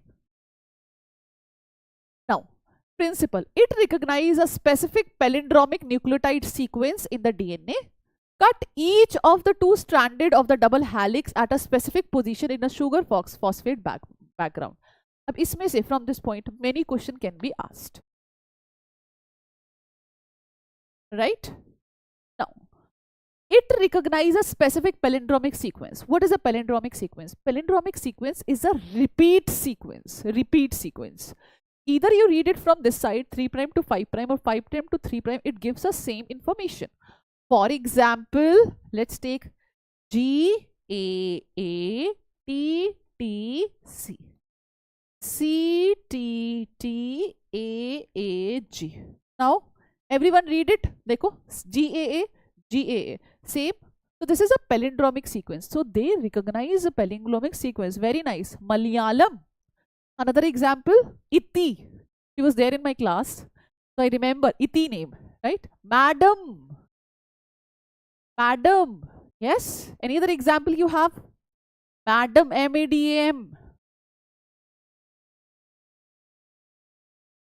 Clear? So these are the palindromic sequences. Now, they cut each of the two strands of a double helix. So if restriction enzyme, I will add over here. Now, this restriction enzyme will cut here and it will cut here also. Both the strand, cut at both the strand. Second most important point you have to note down. At specific point at their sugar phosphate backbone. Can be asked in a one marker. Where does it cut? It cut at sugar phosphate backbone. Clear? Now, used in genetic engineering for the recombinant DNA molecules. Also called as molecular because it cuts the molecule. Molecular scissors. Discovered in 1963 as discussed earlier. 72 May, first recombinant DNA molecule was formed. All thanks to this 1963 May because we discovered this restriction endonuclease. Next thing is, now let's talk about the fact. I'll discuss this later. First, types. It has two types, exonuclease and endonuclease. Exonuclease is the one which cut the nucleotide from the end. Now, suppose this is a DNA. I'll take a scissor and I'll cut it like this. Cut it like this from the end. So this is termed as exonuclease. If it cut in between, this is endonuclease. Remove nucleotide from the end of DNA, make cut at the specific position within the DNA. Hint 2 was the first restriction endonuclease which was discovered. Done? Clear everyone? Okay. Now, splicing produce overhanging stretches called as sticky ends which facilitate the action of DNA ligase. Now, let's understand this. What am I talking about here? Okay. This is a DNA and this is another DNA. I want to attach both of them. See, what happens is this is a vector DNA, vector plasmid DNA, right? And here only linear fragment is shown, not the circular one. Just take it. Now it is having a sequence of GAATTC. This is a palindromic sequence. Now what will happen? The enzyme will come and enzyme will cut it. If I'll add enzyme, enzyme will come. Here we are talking about one enzyme which is the EcoR1. That is another one. So EcoR1 will come and it will cut here. It will cut here. In between the G and A. Where does it cut? Sugar phosphate backbone. Sugar phosphate backbone. What I will get is, see, here we have a double stranded and then a overhanging sticky ends, overhanging sequence. Now this overhanging sequence can easily find the something which is complementary to it. Isn't it? If they will find in the medium some AATT is there, they can easily go and easily bind. So this is the characteristic feature. We always go with a sticky end type of those which produce sticky end type of restriction enzyme. We prefer to use that. We do not use the one which produces the blunt end. Blunt end means cut straight. No. We always use this. Similarly, the same type of restriction enzyme will be used in the DNA isolation. So here same will be used, same type of sticky ends will be produced. Now they are complementary to each other. They can fall in love with each other and what we can get is a recombinant DNA. So sticky end one is used. Yes, so always when you will be doing biotechnology experiment in your laboratory, make sure at that particular time you should use the same restriction endonuclease, one while isolating the DNA and second for the vector. Okay, now let's talk about now tools of biotechnology. First tool we have already discussed. That is the restriction endonuclease. Polymerase enzymes for replication. We require some ligases, we require some vector, we require some host organism where we want to clone. Is clear? Now next let's talk about vectors. One example I have already given you. What is that? That is a plasmid. Let's talk about other example. Now first one, cloning vector is a DNA segment that replicate independent of the chromosome and can be transferred between the host. What is the cloning vector? Cloning vectors are like vehicles. They will carry your DNA, whatever you want to give them. They will carry that and they will transfer to a particular location. They are like a vehicles. Similarly, here the examples are given as plasmids and bacteriophage. Not only the plasmid and bacteriophage, we have an example of the BAC. We have an example of YAC. We have an example of TI plasmid. We have an example of retrovirus. Retrovirus. Phagemid. Phagemid. We have an example of cosmids. These are the various examples. Clear? Bacteriophage, because their high copy number per cell, have a high copy number of the genome within the bacterial cell. So bacteriophages, they are also used. Clear? Now, one more thing. We talked about the Hind2. So there are some other examples also. Let's talk about them. We have other restriction enzymes like EcoR1. We have an example of Hind2. We have an example of Hind3. We have an example of BAMH1. BAMH1. PVU1. We have an example of PST1. So many examples are there. But how their naming was done, let's have a look. If I talk about EcoR1, what is E? What is E, buddies? E is Escherichia. E come from the first genus, first letter, Escherichia. 2 comes from coli. 2 words from coli. 1 word from genus, 2 from coli, means species. R come from the strain. R, strain. 1 comes from the sequence of isolation.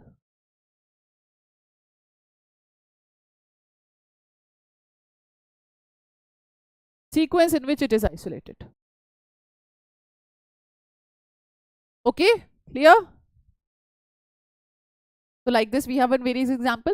Haemophilus influenzae, the what was this? Amyloliquefacients is there. So many examples are there. ALU1.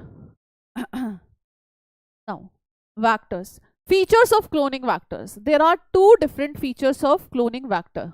Yes. Cloning site. So they should have a cloning site. They should have a cloning site. I'll show you. Cloning site. Guys, can you see? Can you spot here any cloning site? Anyone? Come on. Can you spot some cloning sites here in this plasmid? This is a vector. This is an example. This is an artificially synthesized vector by Bolivar Rodriguez. Can you tell me? Rope? Not rope. Cloning sites. Where can we clone? Yes, this is PBR 322. Come on.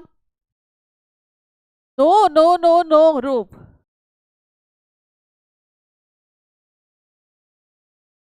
Guys, can you see? If restriction enzyme will come here, so here only the DNA will come and insert. No, Samriddhi. No. If DNA will come over here, these are the cloning site. If EcoR1 I am using, EcoR1 will come and cut here. And DNA will come at this position. If I use CLA1, CLA1 come and cut here. I will insert the DNA at this location.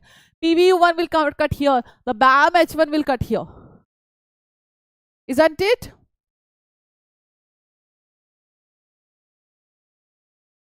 Okay. Now, so fewer single recognition site for restriction enzymes are used. These are the cloning sites. Is this clear? Ma'am मुझे class 11th की math समझ नहीं आ रहा. Okay. I'll teach you mathematics. यहाँ पे we have classes of mathematics also. You can follow them. If I'll teach you mathematics, then you will hate mathematics. Okay, Ishika. Now, vectors of cloning genes in a plants and animals, for example, plasmids of Agrobacterium tumefacium retrovirus. If we are using plants, if you have to do transfection, if you have to do the transfer in plants, the DNA transfer in plants, you will use the TI plasmid of Agrobacterium tumefacium. But if you have to use an animal, if you have to use a human, if you have to do this in human or an animal, anything, then in that case you will use the retrovirus.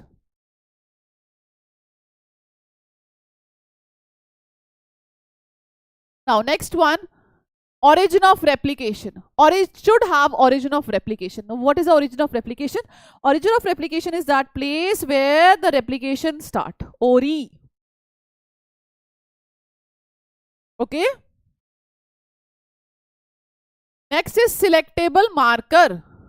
So selectable markers are those marker which helps in identifying the transformants and non-transformant.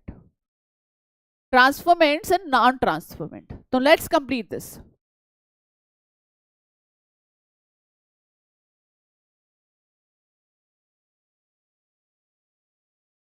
Right? Chalo. Now, here, let's have a look. Now, now listen very carefully. Now, suppose I have inserted a gene over here. Which gene is affected? Ampicillin resistant. So that means transformant will not be ampicillin resistant. Transformant will not be ampicillin resistant. If I'll use a BAM H1 over here, right, tetracycline resistance gene will be affected. That means our transformant, our new synthesized recombinant DNA will not be tetracycline resistant. Is this point clear? Yes. So these are the selectable markers. So selectable markers, how can we select? On the basis of the first selectable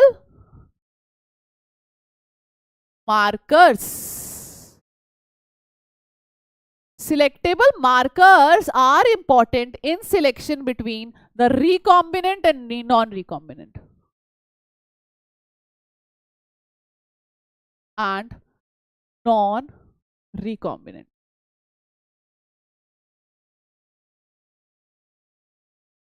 Recombinant and non-recombinant. Now listen very carefully. If PVU1 we are used, PVU1 we have used. If we have used PV1, so PV1 if we have used, then ampicillin resistance gene disrupted. This is disrupted. If this is disrupted, then your transformant or the recombinant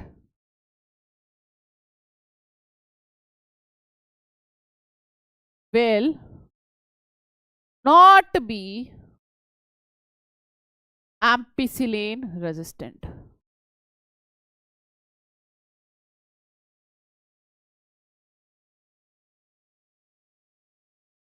Now, what are these? Recombinant and recombinant means new combination. That means I have inserted DNA. Non-recombinant means I have not inserted the DNA.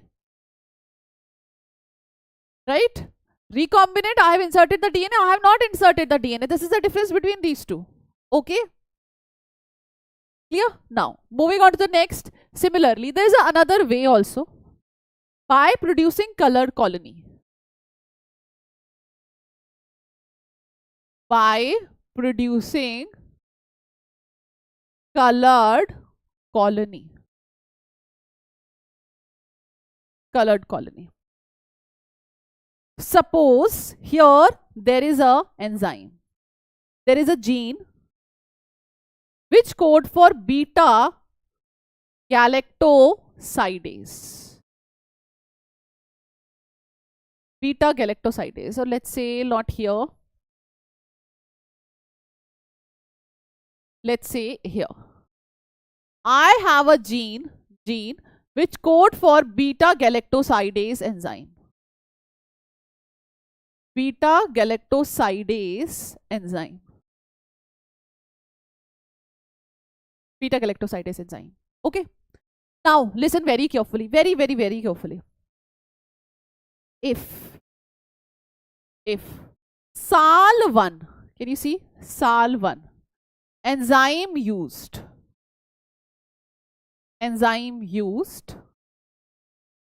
then recombinant will not be able to produce, beta galactosidase. Beta galactosidase. Right? Now, if I add chromogenic substrate,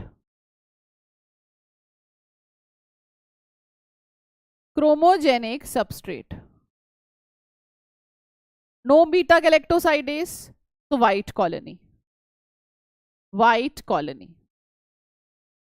white colony. Clear? Now suppose beta galactosidase is there. This beta galactosidase is there.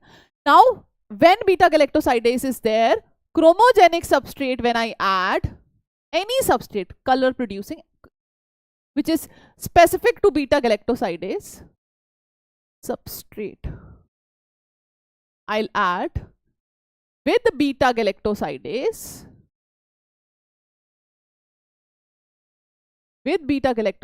produce a blue colony.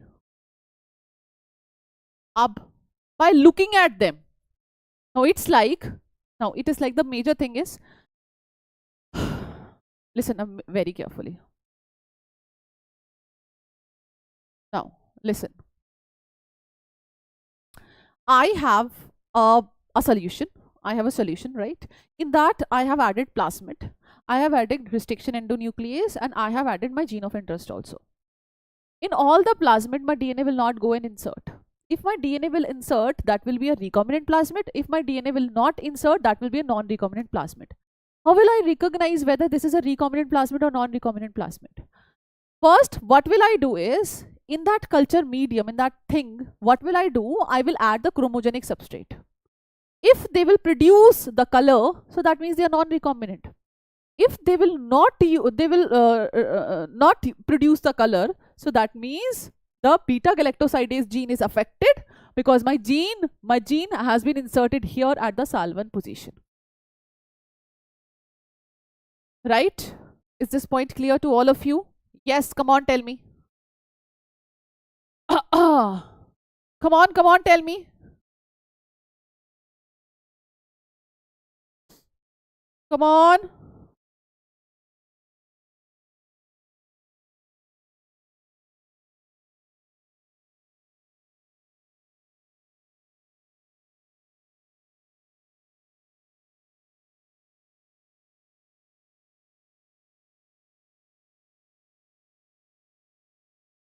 समझ आ गया, very nice.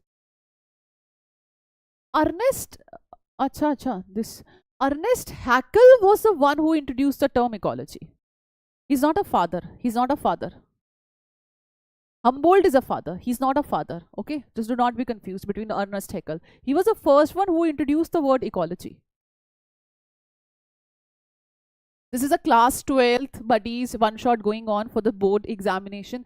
Here I'm sorry, I'm not here. I'm teaching hemichordates and any other thing. Clear?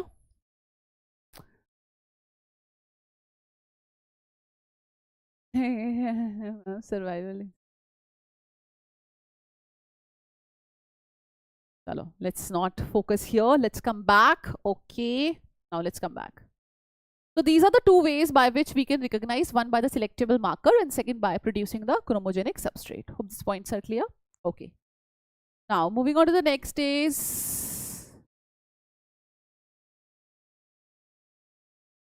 competent first, now let's talk about the process of recombinant DNA technology. What is the actual process of recombinant DNA technology? Let's have a look.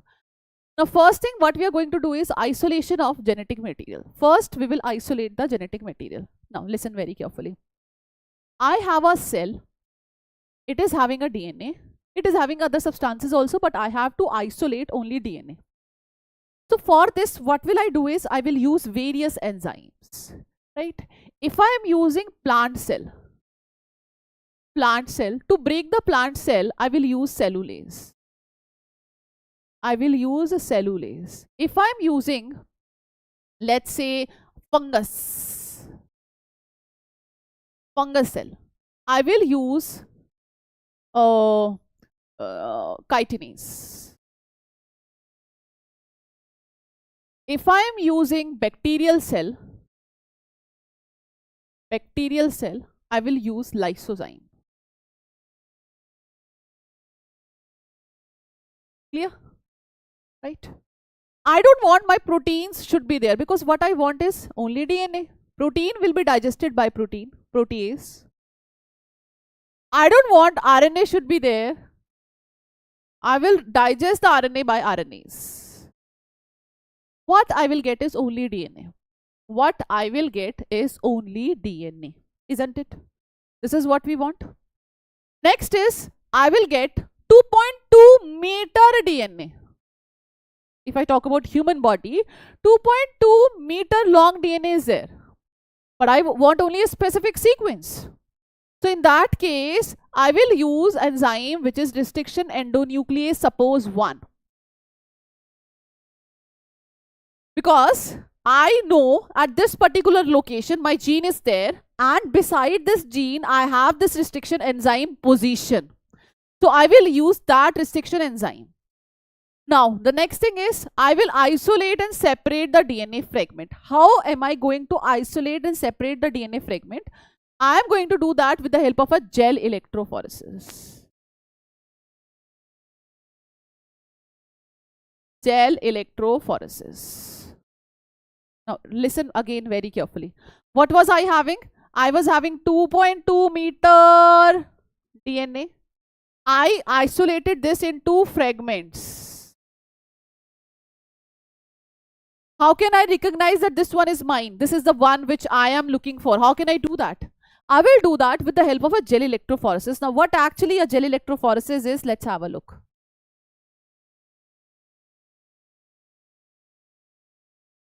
Gel electrophoresis.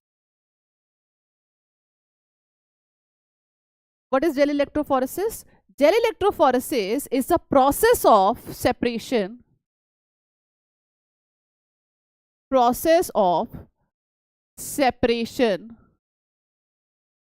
of DNA fragments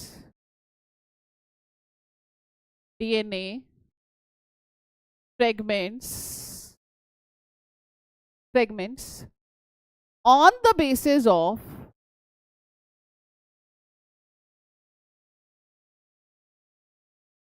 charge and size. What kind of charge is there? What kind of size is there? On that basis, I will isolate them. Gel electrophoresis. Now, what will I do? See, gel electrophoresis. Now, first thing is I will use a agarose gel.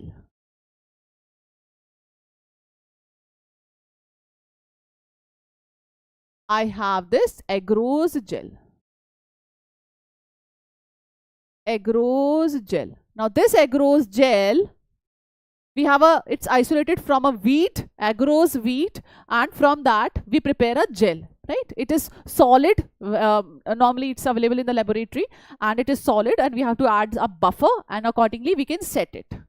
We set this in this particular way, that here there are wells. We create wells with the help of a comb, just like that a normal comb we use. So for this we have another comb, so that create a well.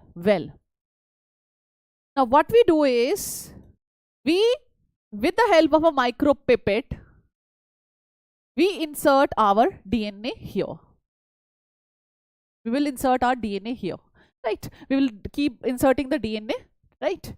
We will keep everything, whatever we have, in a buffer solution. This is a buffer solution. Buffer. Inside there is a buffer, and this is electrophoretic unit. Electrophoretic unit, right? Now next is we are going to attach this. Next is we are going to attach this to electricity. E I am labeling as electricity. Right? Electricity is attached. You all know what is the charge of DNA? What is the charge of DNA? DNA is negatively charged. How can I say it is negatively charged? Because of phosphate. Because of phosphate, it has phosphate. Because of phosphate, it is negatively charged. And as it is having phosphate, no, histone gives, histones to we have removed, na. Sambhav, histone we have already removed. You remember we added proteoses? Yes, for the digestion. Now, DNA is negatively charged. So here the positive terminal is attached. Here negative terminal is attached. In this way, now DNA being the negatively charged, DNA will move. DNA will move. DNA will move. Okay.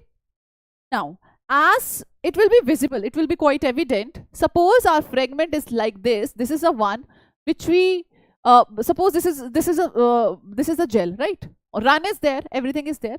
Now, what we are going to do is step number 2 is we will take gel, whole gel, and place it in UV trans illuminator.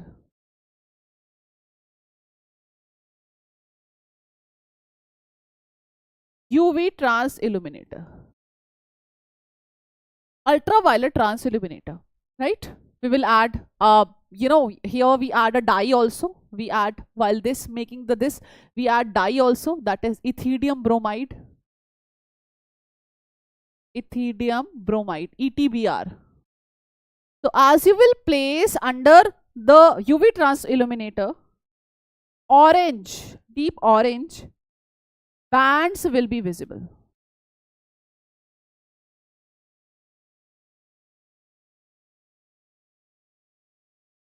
Deep orange bands will be visible. And if you look at these bands, if you look at those bands, what will you see? That your DNA is there, right? You will recognize that our fragment is there, let's say. It will be visible. Now, next step is step number 4, illusion. We will cut specific DNA fragment. We will cut DNA fragment or DNA, the gel.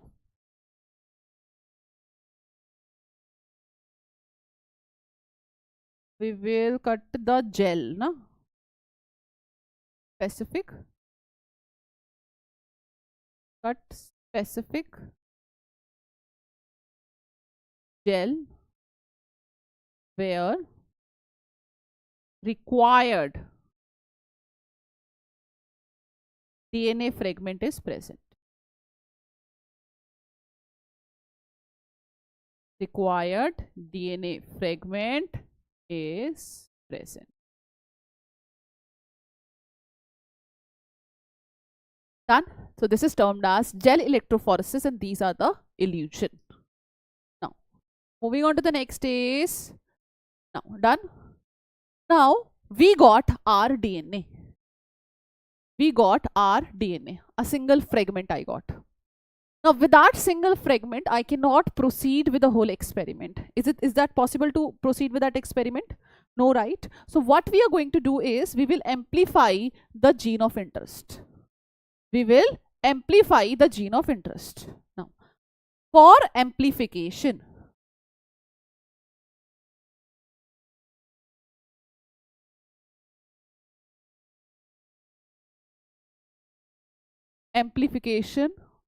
of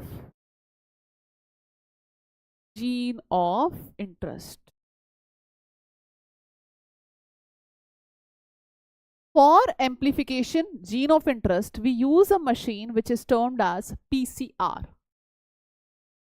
What we use is, we use a machine which is a PCR, which is polymerase chain reaction. Polymerase chain reaction. Polymerase chain reaction was discovered by Carey Mullis. Now, this polymerase chain reaction amplify the DNA. If I have one DNA fragment, now this polymerase one, they will amplify it.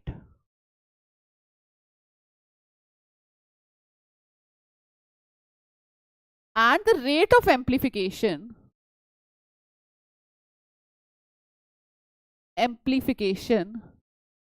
is like 2 raised to power n, where n is the number of cycles. Number of cycles. It is a number of cycles. Clear? Number of cycles. If you run 30 cycles, and that means 2 raised to power 30. This is how they will further amplify. In this way, they will amplify. Done? Clear? Now, here, what we use is a Eppendorf tube. So, we have a Eppendorf tube like this. Eppendorf tube, right? In this Eppendorf tube, we add some substances.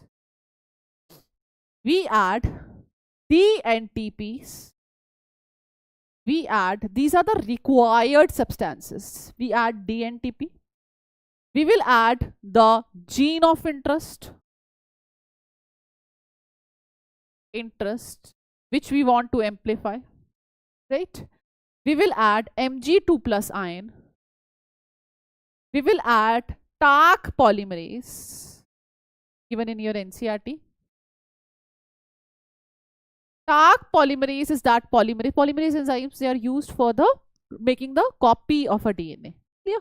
So this TARC polymerase is the one which is isolated from Thermus aquaticus. Thermus aquaticus. Isolated from Thermus aquaticus, which is found in spring, hot spring. Found in hot springs. Right? Because they are found in hot spring, and if we increase the temperature also of this machine, nothing will happen to this polymerase. So they are thermostable. What they are is, they are thermostable. TARC polymerase added. Clear? DNTPs we have also added. Okay? Clear everyone? We will add oligonucleotide primers also. Some common oligonucleotide primers. These are the materials you have to collect before starting the machine of a polymerase chain reaction. Now let's talk about the steps. Steps of PCR. There are 3 steps in which your PCR machine works. So first step is the denaturation.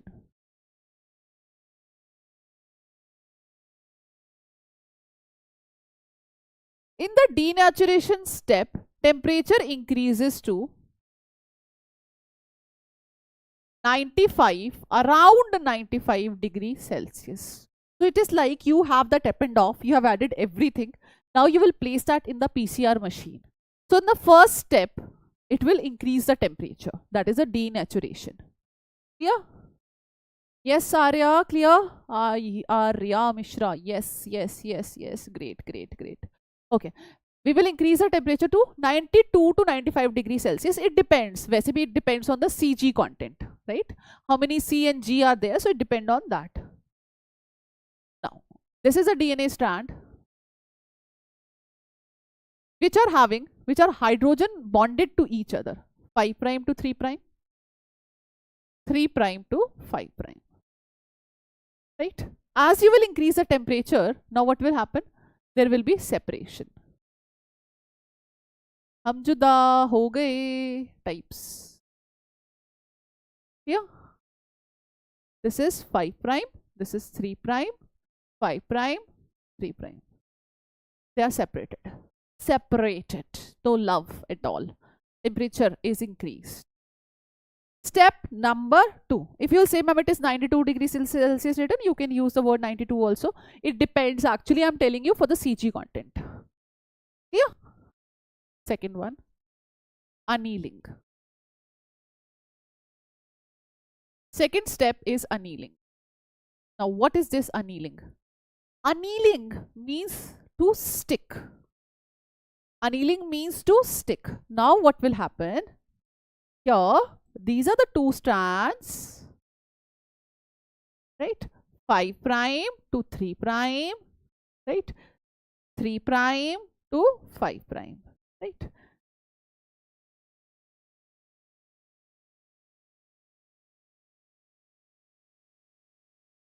Now, what will happen? Oligonucleotide primer, they will come and they will attach over here. 5 prime, 3 prime. They will come and they will attach over here. Annealing of oligonucleotide primer. Small nucleotide primer, 5 prime to 3 prime. They will provide overhanging 3 prime OH group. So here temperature comes down 50 to 55 degrees Celsius.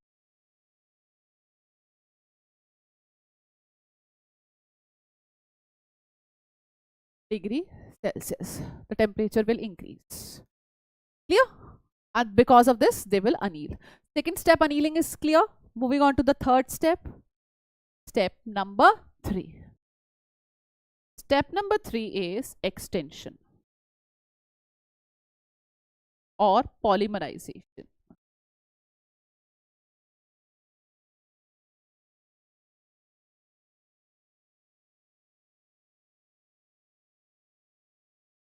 Extension or polymerization.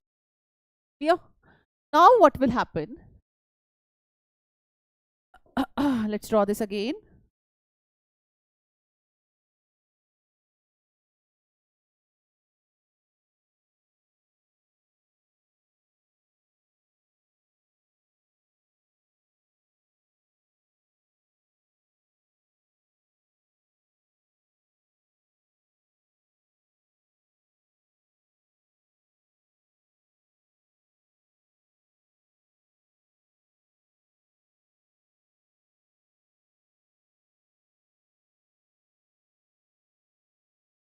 Now, same I have drawn again.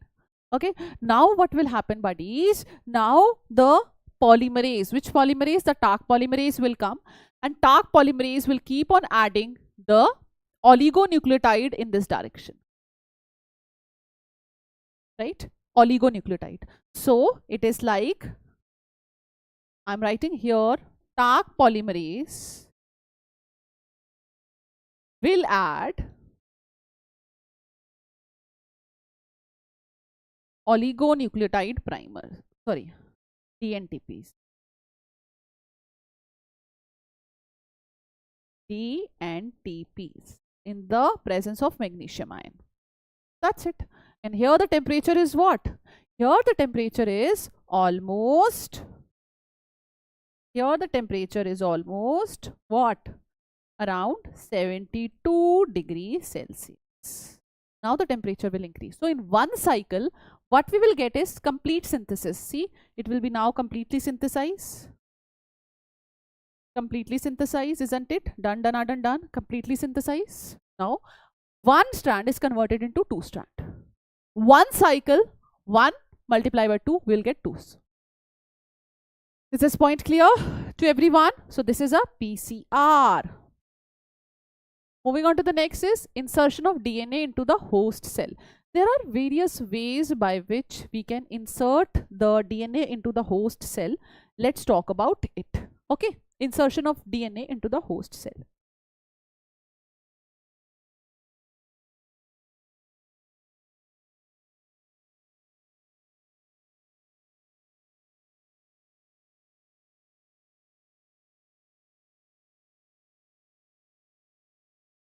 Into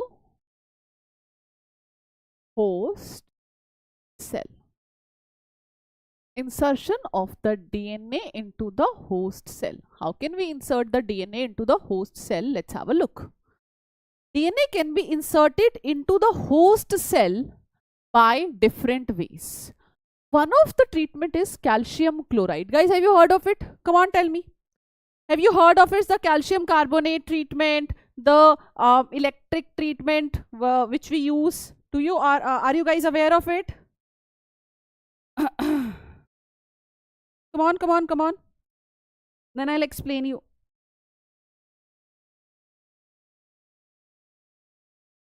So I'll write down calcium CaCO3 treatment.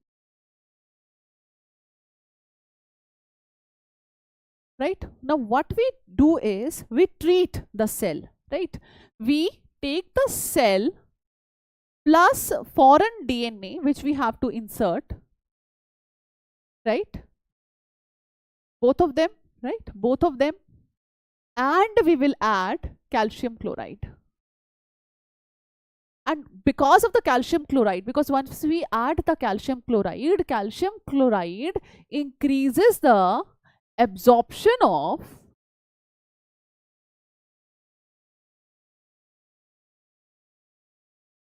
DNA by host cell.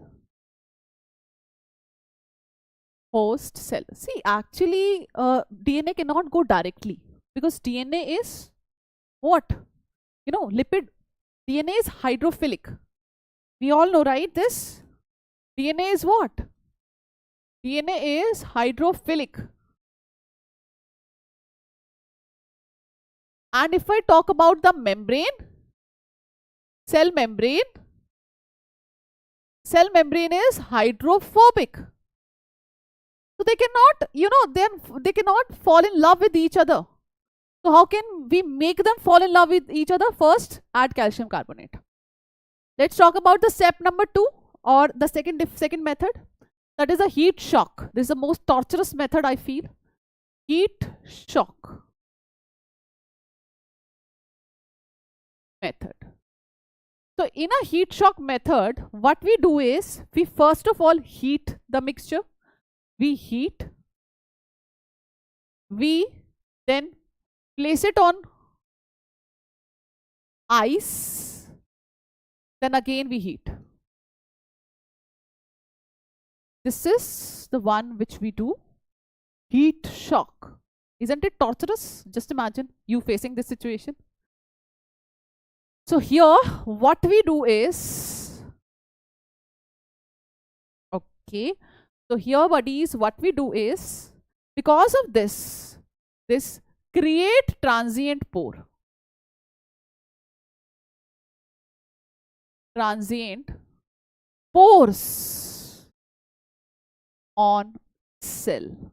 And when they create transient pore on cell, easy absorption can occur. Is this point clear to all of you? So heat doesn't mean that we are giving 800 degrees Celsius. It is very normal. Means 42 degrees Celsius. Then ice and again 42 degrees Celsius. Clear? Now, there are other ways also. Let's talk about them. Other ways. Biolistic.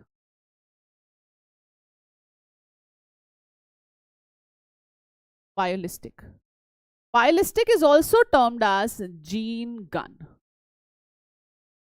So here this is used in the case of plants. Suppose we have to do transformation in plants. This is for transformation in plants. Transformation in plants, right? In this case, what we will use is, we will use gold or tungsten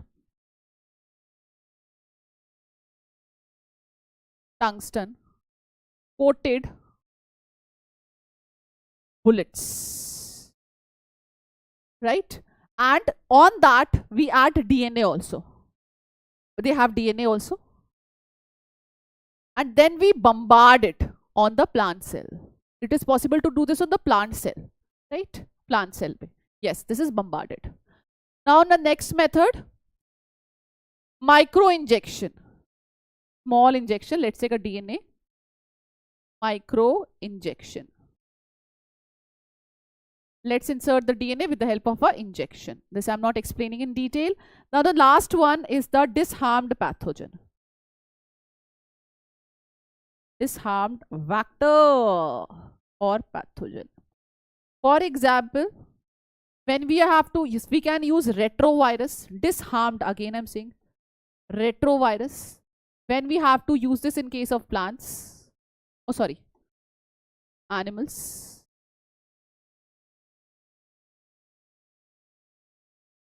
TI plasmid. You know, TI plasmid cause crown gall disease in plant, but disarmed one, when we use, we can do the transformation in case of plants. right? But make sure it should be disarmed. Yes, clear to all my buddies? Okay, so let's move further. Now, next, let's look at the next point. Insertion is done. Obtaining the foreign gene product.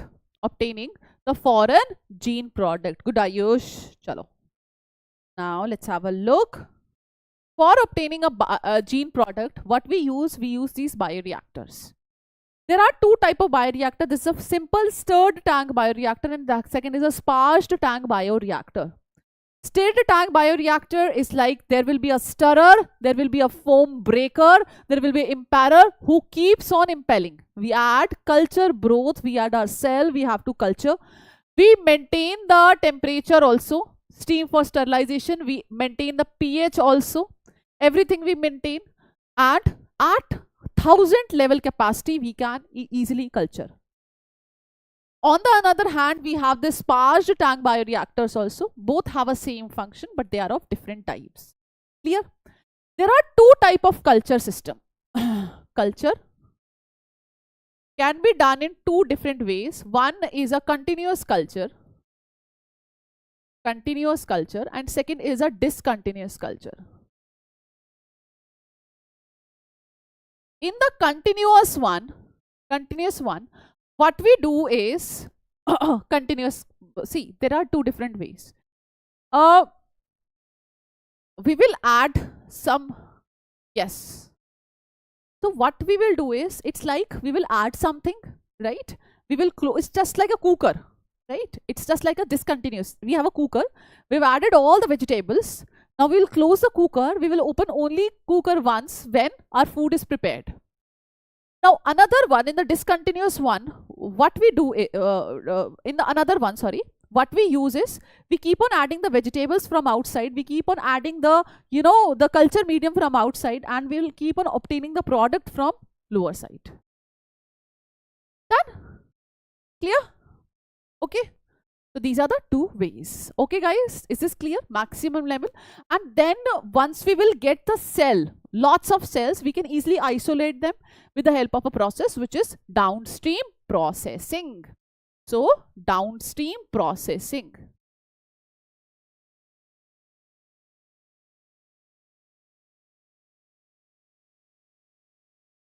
So continuous means continuously we are adding substances from outside, and from below we are extracting the product. So there are chances of contamination at that time. Discontinuous means once we have closed the cooker, once we have closed this thing, now we cannot add anything from outside. Yes? Great. So next, isolation of product can be done by downstream processing. So downstream processing may involve the ultracentrifugation, various ways. In fact, chromatography is also one of the ways by which we can isolate the desired product. Okay, buddies. So with this, we have completed this chapter also. What is this? That is a biotechnology, principle and processes. Right? 6 hours. Okay. 4 chapters down. Good. Now we have to move on to the next chapter, that is a biotechnology and its application. Right? Can we start this chapter? Biotechnology and its applications. Come on, tell me.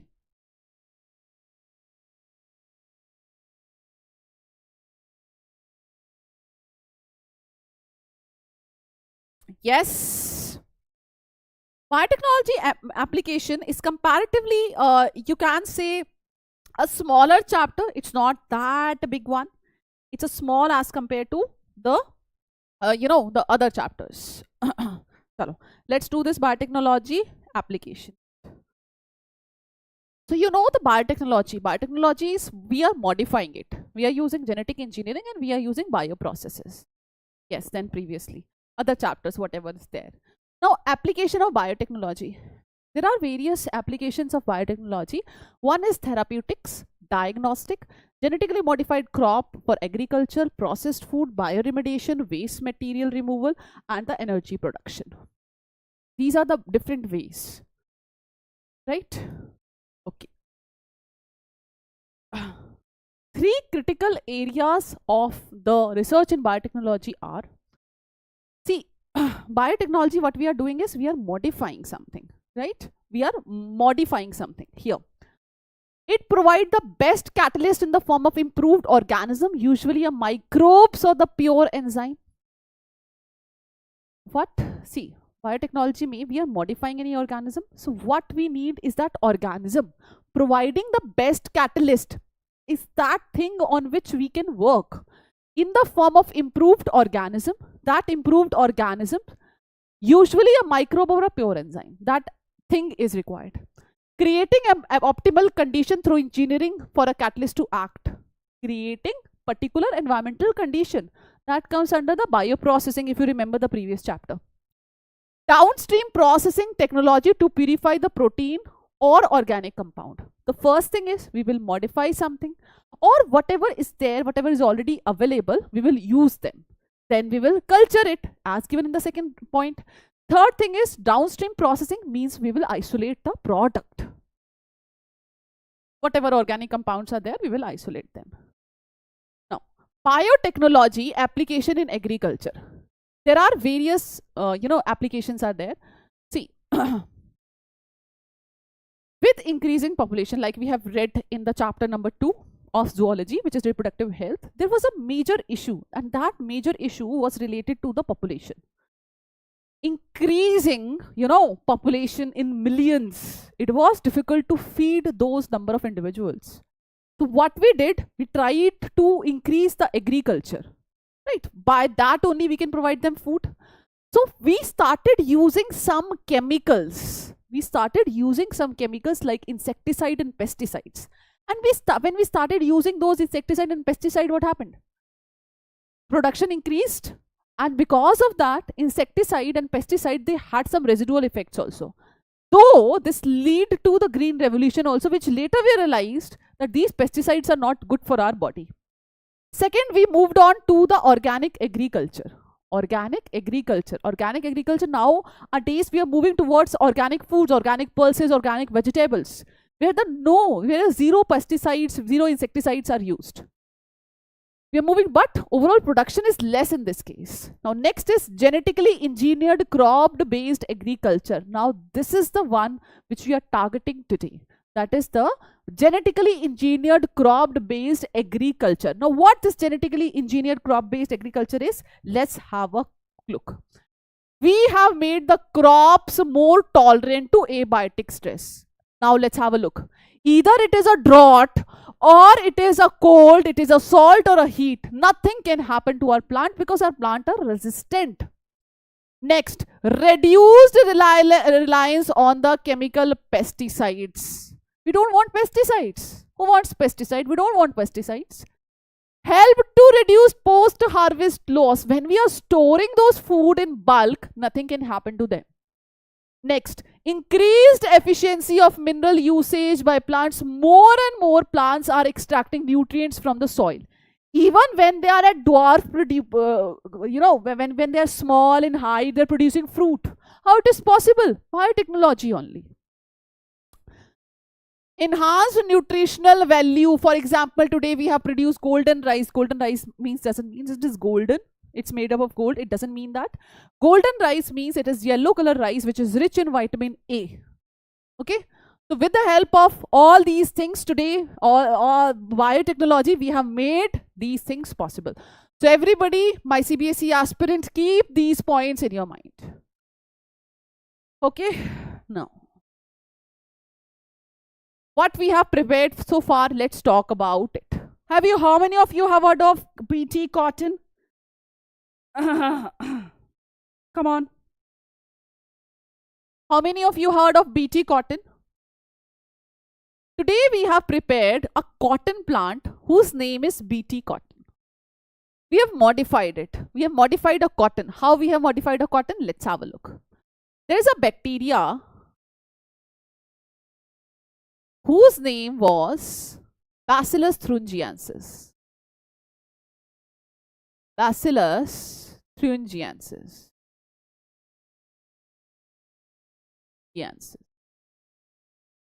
Bacillus thuringiensis. What's the name? Bacillus thuringiensis. Bacillus thuringiensis produce a protein. What do they do is they produce protein. And the name of that protein is cry protein. Name of that protein is cry protein. Name of that protein is cry protein, right? They produce it. Because they are having a gene which is a cry gene. They have a gene whose name is cry, not that rone wala cry. This is name is cry only. So they produce a protein which is a cry protein, and whenever insect feed on it, insect feed on it, they die. That means not bacteria, the insect die. Why? Because it causes perforation in gut. It causes perforation in gut. Right? Same problem was there in the cotton. Cotton infestation, cotton, people, farmers, they were facing some problem in cotton. They say either it is lepidopteran or it is coleopteran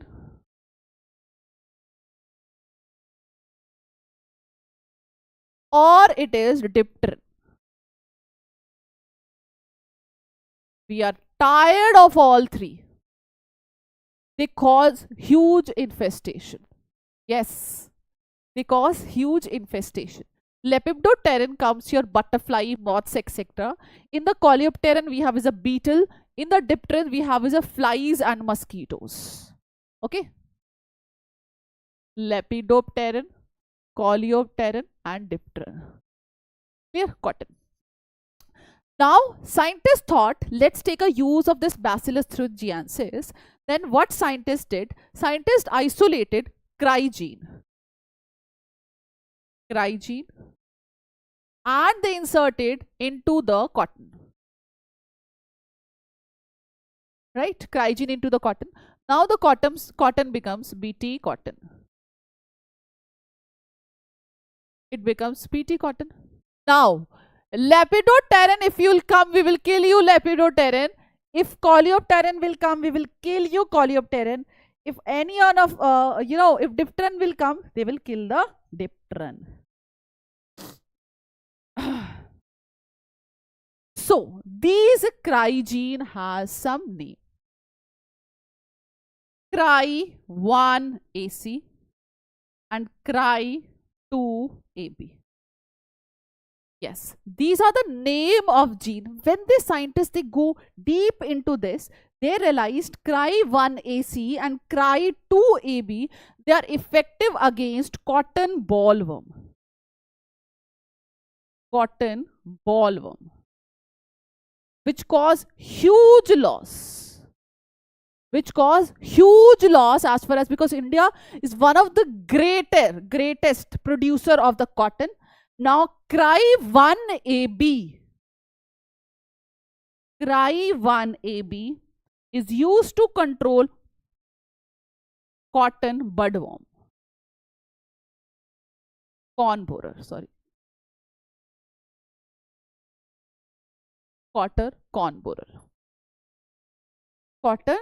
Corn borer.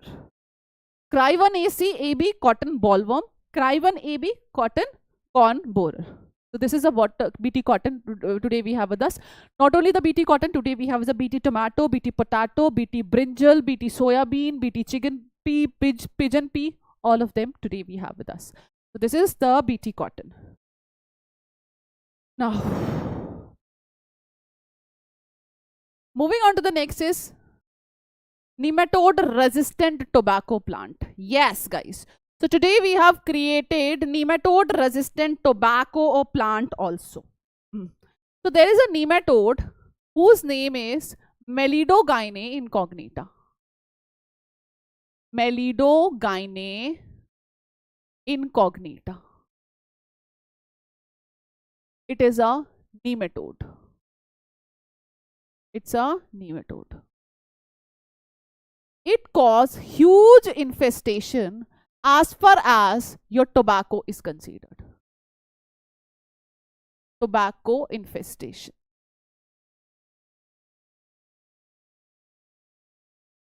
Right? Tobacco infestation. So scientists, they were very worried. Arey, how to solve this problem? What to do? What not to do? So they used one technique, which is RNA interference. RNA interference. They use a technique which is I interference, RNAi, that is RNA interference. So RNA interference is all about prevention of the infestation, right? RNA interference is a cellular defense. Cellular defense in eukaryotic organisms. Now let's have a quick look how this has been done. Now what scientists did, okay, they took a DNA, right? DNA of Melidogyne incognita. And this DNA was vital. This was vital for them. Like, if something will happen to this gene in their body, they will not be able to survive. So they took this, they insert this into the plant. Which plant? Obviously this one, tobacco plant. Tobacco plant. They inserted this into the tobacco plant. Which technique did they use? Definitely the TI plasmid. Now here they used a mechanism. What they did, normally if I talk about a DNA, only one strand replicate. Here both the strands they replicated and they produced the RNA.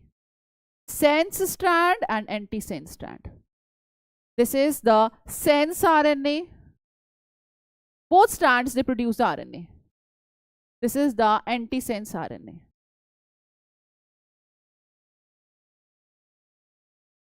Antisense RNA. As DNA was complementary to each other, so they will also be complementary to each other. So what will happen? Both will form double-stranded RNA. Double-stranded RNA. Then it forms small mate was being cut.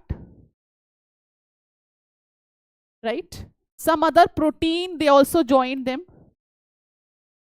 And what they form is risk complex. Risk complex. What is this? RNA induced silencing complex.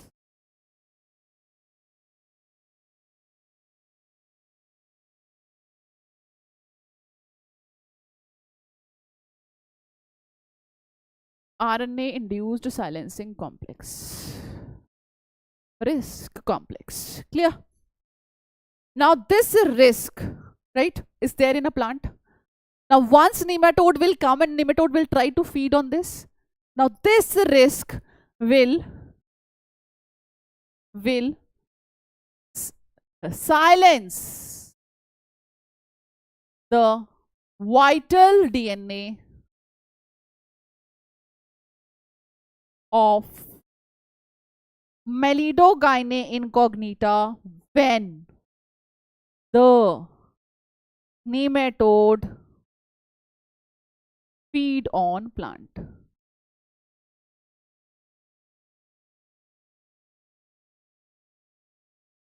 Feed on plant. Is this point clear? Yes or no? Come on, tell me. Still we have a long way to go. Come on, tell me.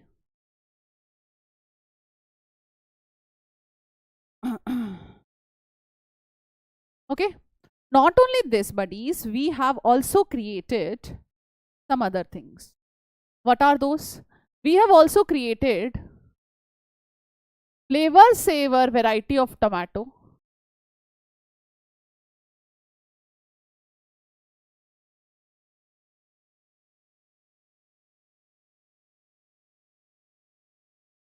where we have silenced,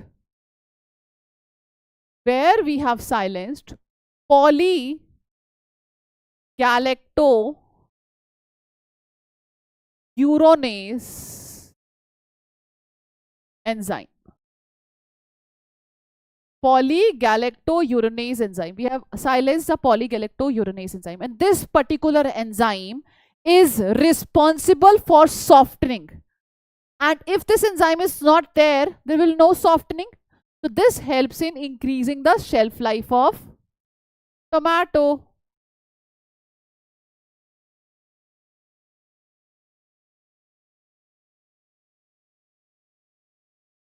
Clear? Flavor, savor, variety of tomato.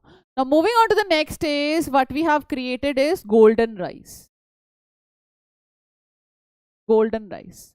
So golden rice is that rice which is rich in vitamin A. Right? Where we have introduced gene of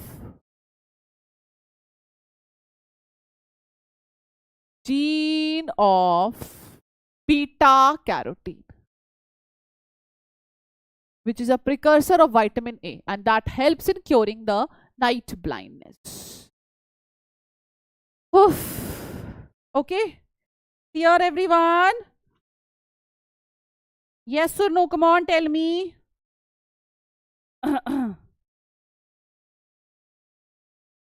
Yes, okay. Now let's move towards the application in medicine. In medicines also we have lot of applications. The first is only one thing is there in your syllabus. The first one is insulin. Yes. So we have created insulin also. Let's have a look. So we have created recombinant insulin. Insulin. So what is the function of insulin? What does insulin do in our body? Insulin helps in reducing the blood glucose level. Right? Insulin reduces the blood glucose level. Many people, they suffer from diabetes mellitus, not insipidus. Diabetes mellitus people, they do not have, they have a high blood sugar level. So they take insulin from outside. Is that clear? So initially, this insulin was taken from a slaughtered pigs, cattle, etc. But today we have prepared recombinant insulin with us, which was prepared in 1983 by a company named Eli Lilly. Right? By Eli Lilly in 1983. See, insulin in our body is produced in the form of a proinsulin. This is a proinsulin. Right? It is having different chains. This is a A chain. This is a B chain. Right? A chain and B chain. Let's label this. So this is a A chain. This is a C chain, white in color, and pink one is a B chain. These are the different chains. Right? This is a proinsulin. This is how it is produced in our body. So how do they remain in this particular, this one? Because they are having disulfide bonds like this. Because of the disulfide bond. Because of disulfide bond, they remain like this. Now, when this proinsulin is converted into a mature insulin, what we have is this and this pink one. Right? And disulfide bonds are there. Right? A chain is made up of, this one is made up of 21 amino acid and this one is made up of 30 amino acids. It's a polypeptide chain. Yeah. Now what scientists did? Scientists took A chain gene, inserted into a vector whose vector name was PBR 322. We have inserted this. Vector will transfer this into the E. coli. E. coli may be transferred it. And now we have isolated a polypeptide. So they did it separately. Similarly, scientists took B chain gene. They isolated and they took this and they inserted this into the vector, which is PBR322.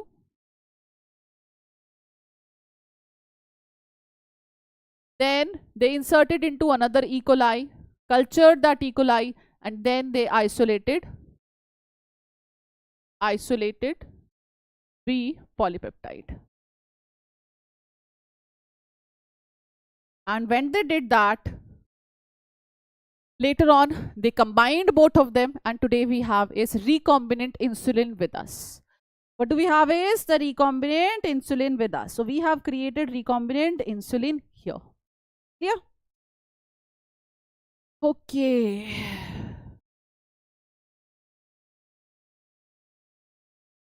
Yes. Now next is gene therapy. Gene therapy.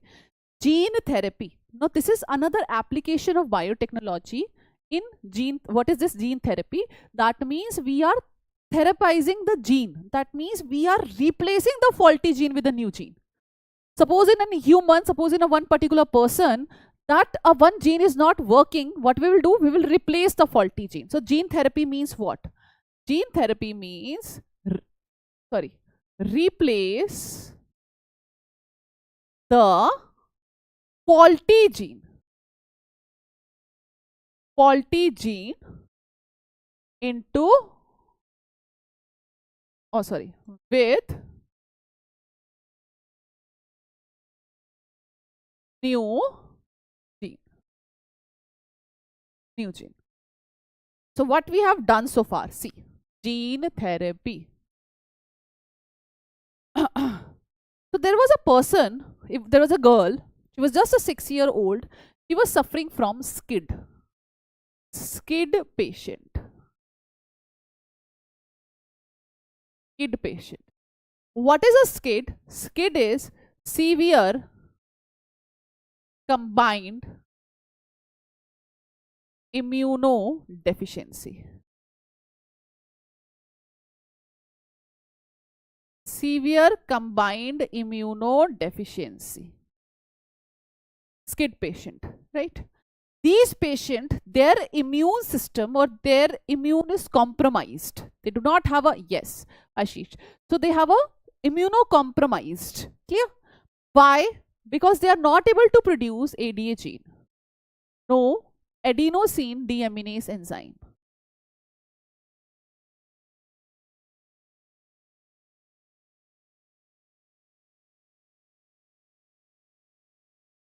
Adenosine deaminase enzyme.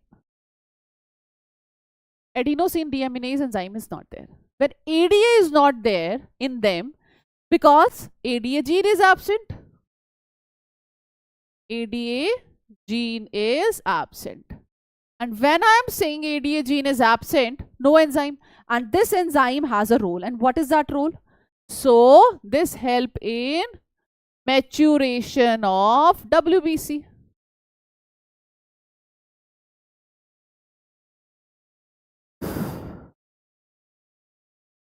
Clear, Unnati? Yes. Okay. Now, what we have done is, we took out WBCs of the patient. So, we took out WBC of patient, right? We inserted ADA gene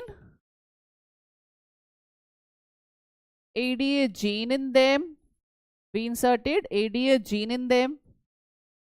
How? With the help of retrovirus. Disarmed retrovirus we took and we have inserted this into it.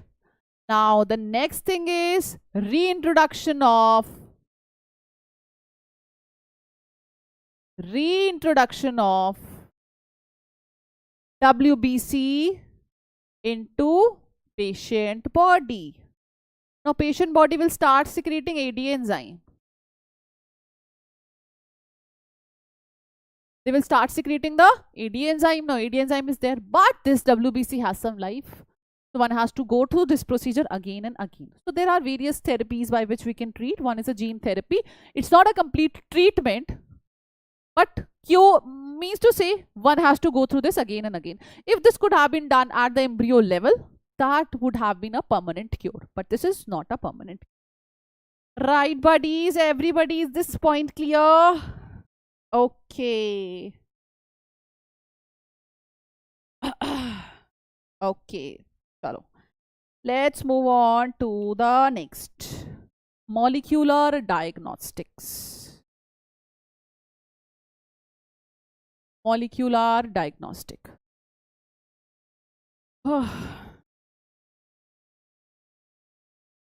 Yes.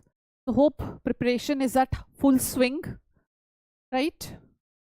Now, moving on to the next is molecular diagnostic. Molecular diagnostic, these are the, we have biotechnologies, these are the ways of biotechnology, and those biotechnology things helps in the diagnosis of various diseases. Either it is, your cancer detection can be possible, that I'll show you how. Even when there is any genetic disorder, that is also detected with the help of this. In a conventional method, when we have is a blood test, urine test, stool test, in that case, the disease can be detected when symptoms are there in the blood, when already symptoms are there.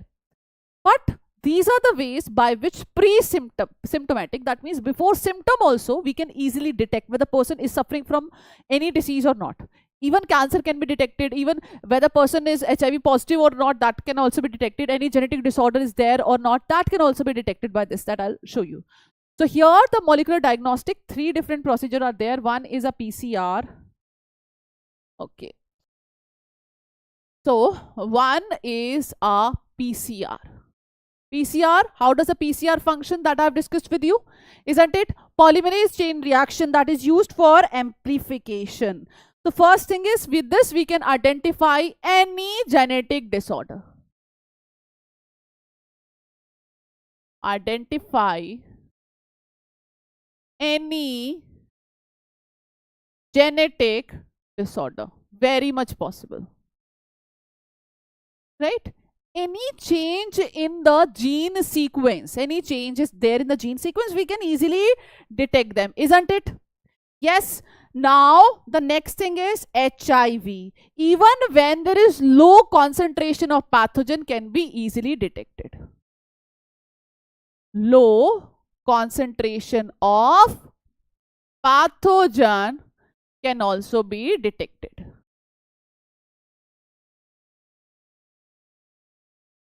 For example, you remember COVID test, RT-PCR was used, so that is also same. Yes, rooster extension, HIV. Yes, HIV can also be detected, Ashish, rooster. Yes, that can also be detected. Now, next thing is mutation can be detected. Mutation can be detected in cancer suspected patients. Cancer suspected patient, PCR. Clear? Because whenever any change is there. Yes, Rooster, I'm teaching for the boards. It's for boards marathon. Now,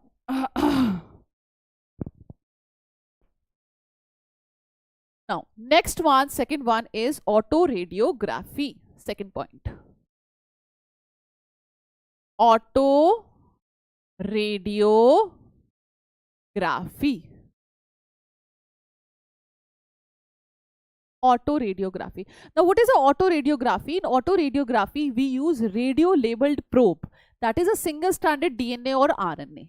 So, what we use is We use radio labeled single stranded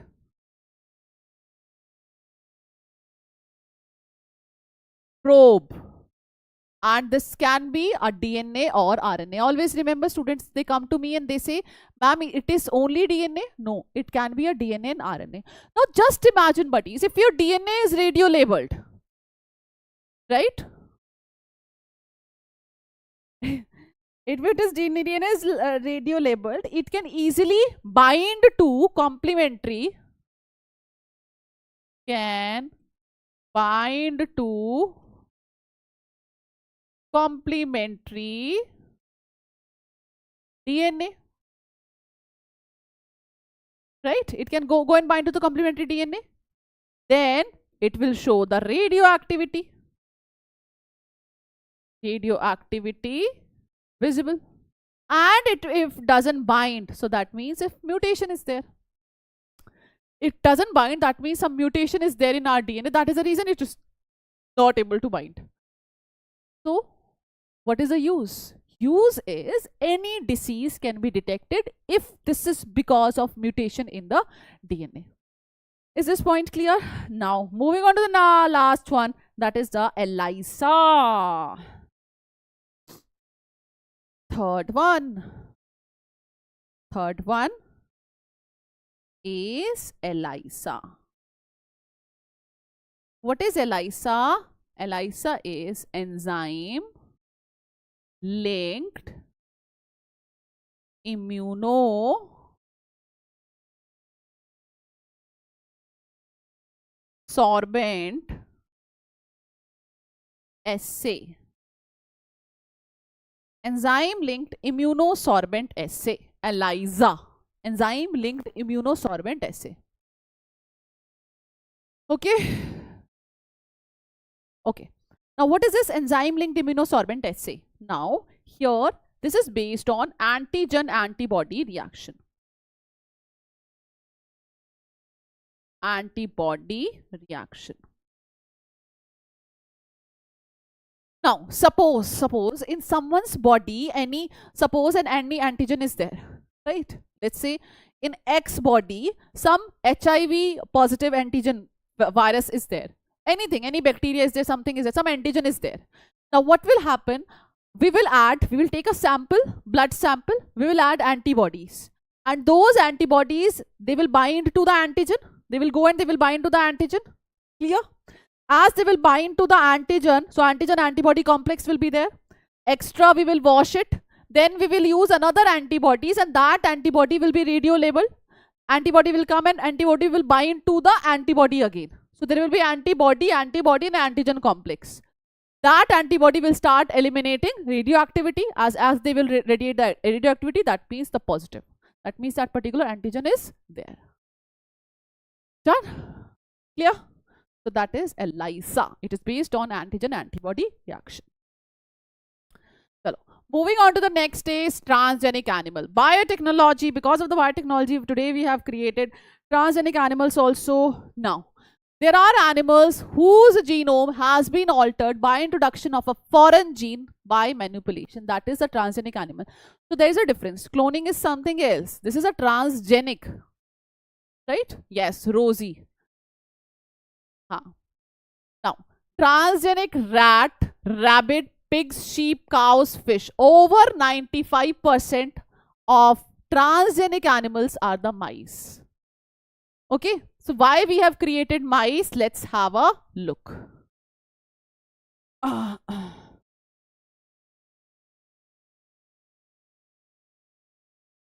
Okay. Yeah, we were here. Okay. Let's see, have a look. Transgenic animals today we have created so that we can study the normal physiology and development. Suppose I want to study a gene, right? And I have introduced, suppose some X gene is there in human body and I want to study that gene. How does that gene function? How does it transcribe and translate? I will insert that gene into a mice and I can easily study it into a mice. I cannot study it into a human body. Very difficult. But majorly it is done in case of a mice to study the contribution of gene in development of disease. Clear?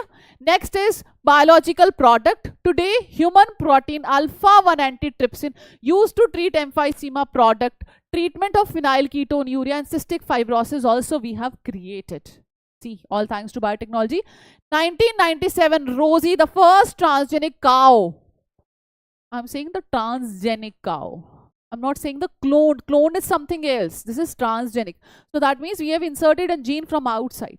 We have uh, this is the transgenic cow which produces milk which is rich in protein, that is 2.4 gram per liter, and that is alpha lactal albumin, and is nutritionally more balanced product for human babies than a natural cow milk.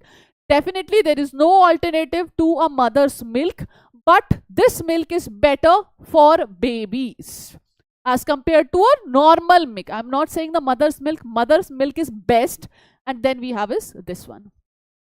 Vaccine safety, you all know vaccine trials and everything happens on mice and other animals.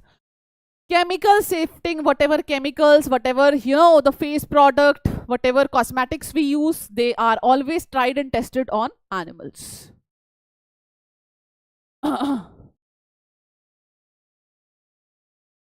Okay.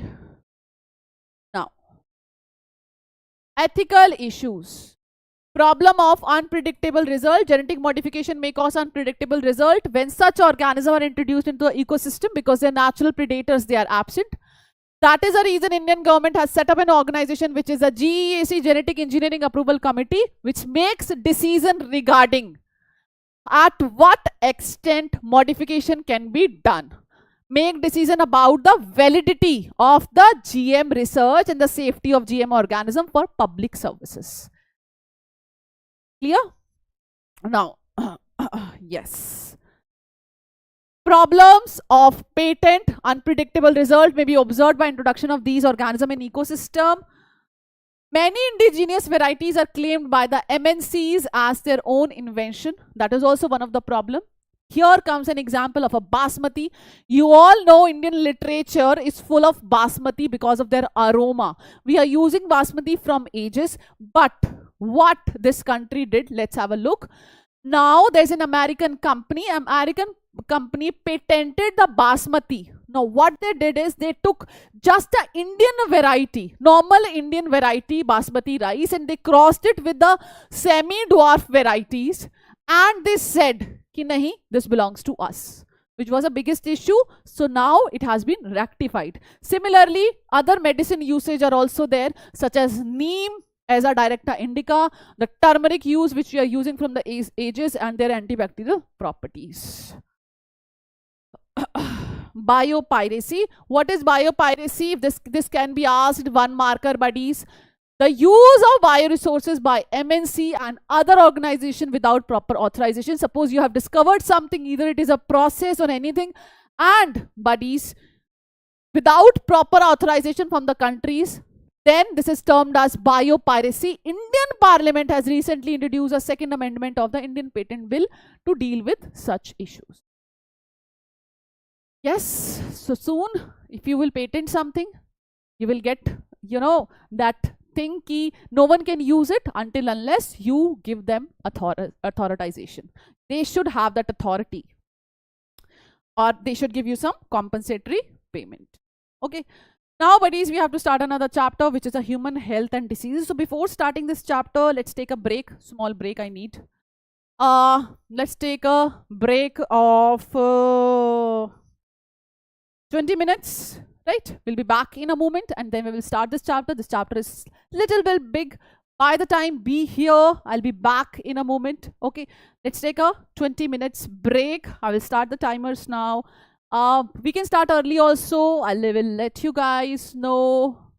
So let's start. Let's take a break for some time. I actually need it. Okay.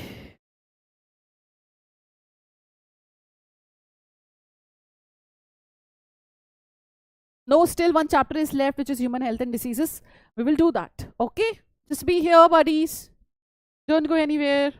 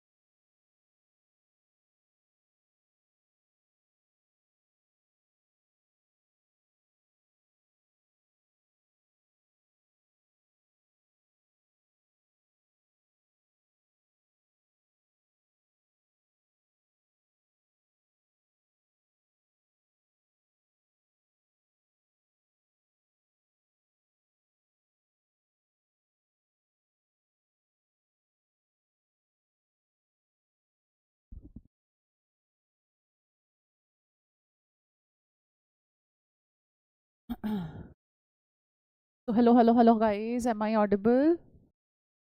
Hello, hello, hello. Am I audible and visible? Is everything fine? Please let me know.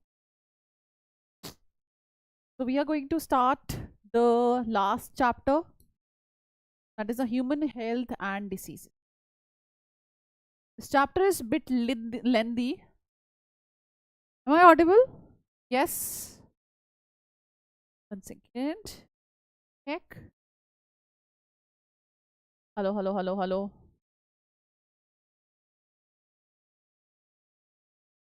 Hello, hello, hello.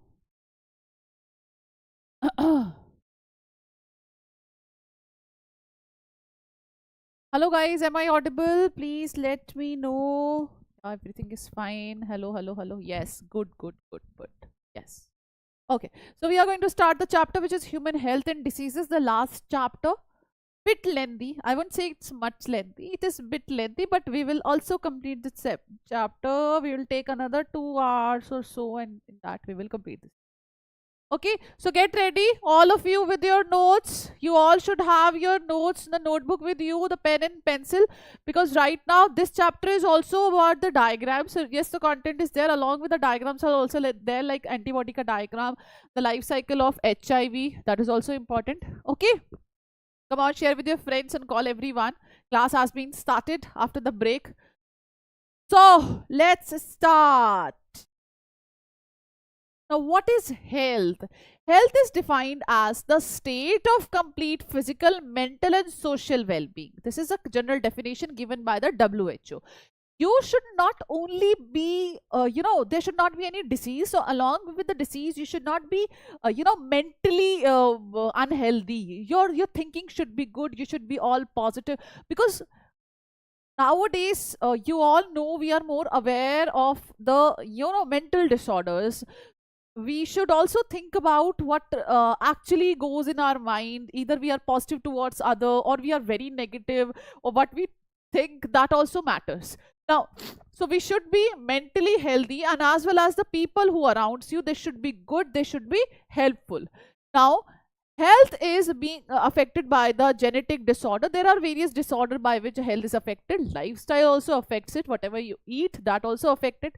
Wide range of organisms like bacteria, fungus, virus, protozoa, helminth also affects our life,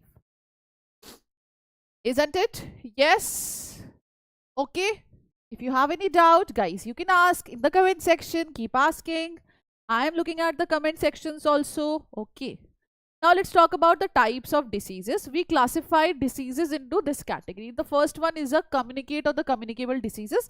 These are the infectious diseases which spread from one person to another. And the second one is a non-communicable diseases which doesn't spread from one person to another. Now, one, communicable or non-communicable diseases are those diseases which develop after birth.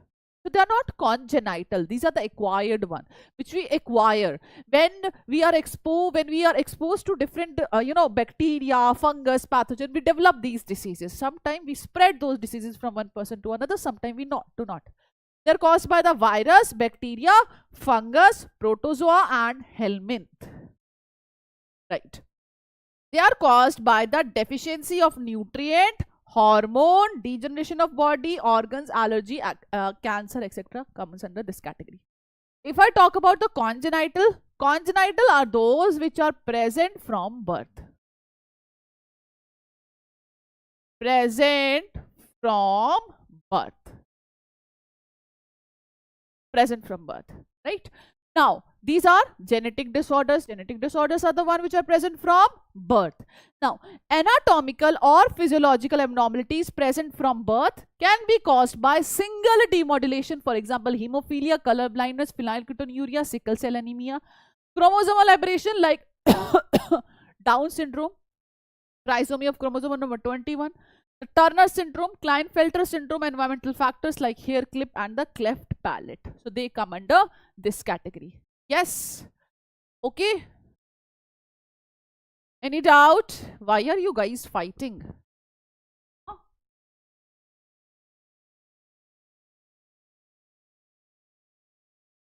Yes, definitely, Nobama. I can repeat that again. You mean to say this point? So here those diseases are these are the diseases which are congenital. That means these are the one which are present from birth, right? Caused by the single demodulation. That means any changes in the chromosome. Suppose there is a trisomy of chromosome number 21. What do we call that?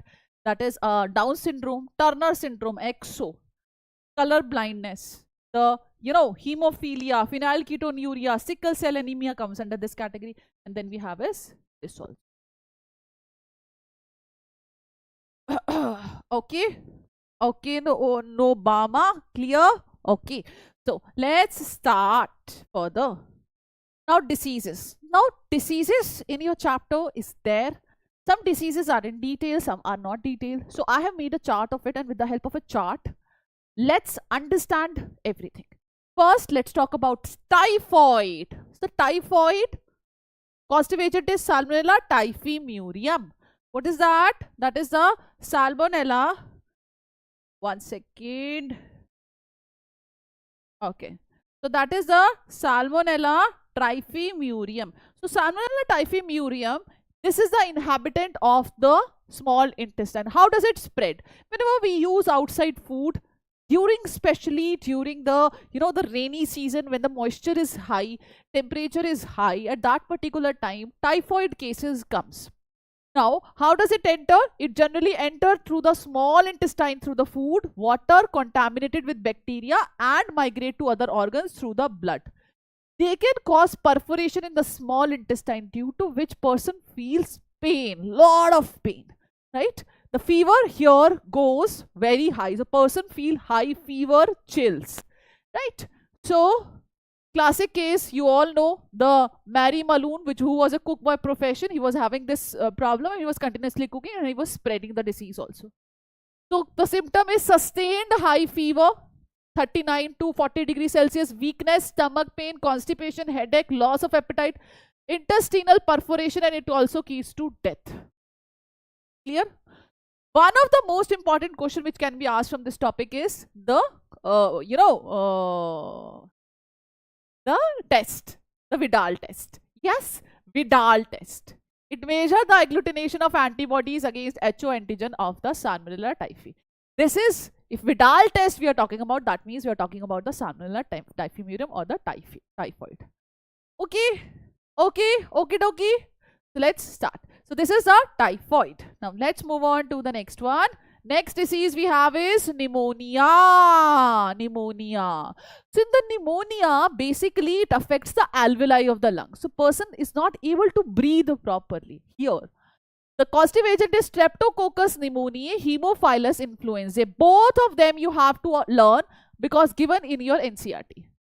Alveoli, it affects the alveoli of the lungs. What is this? Bacterial? Yes, this is a bacterial disorder. Now, inhaling the droplet aerosol released by the infected person by sharing glasses, utensil of affected person. If one person is affecting, and another person can also have this if they share the utensils, needles, etc. Here what happens is, these are the alveoli. Alveoli, they are filled with fluid, due to which the oxygen, the gases transport area reduces. Person feels suffocated. They are not able to breathe properly. So alveoli filled with fluid, leading to problems related to respiration. Here, fever, chills, cough, and headache. Severe cases, the nails and the skin turns blue. Lips, finger, grayish to bluish in color. Why? Because of lack of oxygen, because of less oxygen, isn't it? Now, can be detected by the blood test, X-ray, plus pulse oximetry, and the sputum test. Next is dysentery. Dysentery by the Shigella species. It affects the intestine. Whenever we consume outside food, so we can suffer from dysentery. Now, your exams are near. Here you are appearing for your board examination, then you will be going for your NEET examination.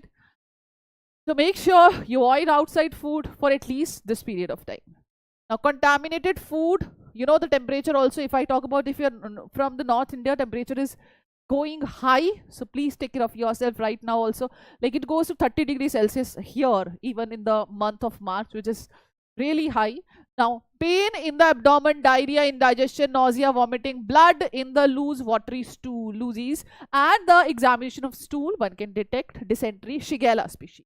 Now, next is plague, Yersinia pestis. Now, plague, whenever plague comes in our mind, we say it is because of rat.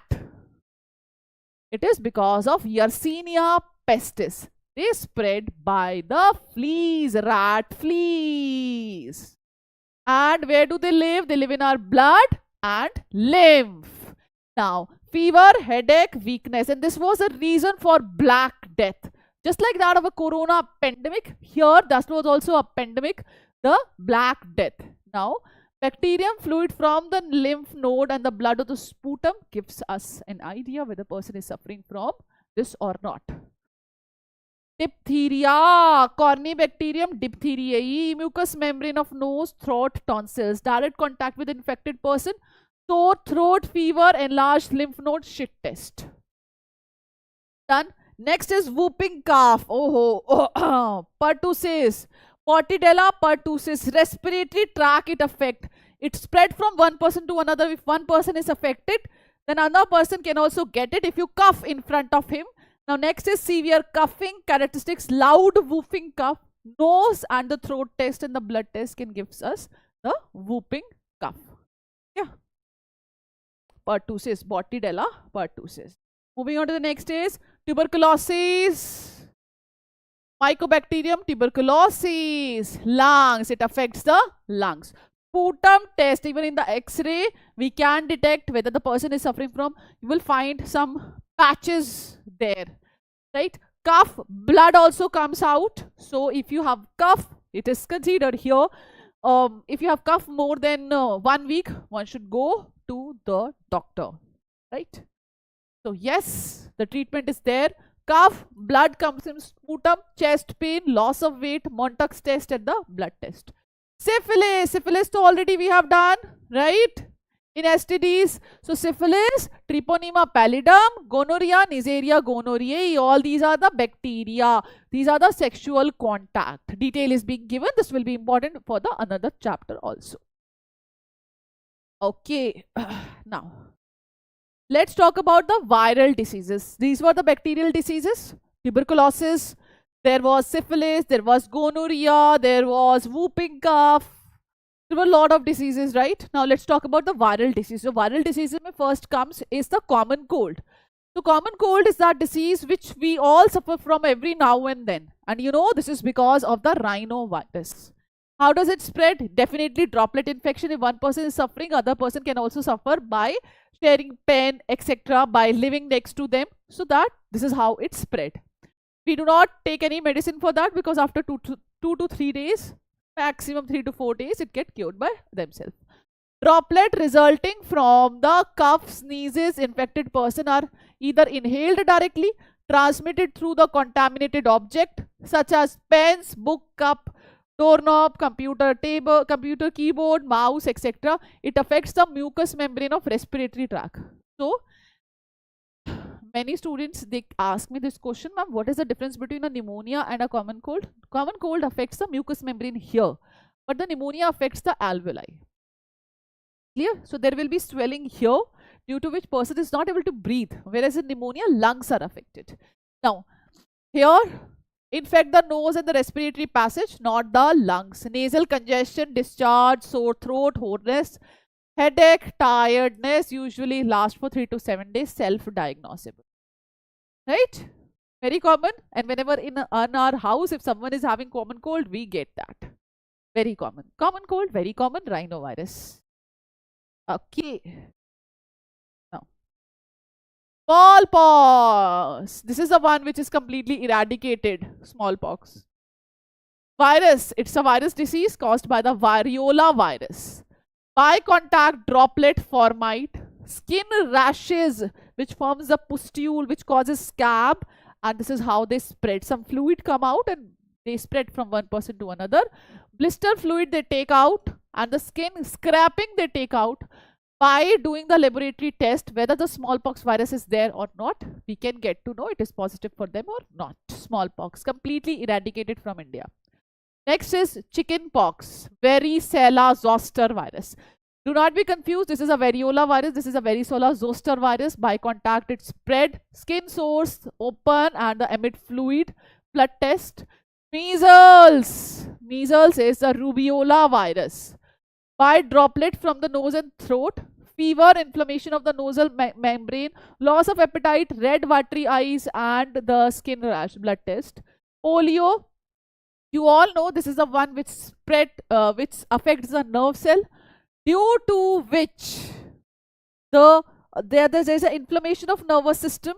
It causes the paralysis of limb.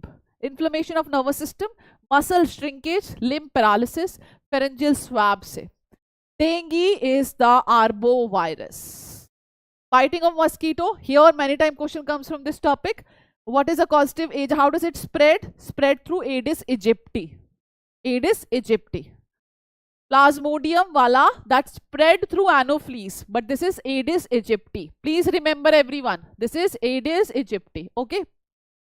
Next is mild conjunctivitis, high fever, backache, nausea, vomiting. With the help of ELISA, this can be detected. Dengue, arbovirus, Aedes aegypti. Please remember everyone. Clear? Aedes aegypti. Many times this has been asked in 1 mark. Okay, now protozoan disease. First we have is a malaria. Malaria we will be discussing in detail. We have malaria in detail.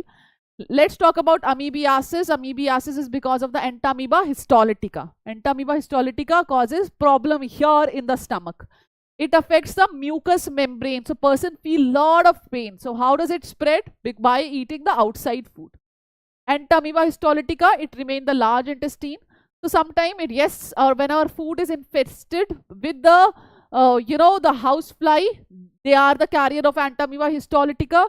So they contaminate our food and water, due to which we feel constipated, abdominal pain, cramp, and stool with mucus and the blood and stool test. Next. Ascariasis, ascaris. Ascaris worm, intestinal parasite. Here, eggs of parasite are excreted along with the feces infected person, which contaminates soil, water, vegetables and fruits. So ascaris is a nematode, right? It's a roundworm, Ascalaminthus, Ascaris lumbricoides. So when one person is suffering from it, in the body sexual reproduction occur, and in the intestine they produce eggs. They go out from the body with the help of a feces, and when the sewage water it goes to the agriculture land, it can affect the fruits and the vegetable and cause infestation there. And once we consume our fruits and vegetable without proper washing them, again we can get the ascaris infection. Now, internal bleeding, they can cause muscular pain, fever, anemia, blockage of intestinal passage. Stool test. Filariasis, filarial worm, elephantiasis. Causative agent is Wucheria bancrofti, Wucheria maliai. Now, bite of mosquito, Culex mosquito. Previously it was Aedes aegypti in dengue. Here it is Culex mosquito. Everybody will remember this. Now, filarial worms live in lymphatic vessels. Chronic inflammation of the organ in which they live for many years. Limbs and genital organ may be deformed. ICT filariasis test.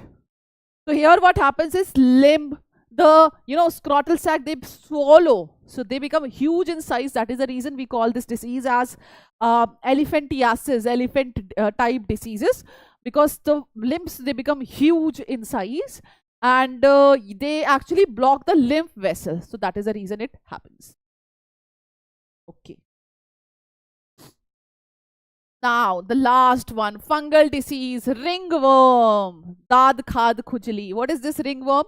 So, ringworm, it causes some abrasion like thing here, and this is because of the fungus. It says ringworm, but it is not because of the worm. It looks like some scab is there, some reddish scab that cause itching, fluid comes out. So, that is because of the 3 different species of a fungus: Microscoposporum, Trichomophyton, Epidermophyton. Microsporum, trichophyton, epidermophyton. All three you have to remember. Given in NCERT. So how does it spread? Because if one person is affected, if you'll use their towel, if you'll use their brushes, so yes, it can spread from one person to another. Now, from soil or by using the towel, clothes, comb, heat, moisture help fungi to grow more, which make them thrive in the skin folds, such as those area in the groin and in between the toes. So because of those areas in between the toes, there are moisture, so they develop more at those areas. Now, symptoms: appearance of dry, scaly lesion on the various body parts, such as skin, nails, scalp. Lesions are accompanied by the intense eating by looking at the skin. And with the use of antifungal powders, we can easily get rid of the such problem. Okay. Now, let's talk about, as I've discussed with you, we have to discuss the malaria in detail. So let's start the malaria. Let's start reading about the malaria. Let's not start the malaria. Yes, all three names you have to learn. Now, malaria. Malaria is caused by, given over here, Plasmodium. So there are various species of Plasmodium. One is Plasmodium vivax, malariae, falciparum, and Plasmodium ovale. These are the different species, right? They causes different type of malaria. Tertian malaria, different malarias are there, so they cause that. Now, life cycle. Plasmodium require 2 hosts to complete the life cycle. One is termed as humans and second is mosquito. In the human, they reproduce by the asexual method. And in the mosquito, they develop by the sexual reproduction. Sexual and asexual. Clear? So, primary host for the Anopheles is the what? Primary host is what? Primary host is a mosquito. Secondary host is the human, where they reproduce by the asexual method. Chalo, let's have a look. Life cycle. Very easy, peasy. Can be asked again in a 3-marker, guys. Infected person Anopheles mosquito bites the human. Whenever infected mosquito, they bite the human. The infected mosquito Anopheles will carry the sporozoids. It will carry the sporozoids and sporozoids will enter into the human. Right? Plasmodium enter the human infectious form sporozoid and reached via blood. Now this is going to circulate. All these sporozoid will circulate in blood for half an hour. One second. They will circulate in blood for half an hour. And after that half an hour, it can migrate to other structures, specifically the liver. Then they go to the liver and they multiply asexually in the liver cell. In the liver, they cause exoerythrocytic schizogony. Not given again. Then they go to the blood again. They attack the red blood cell. When they attack the red blood cell, they feed on the RBC hemoglobin. They release some toxins which are termed as hemazoin. And these hemazoin is the one which is responsible for fever. So hemazoin is a toxic substance which causes the fever. Decrease result in due to which chill, high fever, reoccurring every 3 to 4 days. So characteristic feature is after 24 hours you will get the fever, after 36 hours you will get the fever, depending on which disease you are, which type of malaria you are suffering from. Now, life cycle in the mosquito. Now what happens is, sexual stages. See, what happens is, when this sporozoid, first it migrates to the blood, then from the blood it goes to the liver. Liver it will undergo the schizogony, asexual reproduction. They will affect the liver cell. Then they will migrate to the blood. In the blood, they show different stages. Signet ring stage, amoeboid stage. And in between that, they release hemazoin also. And because of hemazoin, we get fever and chills. Clear?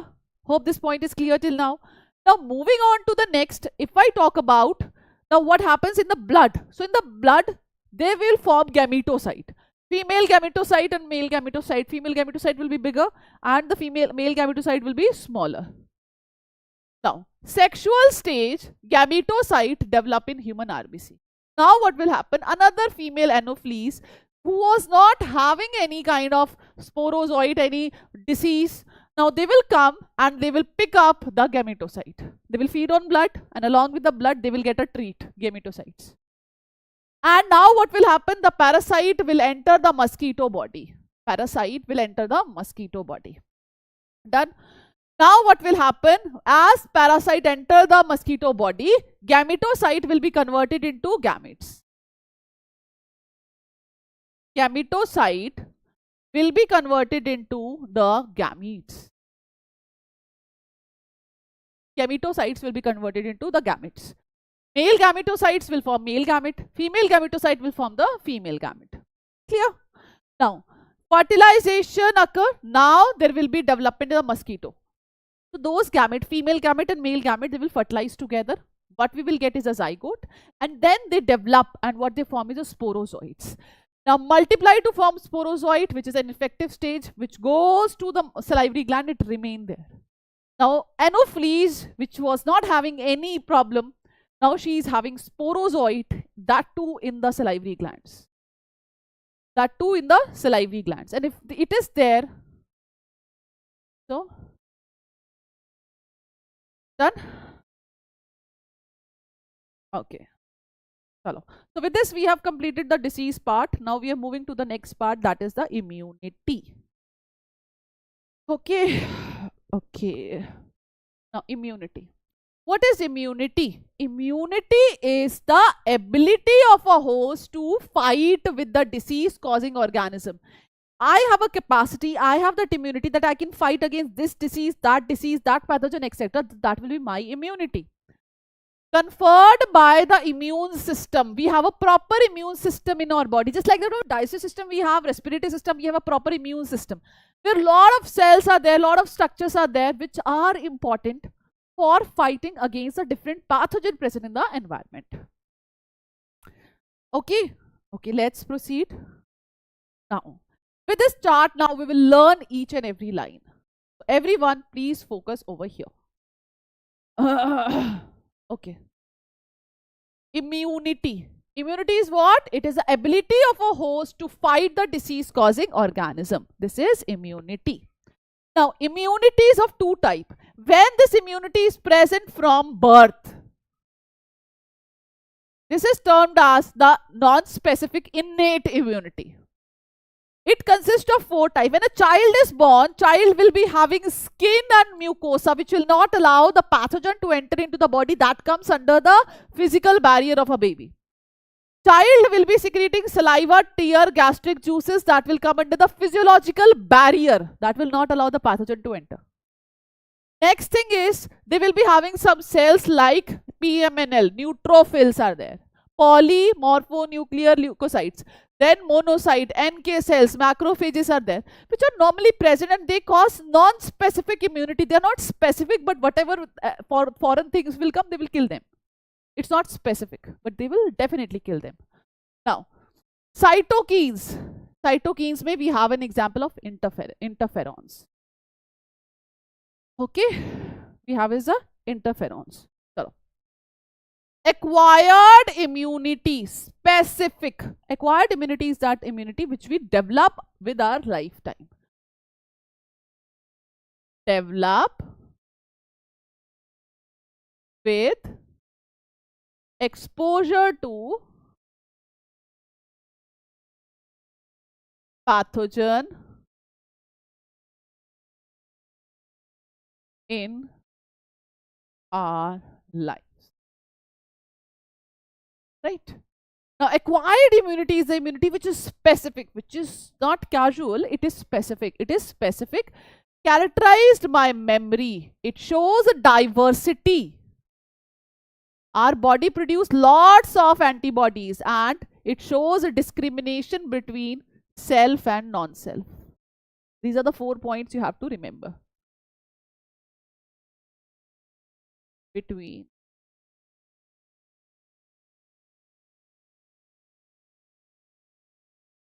self and non-self. Specificity, diversity, the characterized by memory, discrimination between the self and non-self. These are the four features which are present in this. Acquired immunity is of two types: active immunity and passive immunity. Now, what are these active and passive immunity? Active immunity is that immunity where our body is producing antibodies. So here, what do I mean by this? Body producing antibodies. If some pathogen is coming and body is producing antibodies, that comes under the active immunity. Passive immunity, that means antibodies we are taking from outside.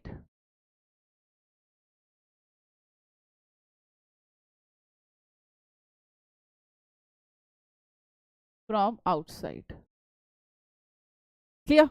Now, active immunity. Active immunity is further of two types: natural active immunity and artificial active immunity. Natural. Now, here suppose pathogen comes. You went outside, you had Golgappa.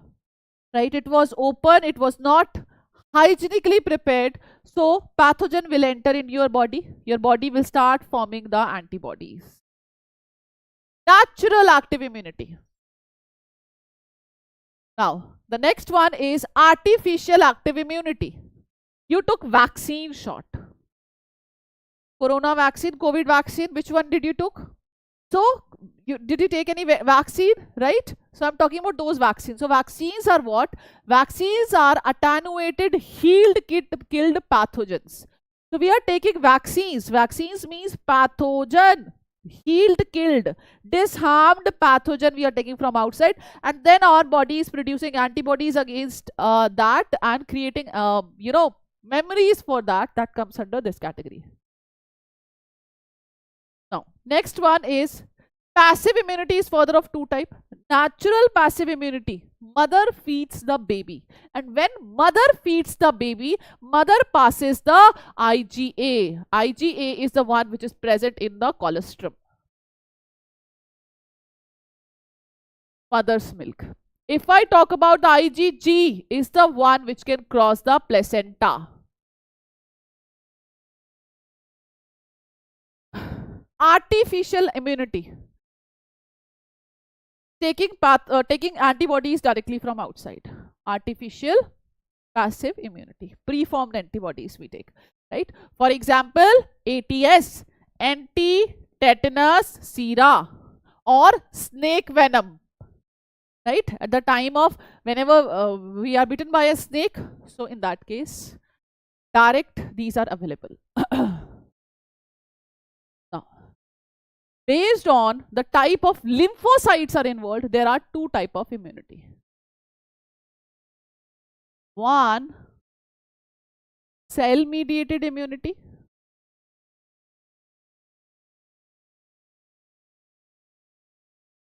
Cell mediated immunity.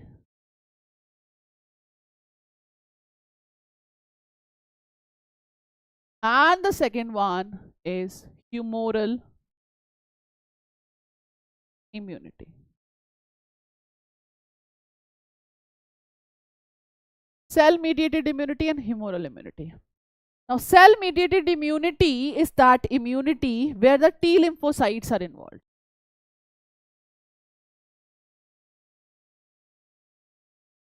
T lymphocytes are involved.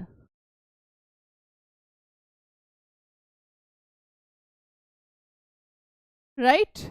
Cell mediated. These are those immunity where whenever, see, here what happens is T lymphocyte, they further proliferate. Whenever there is a pathogen, they proliferate. How do they proliferate? They proliferate into T helper cell, T cytotoxic or T killer cell, and T suppressor cell. Helper will help. So what is this? This is a helper. Right? This is a cytotoxic or killer. Kill. Oh my God. This will be suppressor.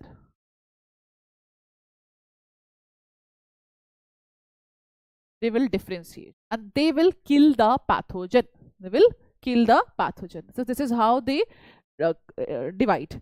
One very important thing is when we do any grafting, suppose liver transplantation, kidney transplantation, sometimes the tissue they are not able to graft properly. Our body, start producing antibodies against it. In that case, which antibody is involved? The cell mediated immunity involved in graft rejection.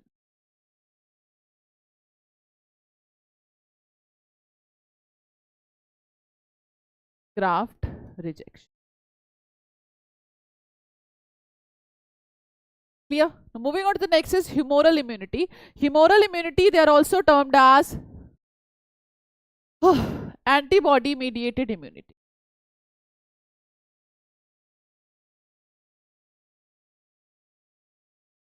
Mediated immunity. Now, in this antibody mediated immunity, humoral immunity and antibody mediated immunity, in this immunity, what we have is B lymphocytes. Whenever this lymphocyte, whenever this, and immunity arise in that body, what happens is B lymphocyte, they proliferate into B plasma cells, plasma B cells. Plasma B cells produces antibodies,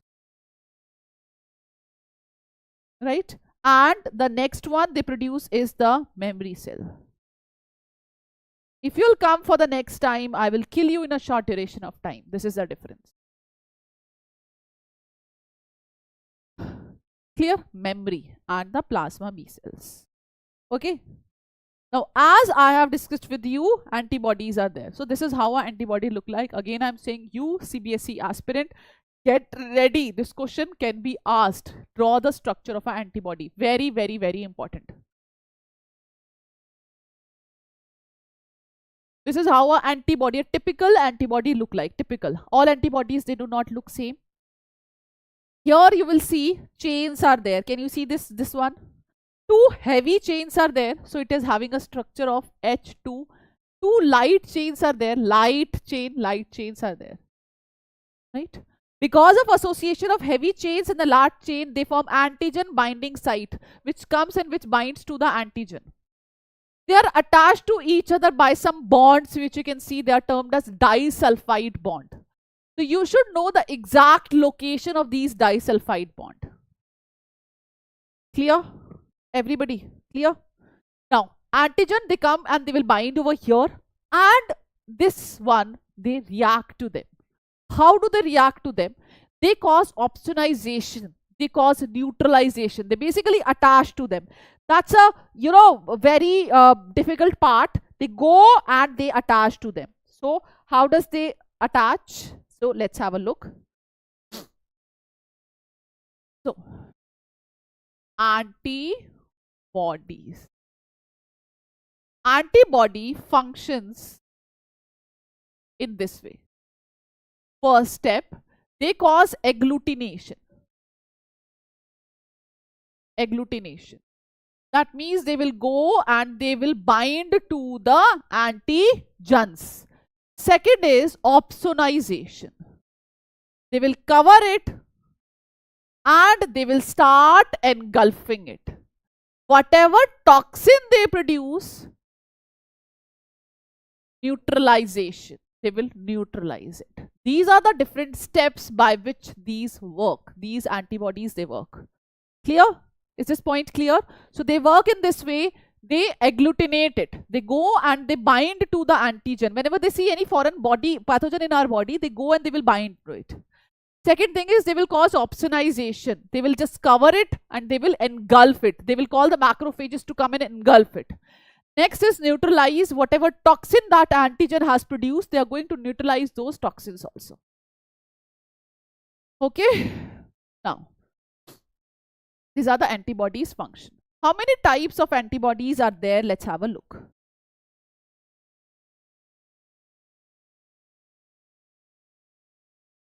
Types of antibodies. There are following type. They are also termed as immunoglobulins. So, G, IgA, IgM, IgD, IgE. Calm day. Right? Clear? Now, first, G. This is the one which can cross the placenta. This is the one which can cross the placenta. Right? A is the one, A, present in colostrum.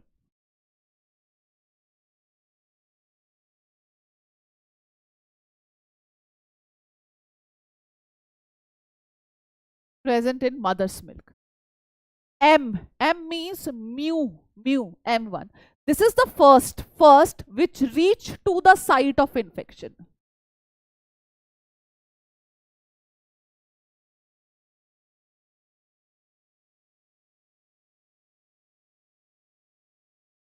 So it is like, my buddies, whenever any pathogen comes in our body, the first immunoglobulin whose the number increases in blood, that is IgM. IgD, IgD. IgD is the one which activate B cell. B cells or B lymphocyte. E is produced at the time of allergy. These are the different types of antibodies. Clear to all my students? Yes, come on. Come on. Okay, now what we are left with. Now let's talk about the allergies. Allergies are exaggerated response to of an immune system to certain antigen present in the environment. There are lots of allergens present in the environment which are not pathogenic to us. For example, pollens, they will not cause any harm, but our body, they start producing antibodies against it. So that is the allergy. Substance to which allergy is produced are termed as allergen. So allergen can be anything. They can be any food. Some people, they are allergic to mushrooms. Some people are allergic to almonds. Some are allergic to the lemon. So they can be any allergen.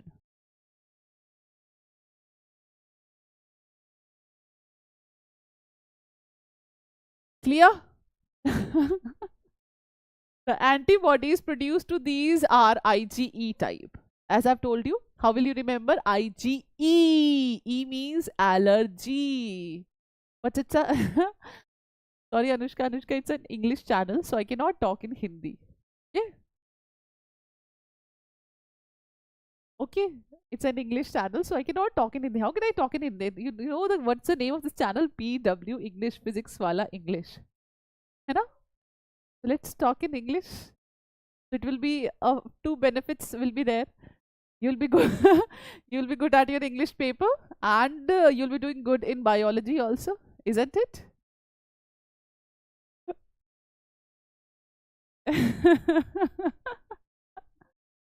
So we have a Shire also here. Oh my God, we have a Shire.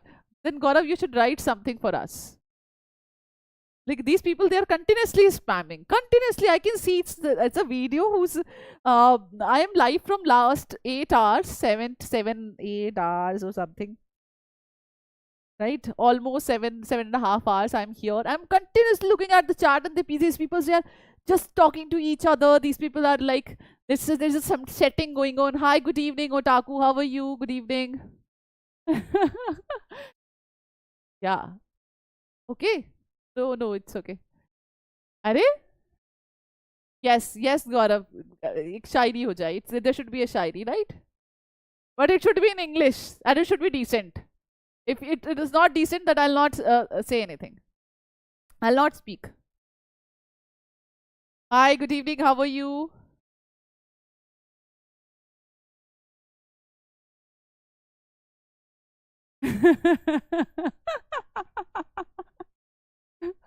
No, you must be googling to get a good. No, it's okay, Anushka. It's okay, Anushka. It's good now.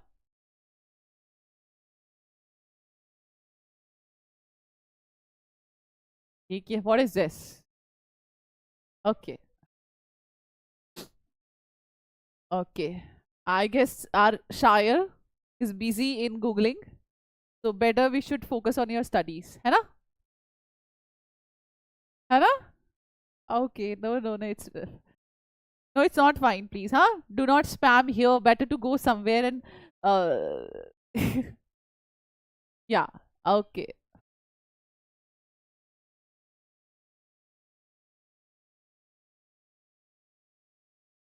Oh, good if you belong to Haryana. I also belong to Haryana.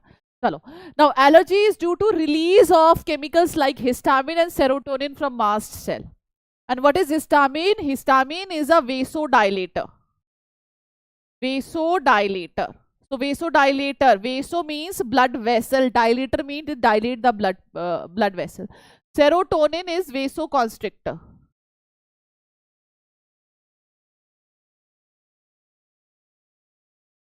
Right? For determination and cause of allergy, the patient is exposed or injected to various small doses of possible allergen, and with that we can get to know. Okay? Okay. Now, let's move further. Autoimmunity.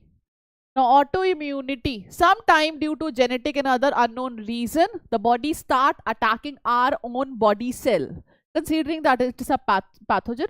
So they cause some diseases, which is autoimmune diseases. One example is given over here, that is arthritis.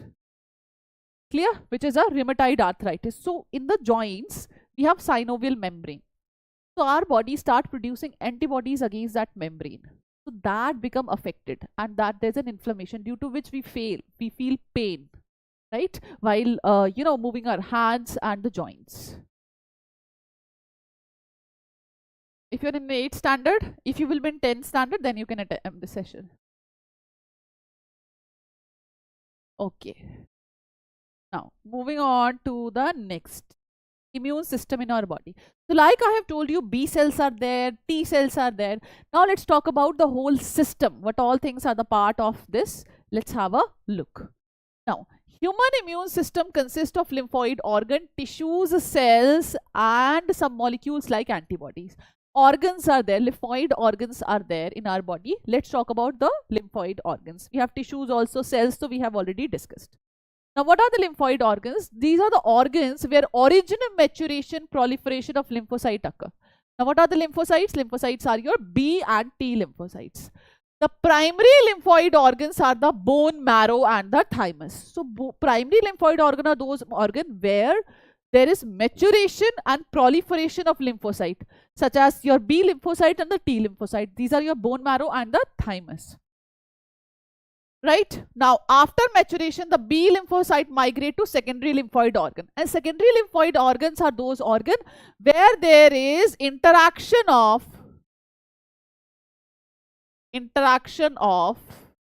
antigen with antibodies. Clear? Here the examples are spleen, lymph node, tonsils, pair, patches of small intestine and appendix. So you should know, again I am saying the difference between these two. The primary lymphoid organ and the secondary lymphoid organ. Primary lymphoid organ are your bone marrow, thymus. Secondary lymphoid organs are your pairs, patches, appendix, malt, galt, etc. Okay. Now, secondary lymphoid organ provide the site of interaction of lymphocyte with the antigen, which undergo proliferation to become effector cell. So at the secondary one, there is an this one, right, interaction. Bone marrow is a main lymphoid one, where the all blood cell, including the lymphocyte, are produced. Please remember this line. Either you are a CBSE aspirant or no NEET aspirant, please remember this. Bone marrow is a place where either it is WBC, RBC, everything formation occur in the bone marrow. Clear? Thymus is quite large at birth, but once we get old, their size reduces. Thymus. And this is a place where the T lymphocytes mature. Formation of T lymphocyte occur in bone marrow. Formation of all the cells, WBCs, all the cells, the formation occur in the bone marrow. But their maturation, T lymphocyte maturation occur in the thymus. Now, bone marrow and thymus provide microenvironment for the development maturation of T lymphocytes. Spleen has a reservoir of erythrocytes. Now, another super important one marker, mucosa associated lymphoid tissue located within the lining of wheresoever mucosa is there. Either it is in the digestive tract, it is there in the respiratory tract, urinogenital tract. It contribute 50% of the lymphoid tissues in our body. Very, very, very important. Primary lymphoid organ, secondary lymphoid organ. Difference can be asked in your paper. Clear? Now, primary lymphoid organ, bone marrow, thymus. Here we have others. And the malt is the one, mucosa-associated lymphoid tissue is the one where which constitute almost 50%. Okay? Let's stop sharing, beta. Stop doing this. Now we have to start the topic 8. Okay? Let me bring some water. Okay? I need a water. Let me bring some water. I don't have water. Where's my bottle? Let me bring some water. I'll be back. Okay? It's not a break. I'm just coming. We have to start the topic of AIDS.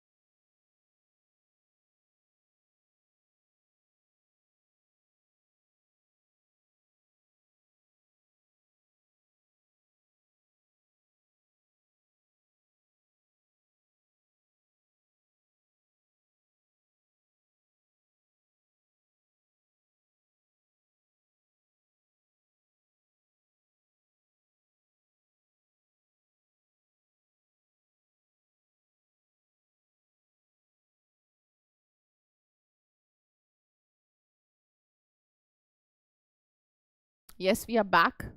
I'm back. Okay, so let's start AIDS. What is AIDS? AIDS is acquired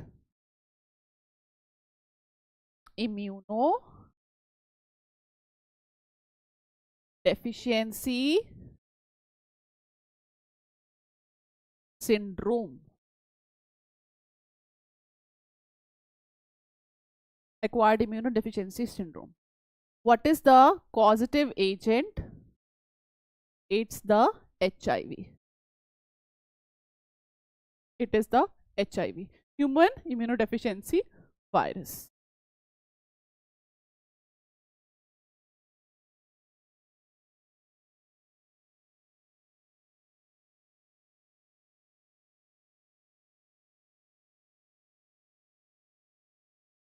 Human immunodeficiency virus, HIV. Right? The first case came in 1981. First case. And in the time period of 25 years, 25 million people, they suffer from this. This is because of a virus, the first disease come over here. So let's talk about AIDS. So how does AIDS spread? AIDS spread by the, you all know, we have done that chapter. It's spread by sexual contact. Spread by sexual contact. Surgical instruments. Same surgical instruments. Unsterilized. Sharing of needles, right? So like this way, and it also spread from the mother to fetus. Mother to fetus. It also spread by blood transfusion.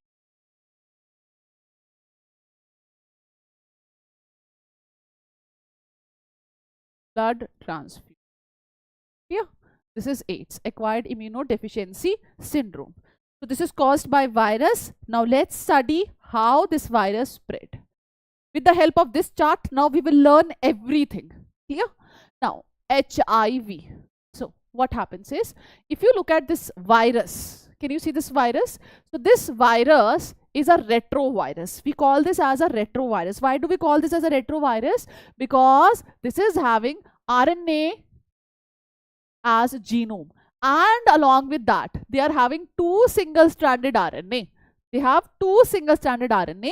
Along with that, they are having reverse transcriptase enzyme. Reverse transcriptase.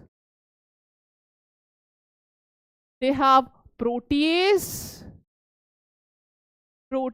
enzyme, and they have integrase enzyme. These are the three enzymes which are present in them. They are having two single stranded RNA. They have enzymes like reverse transcriptase. They have a protease or integrase. Clear? Now, this is a virus, and on the virus body, spikes are present. GP glycoprotein, GP120 and GP41. So they are having this GP120, and this one is made up of glycoprotein 41. They are having two capsid made up of protein, two capsids. They have, one second, two single stranded RNA, right? Single stranded RNA, two, and enzymes are also there. Three enzymes I have already written there. So these are the three enzymes which they have. Clear? Is this clear? Now, with the help of this GP120, whenever they enter in our body, they bind to a cell, animal cell. So this cell is a macrophage. On the macrophage body, the CD4 receptors are present. CD4, what are these? CD4 receptors. So on the CD4 receptors, they will come and they will bind, right? With the help of GP120 receptors. It's not shown over here, but detail I am showing you. Clear? They will come and they will bind over here. Now this is a nucleus. Oh, sorry, this is a cell. Now what will happen? They will release the RNA into the cell. Now what will they do? The viral DNA, they will release the viral RNA. Now viral RNA will be having the integrase enzyme. Clear? Now what will happen? This RNA will form the DNA. With the help of integrase enzyme, they will go and incorporate into the nucleus or the genome of the cell. They will introduce. Now what will happen?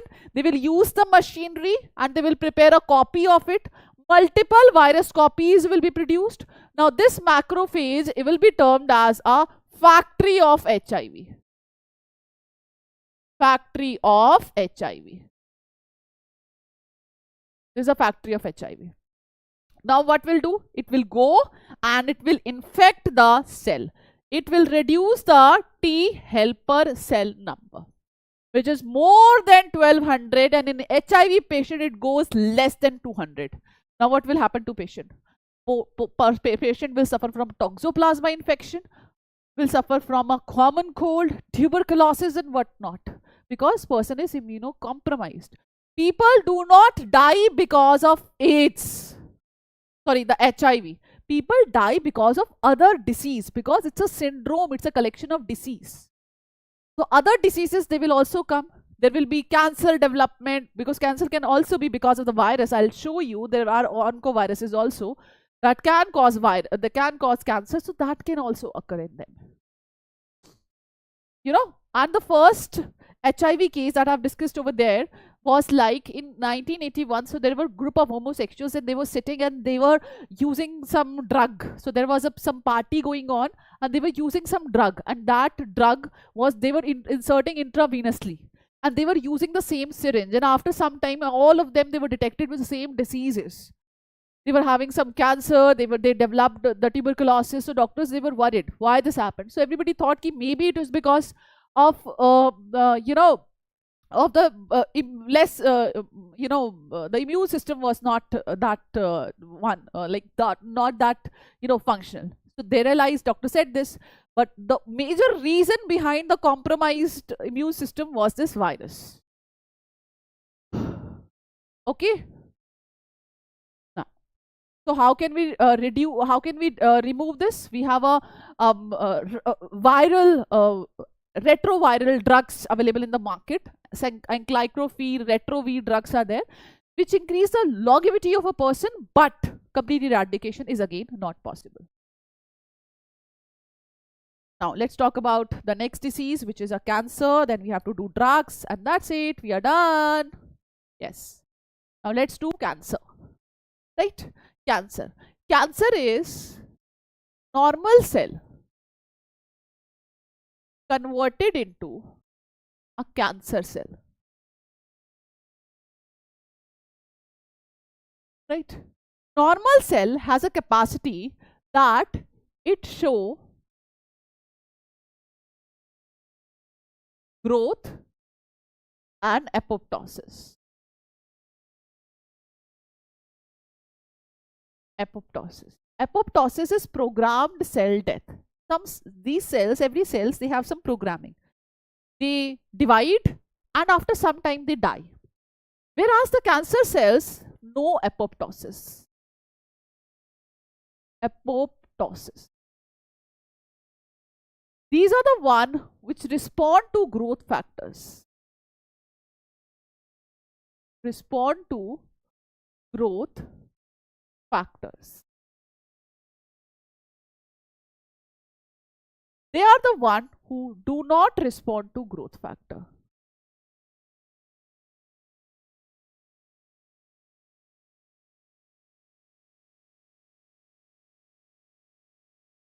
Do not respond to growth factors. They do not respond.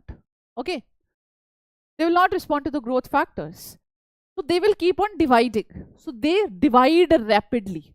So they show controlled division. Controlled division. They do not show controlled division. So there is uncontrolled division. Uncontrolled division. These are the cancer cells. Cancer cells. This is the property. This is the difference between a normal cell and the cancer cell.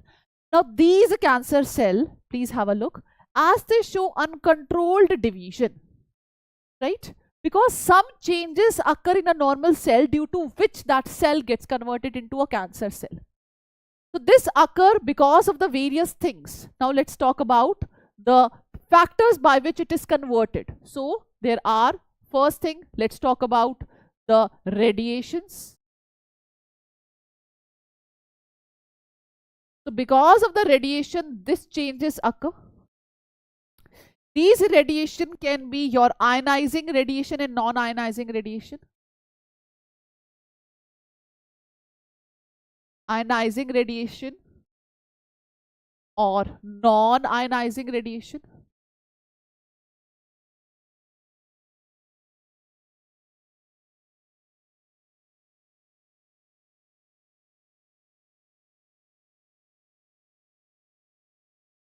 Right, ionizing radiation here, X-rays, non-ionizing, other rays are also there.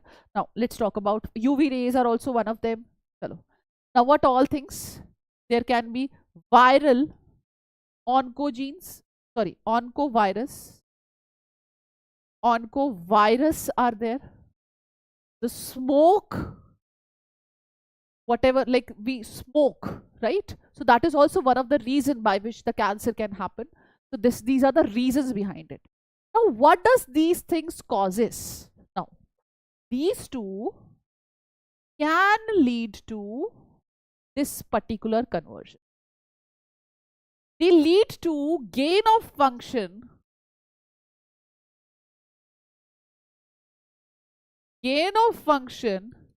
in proto-oncogene, due to which they are converted into oncogene. They can lead to loss of function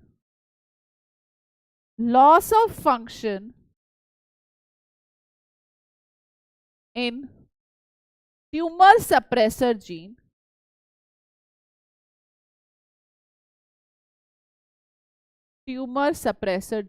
due to which there will be no tumor suppression. If there is no tumor suppression, just imagine guys, if there is no tumor suppression, so there will be development of a tumor, isn't it? Yes guys.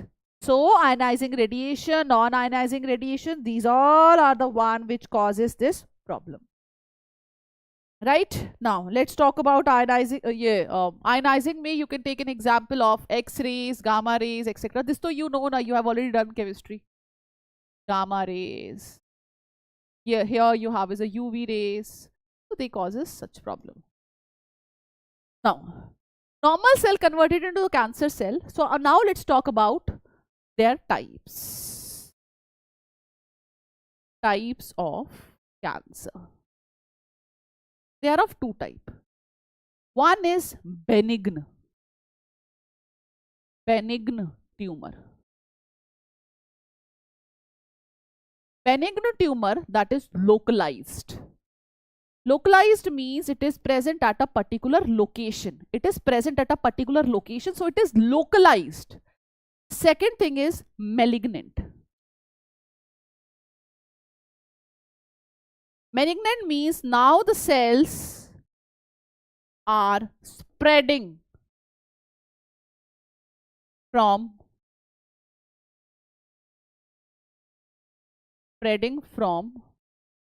one organ to another.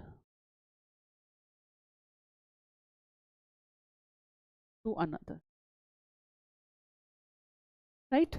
Now, in the benign state, it becomes very easy to eradicate, but in malignancy stage, it's very difficult to eradicate because it has affected other organs. So, what all properties does a cancer cell show? Because it is migrated. So, here they will show angiogenesis. They show angiogenesis. Angiogenesis means blood vessel formation, so that they can get lot of nutrient and do not show contact inhibition.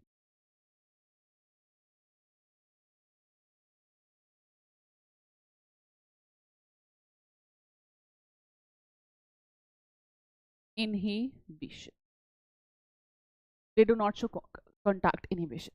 So that means contact inhibition is that way by which one cell affect another. So how can we detect it? This can be detected by, the bone marrow test, biopsy, histopathological studies. Here I am writing. Detected by biopsy,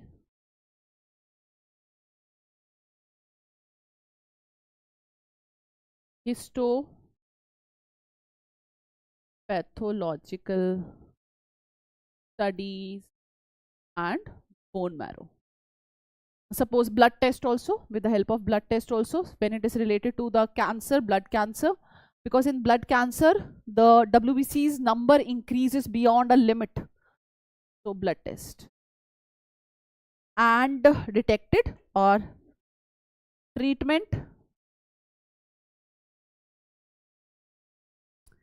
Various therapies are there. One is surgery. If it is localized, easy to remove. Ionizing,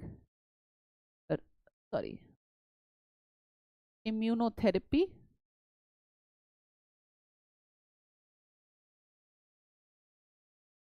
is there, radiotherapy is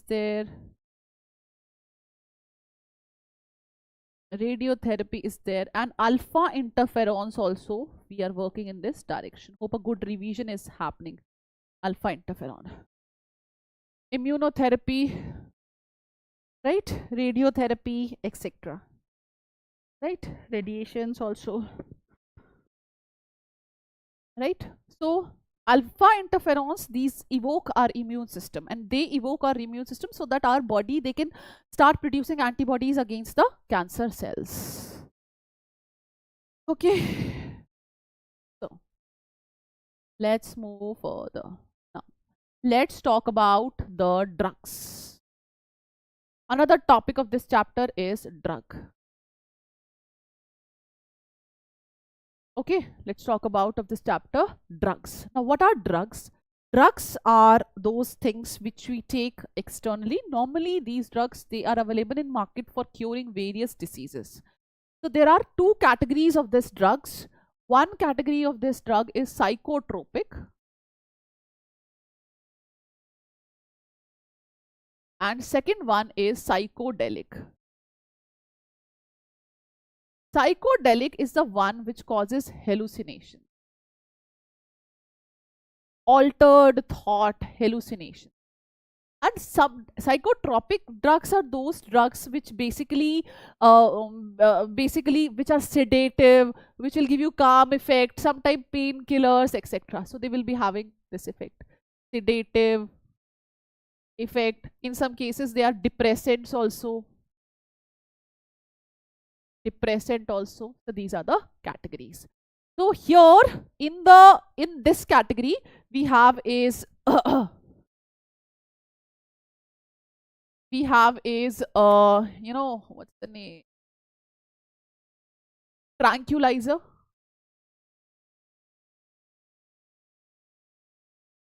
Tranquilizers come inside this category. Tranquilizers are like benzodiazepine and your barbiturates, they come under this category. We have is this stimulants. Then we have is this opioid.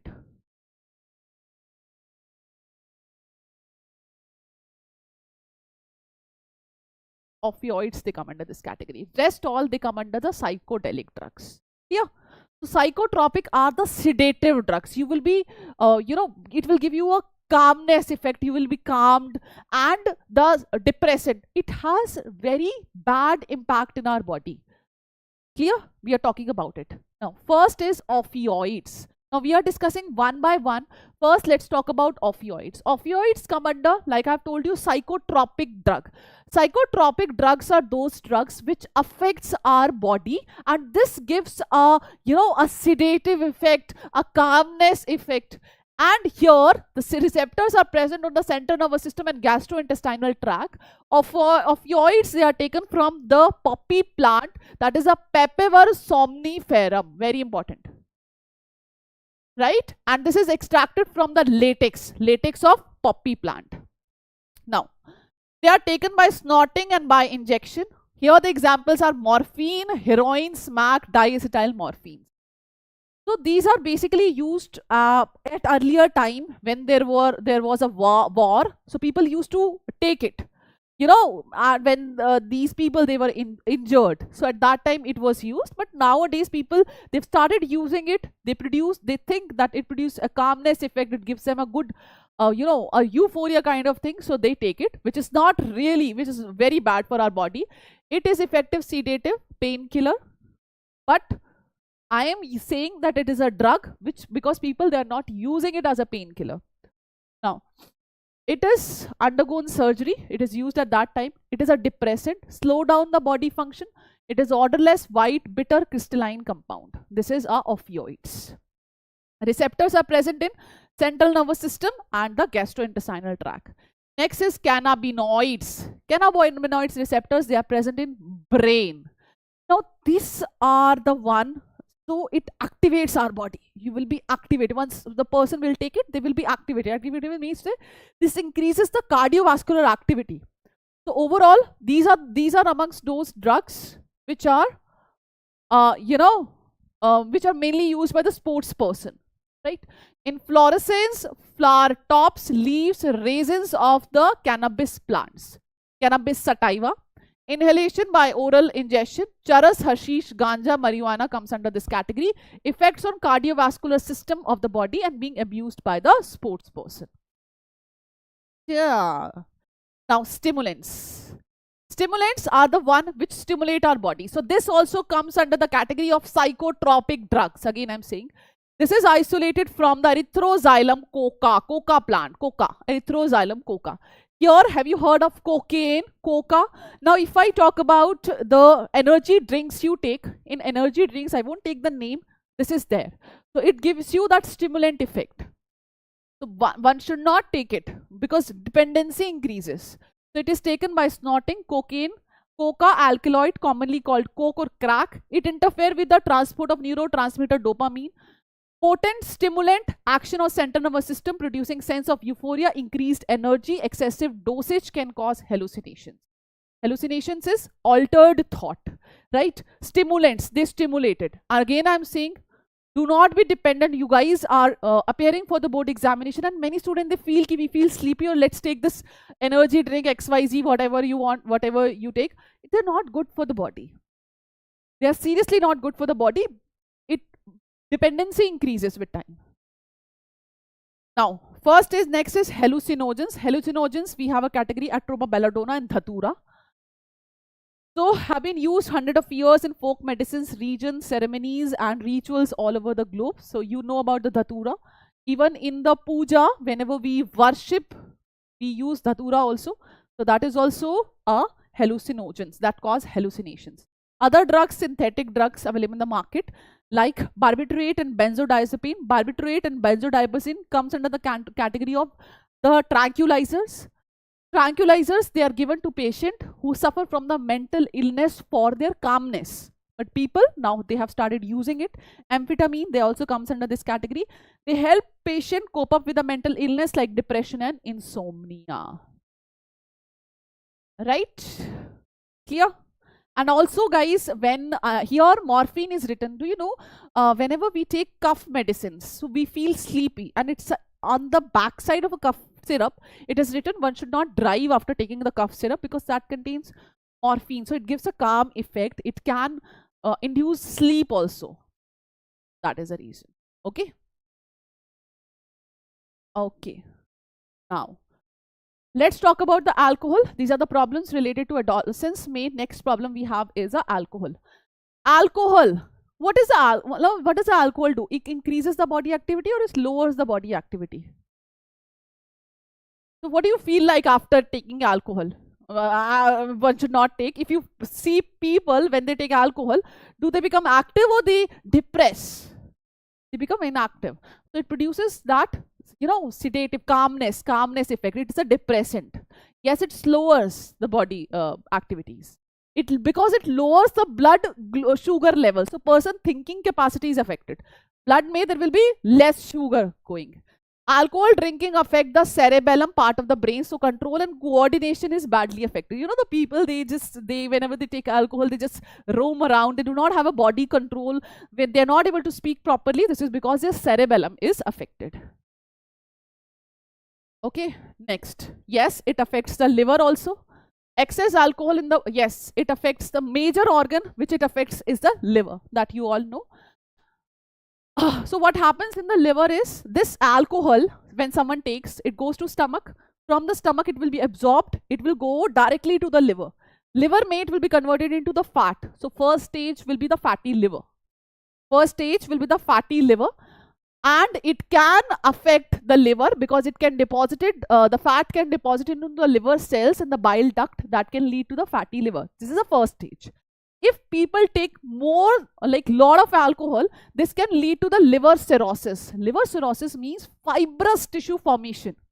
And that is an irreversible change in the liver. If someone is having fatty liver can be reversed, right, by removing alcohol from their diet. Now, next thing is, if liver fibrous tissue formation occur, liver cirrhosis, that is not curable. Clear? Now, okay. Next is, it can lead to loss of memory, cause the inflammation of wall of stomach, chronic cases, ulcers can develop. Overall, body resistance against disease, that means our immune system is also badly affected. Okay. If someone at your place, anyone who takes alcohol, this is not good for the body. In fact, those drugs which I have discussed, they are also not good for the body. And now let's talk about the smoking. So smoking means tobacco. So tobacco can be taken in any form. Acha, chalo, tell me. Smoking or the tobacco, when we talk about the tobacco, here the nicotine is present. So it is a stimulant or it suppresses the body. Tell me. Tobacco, it stimulates the body or it suppresses the body?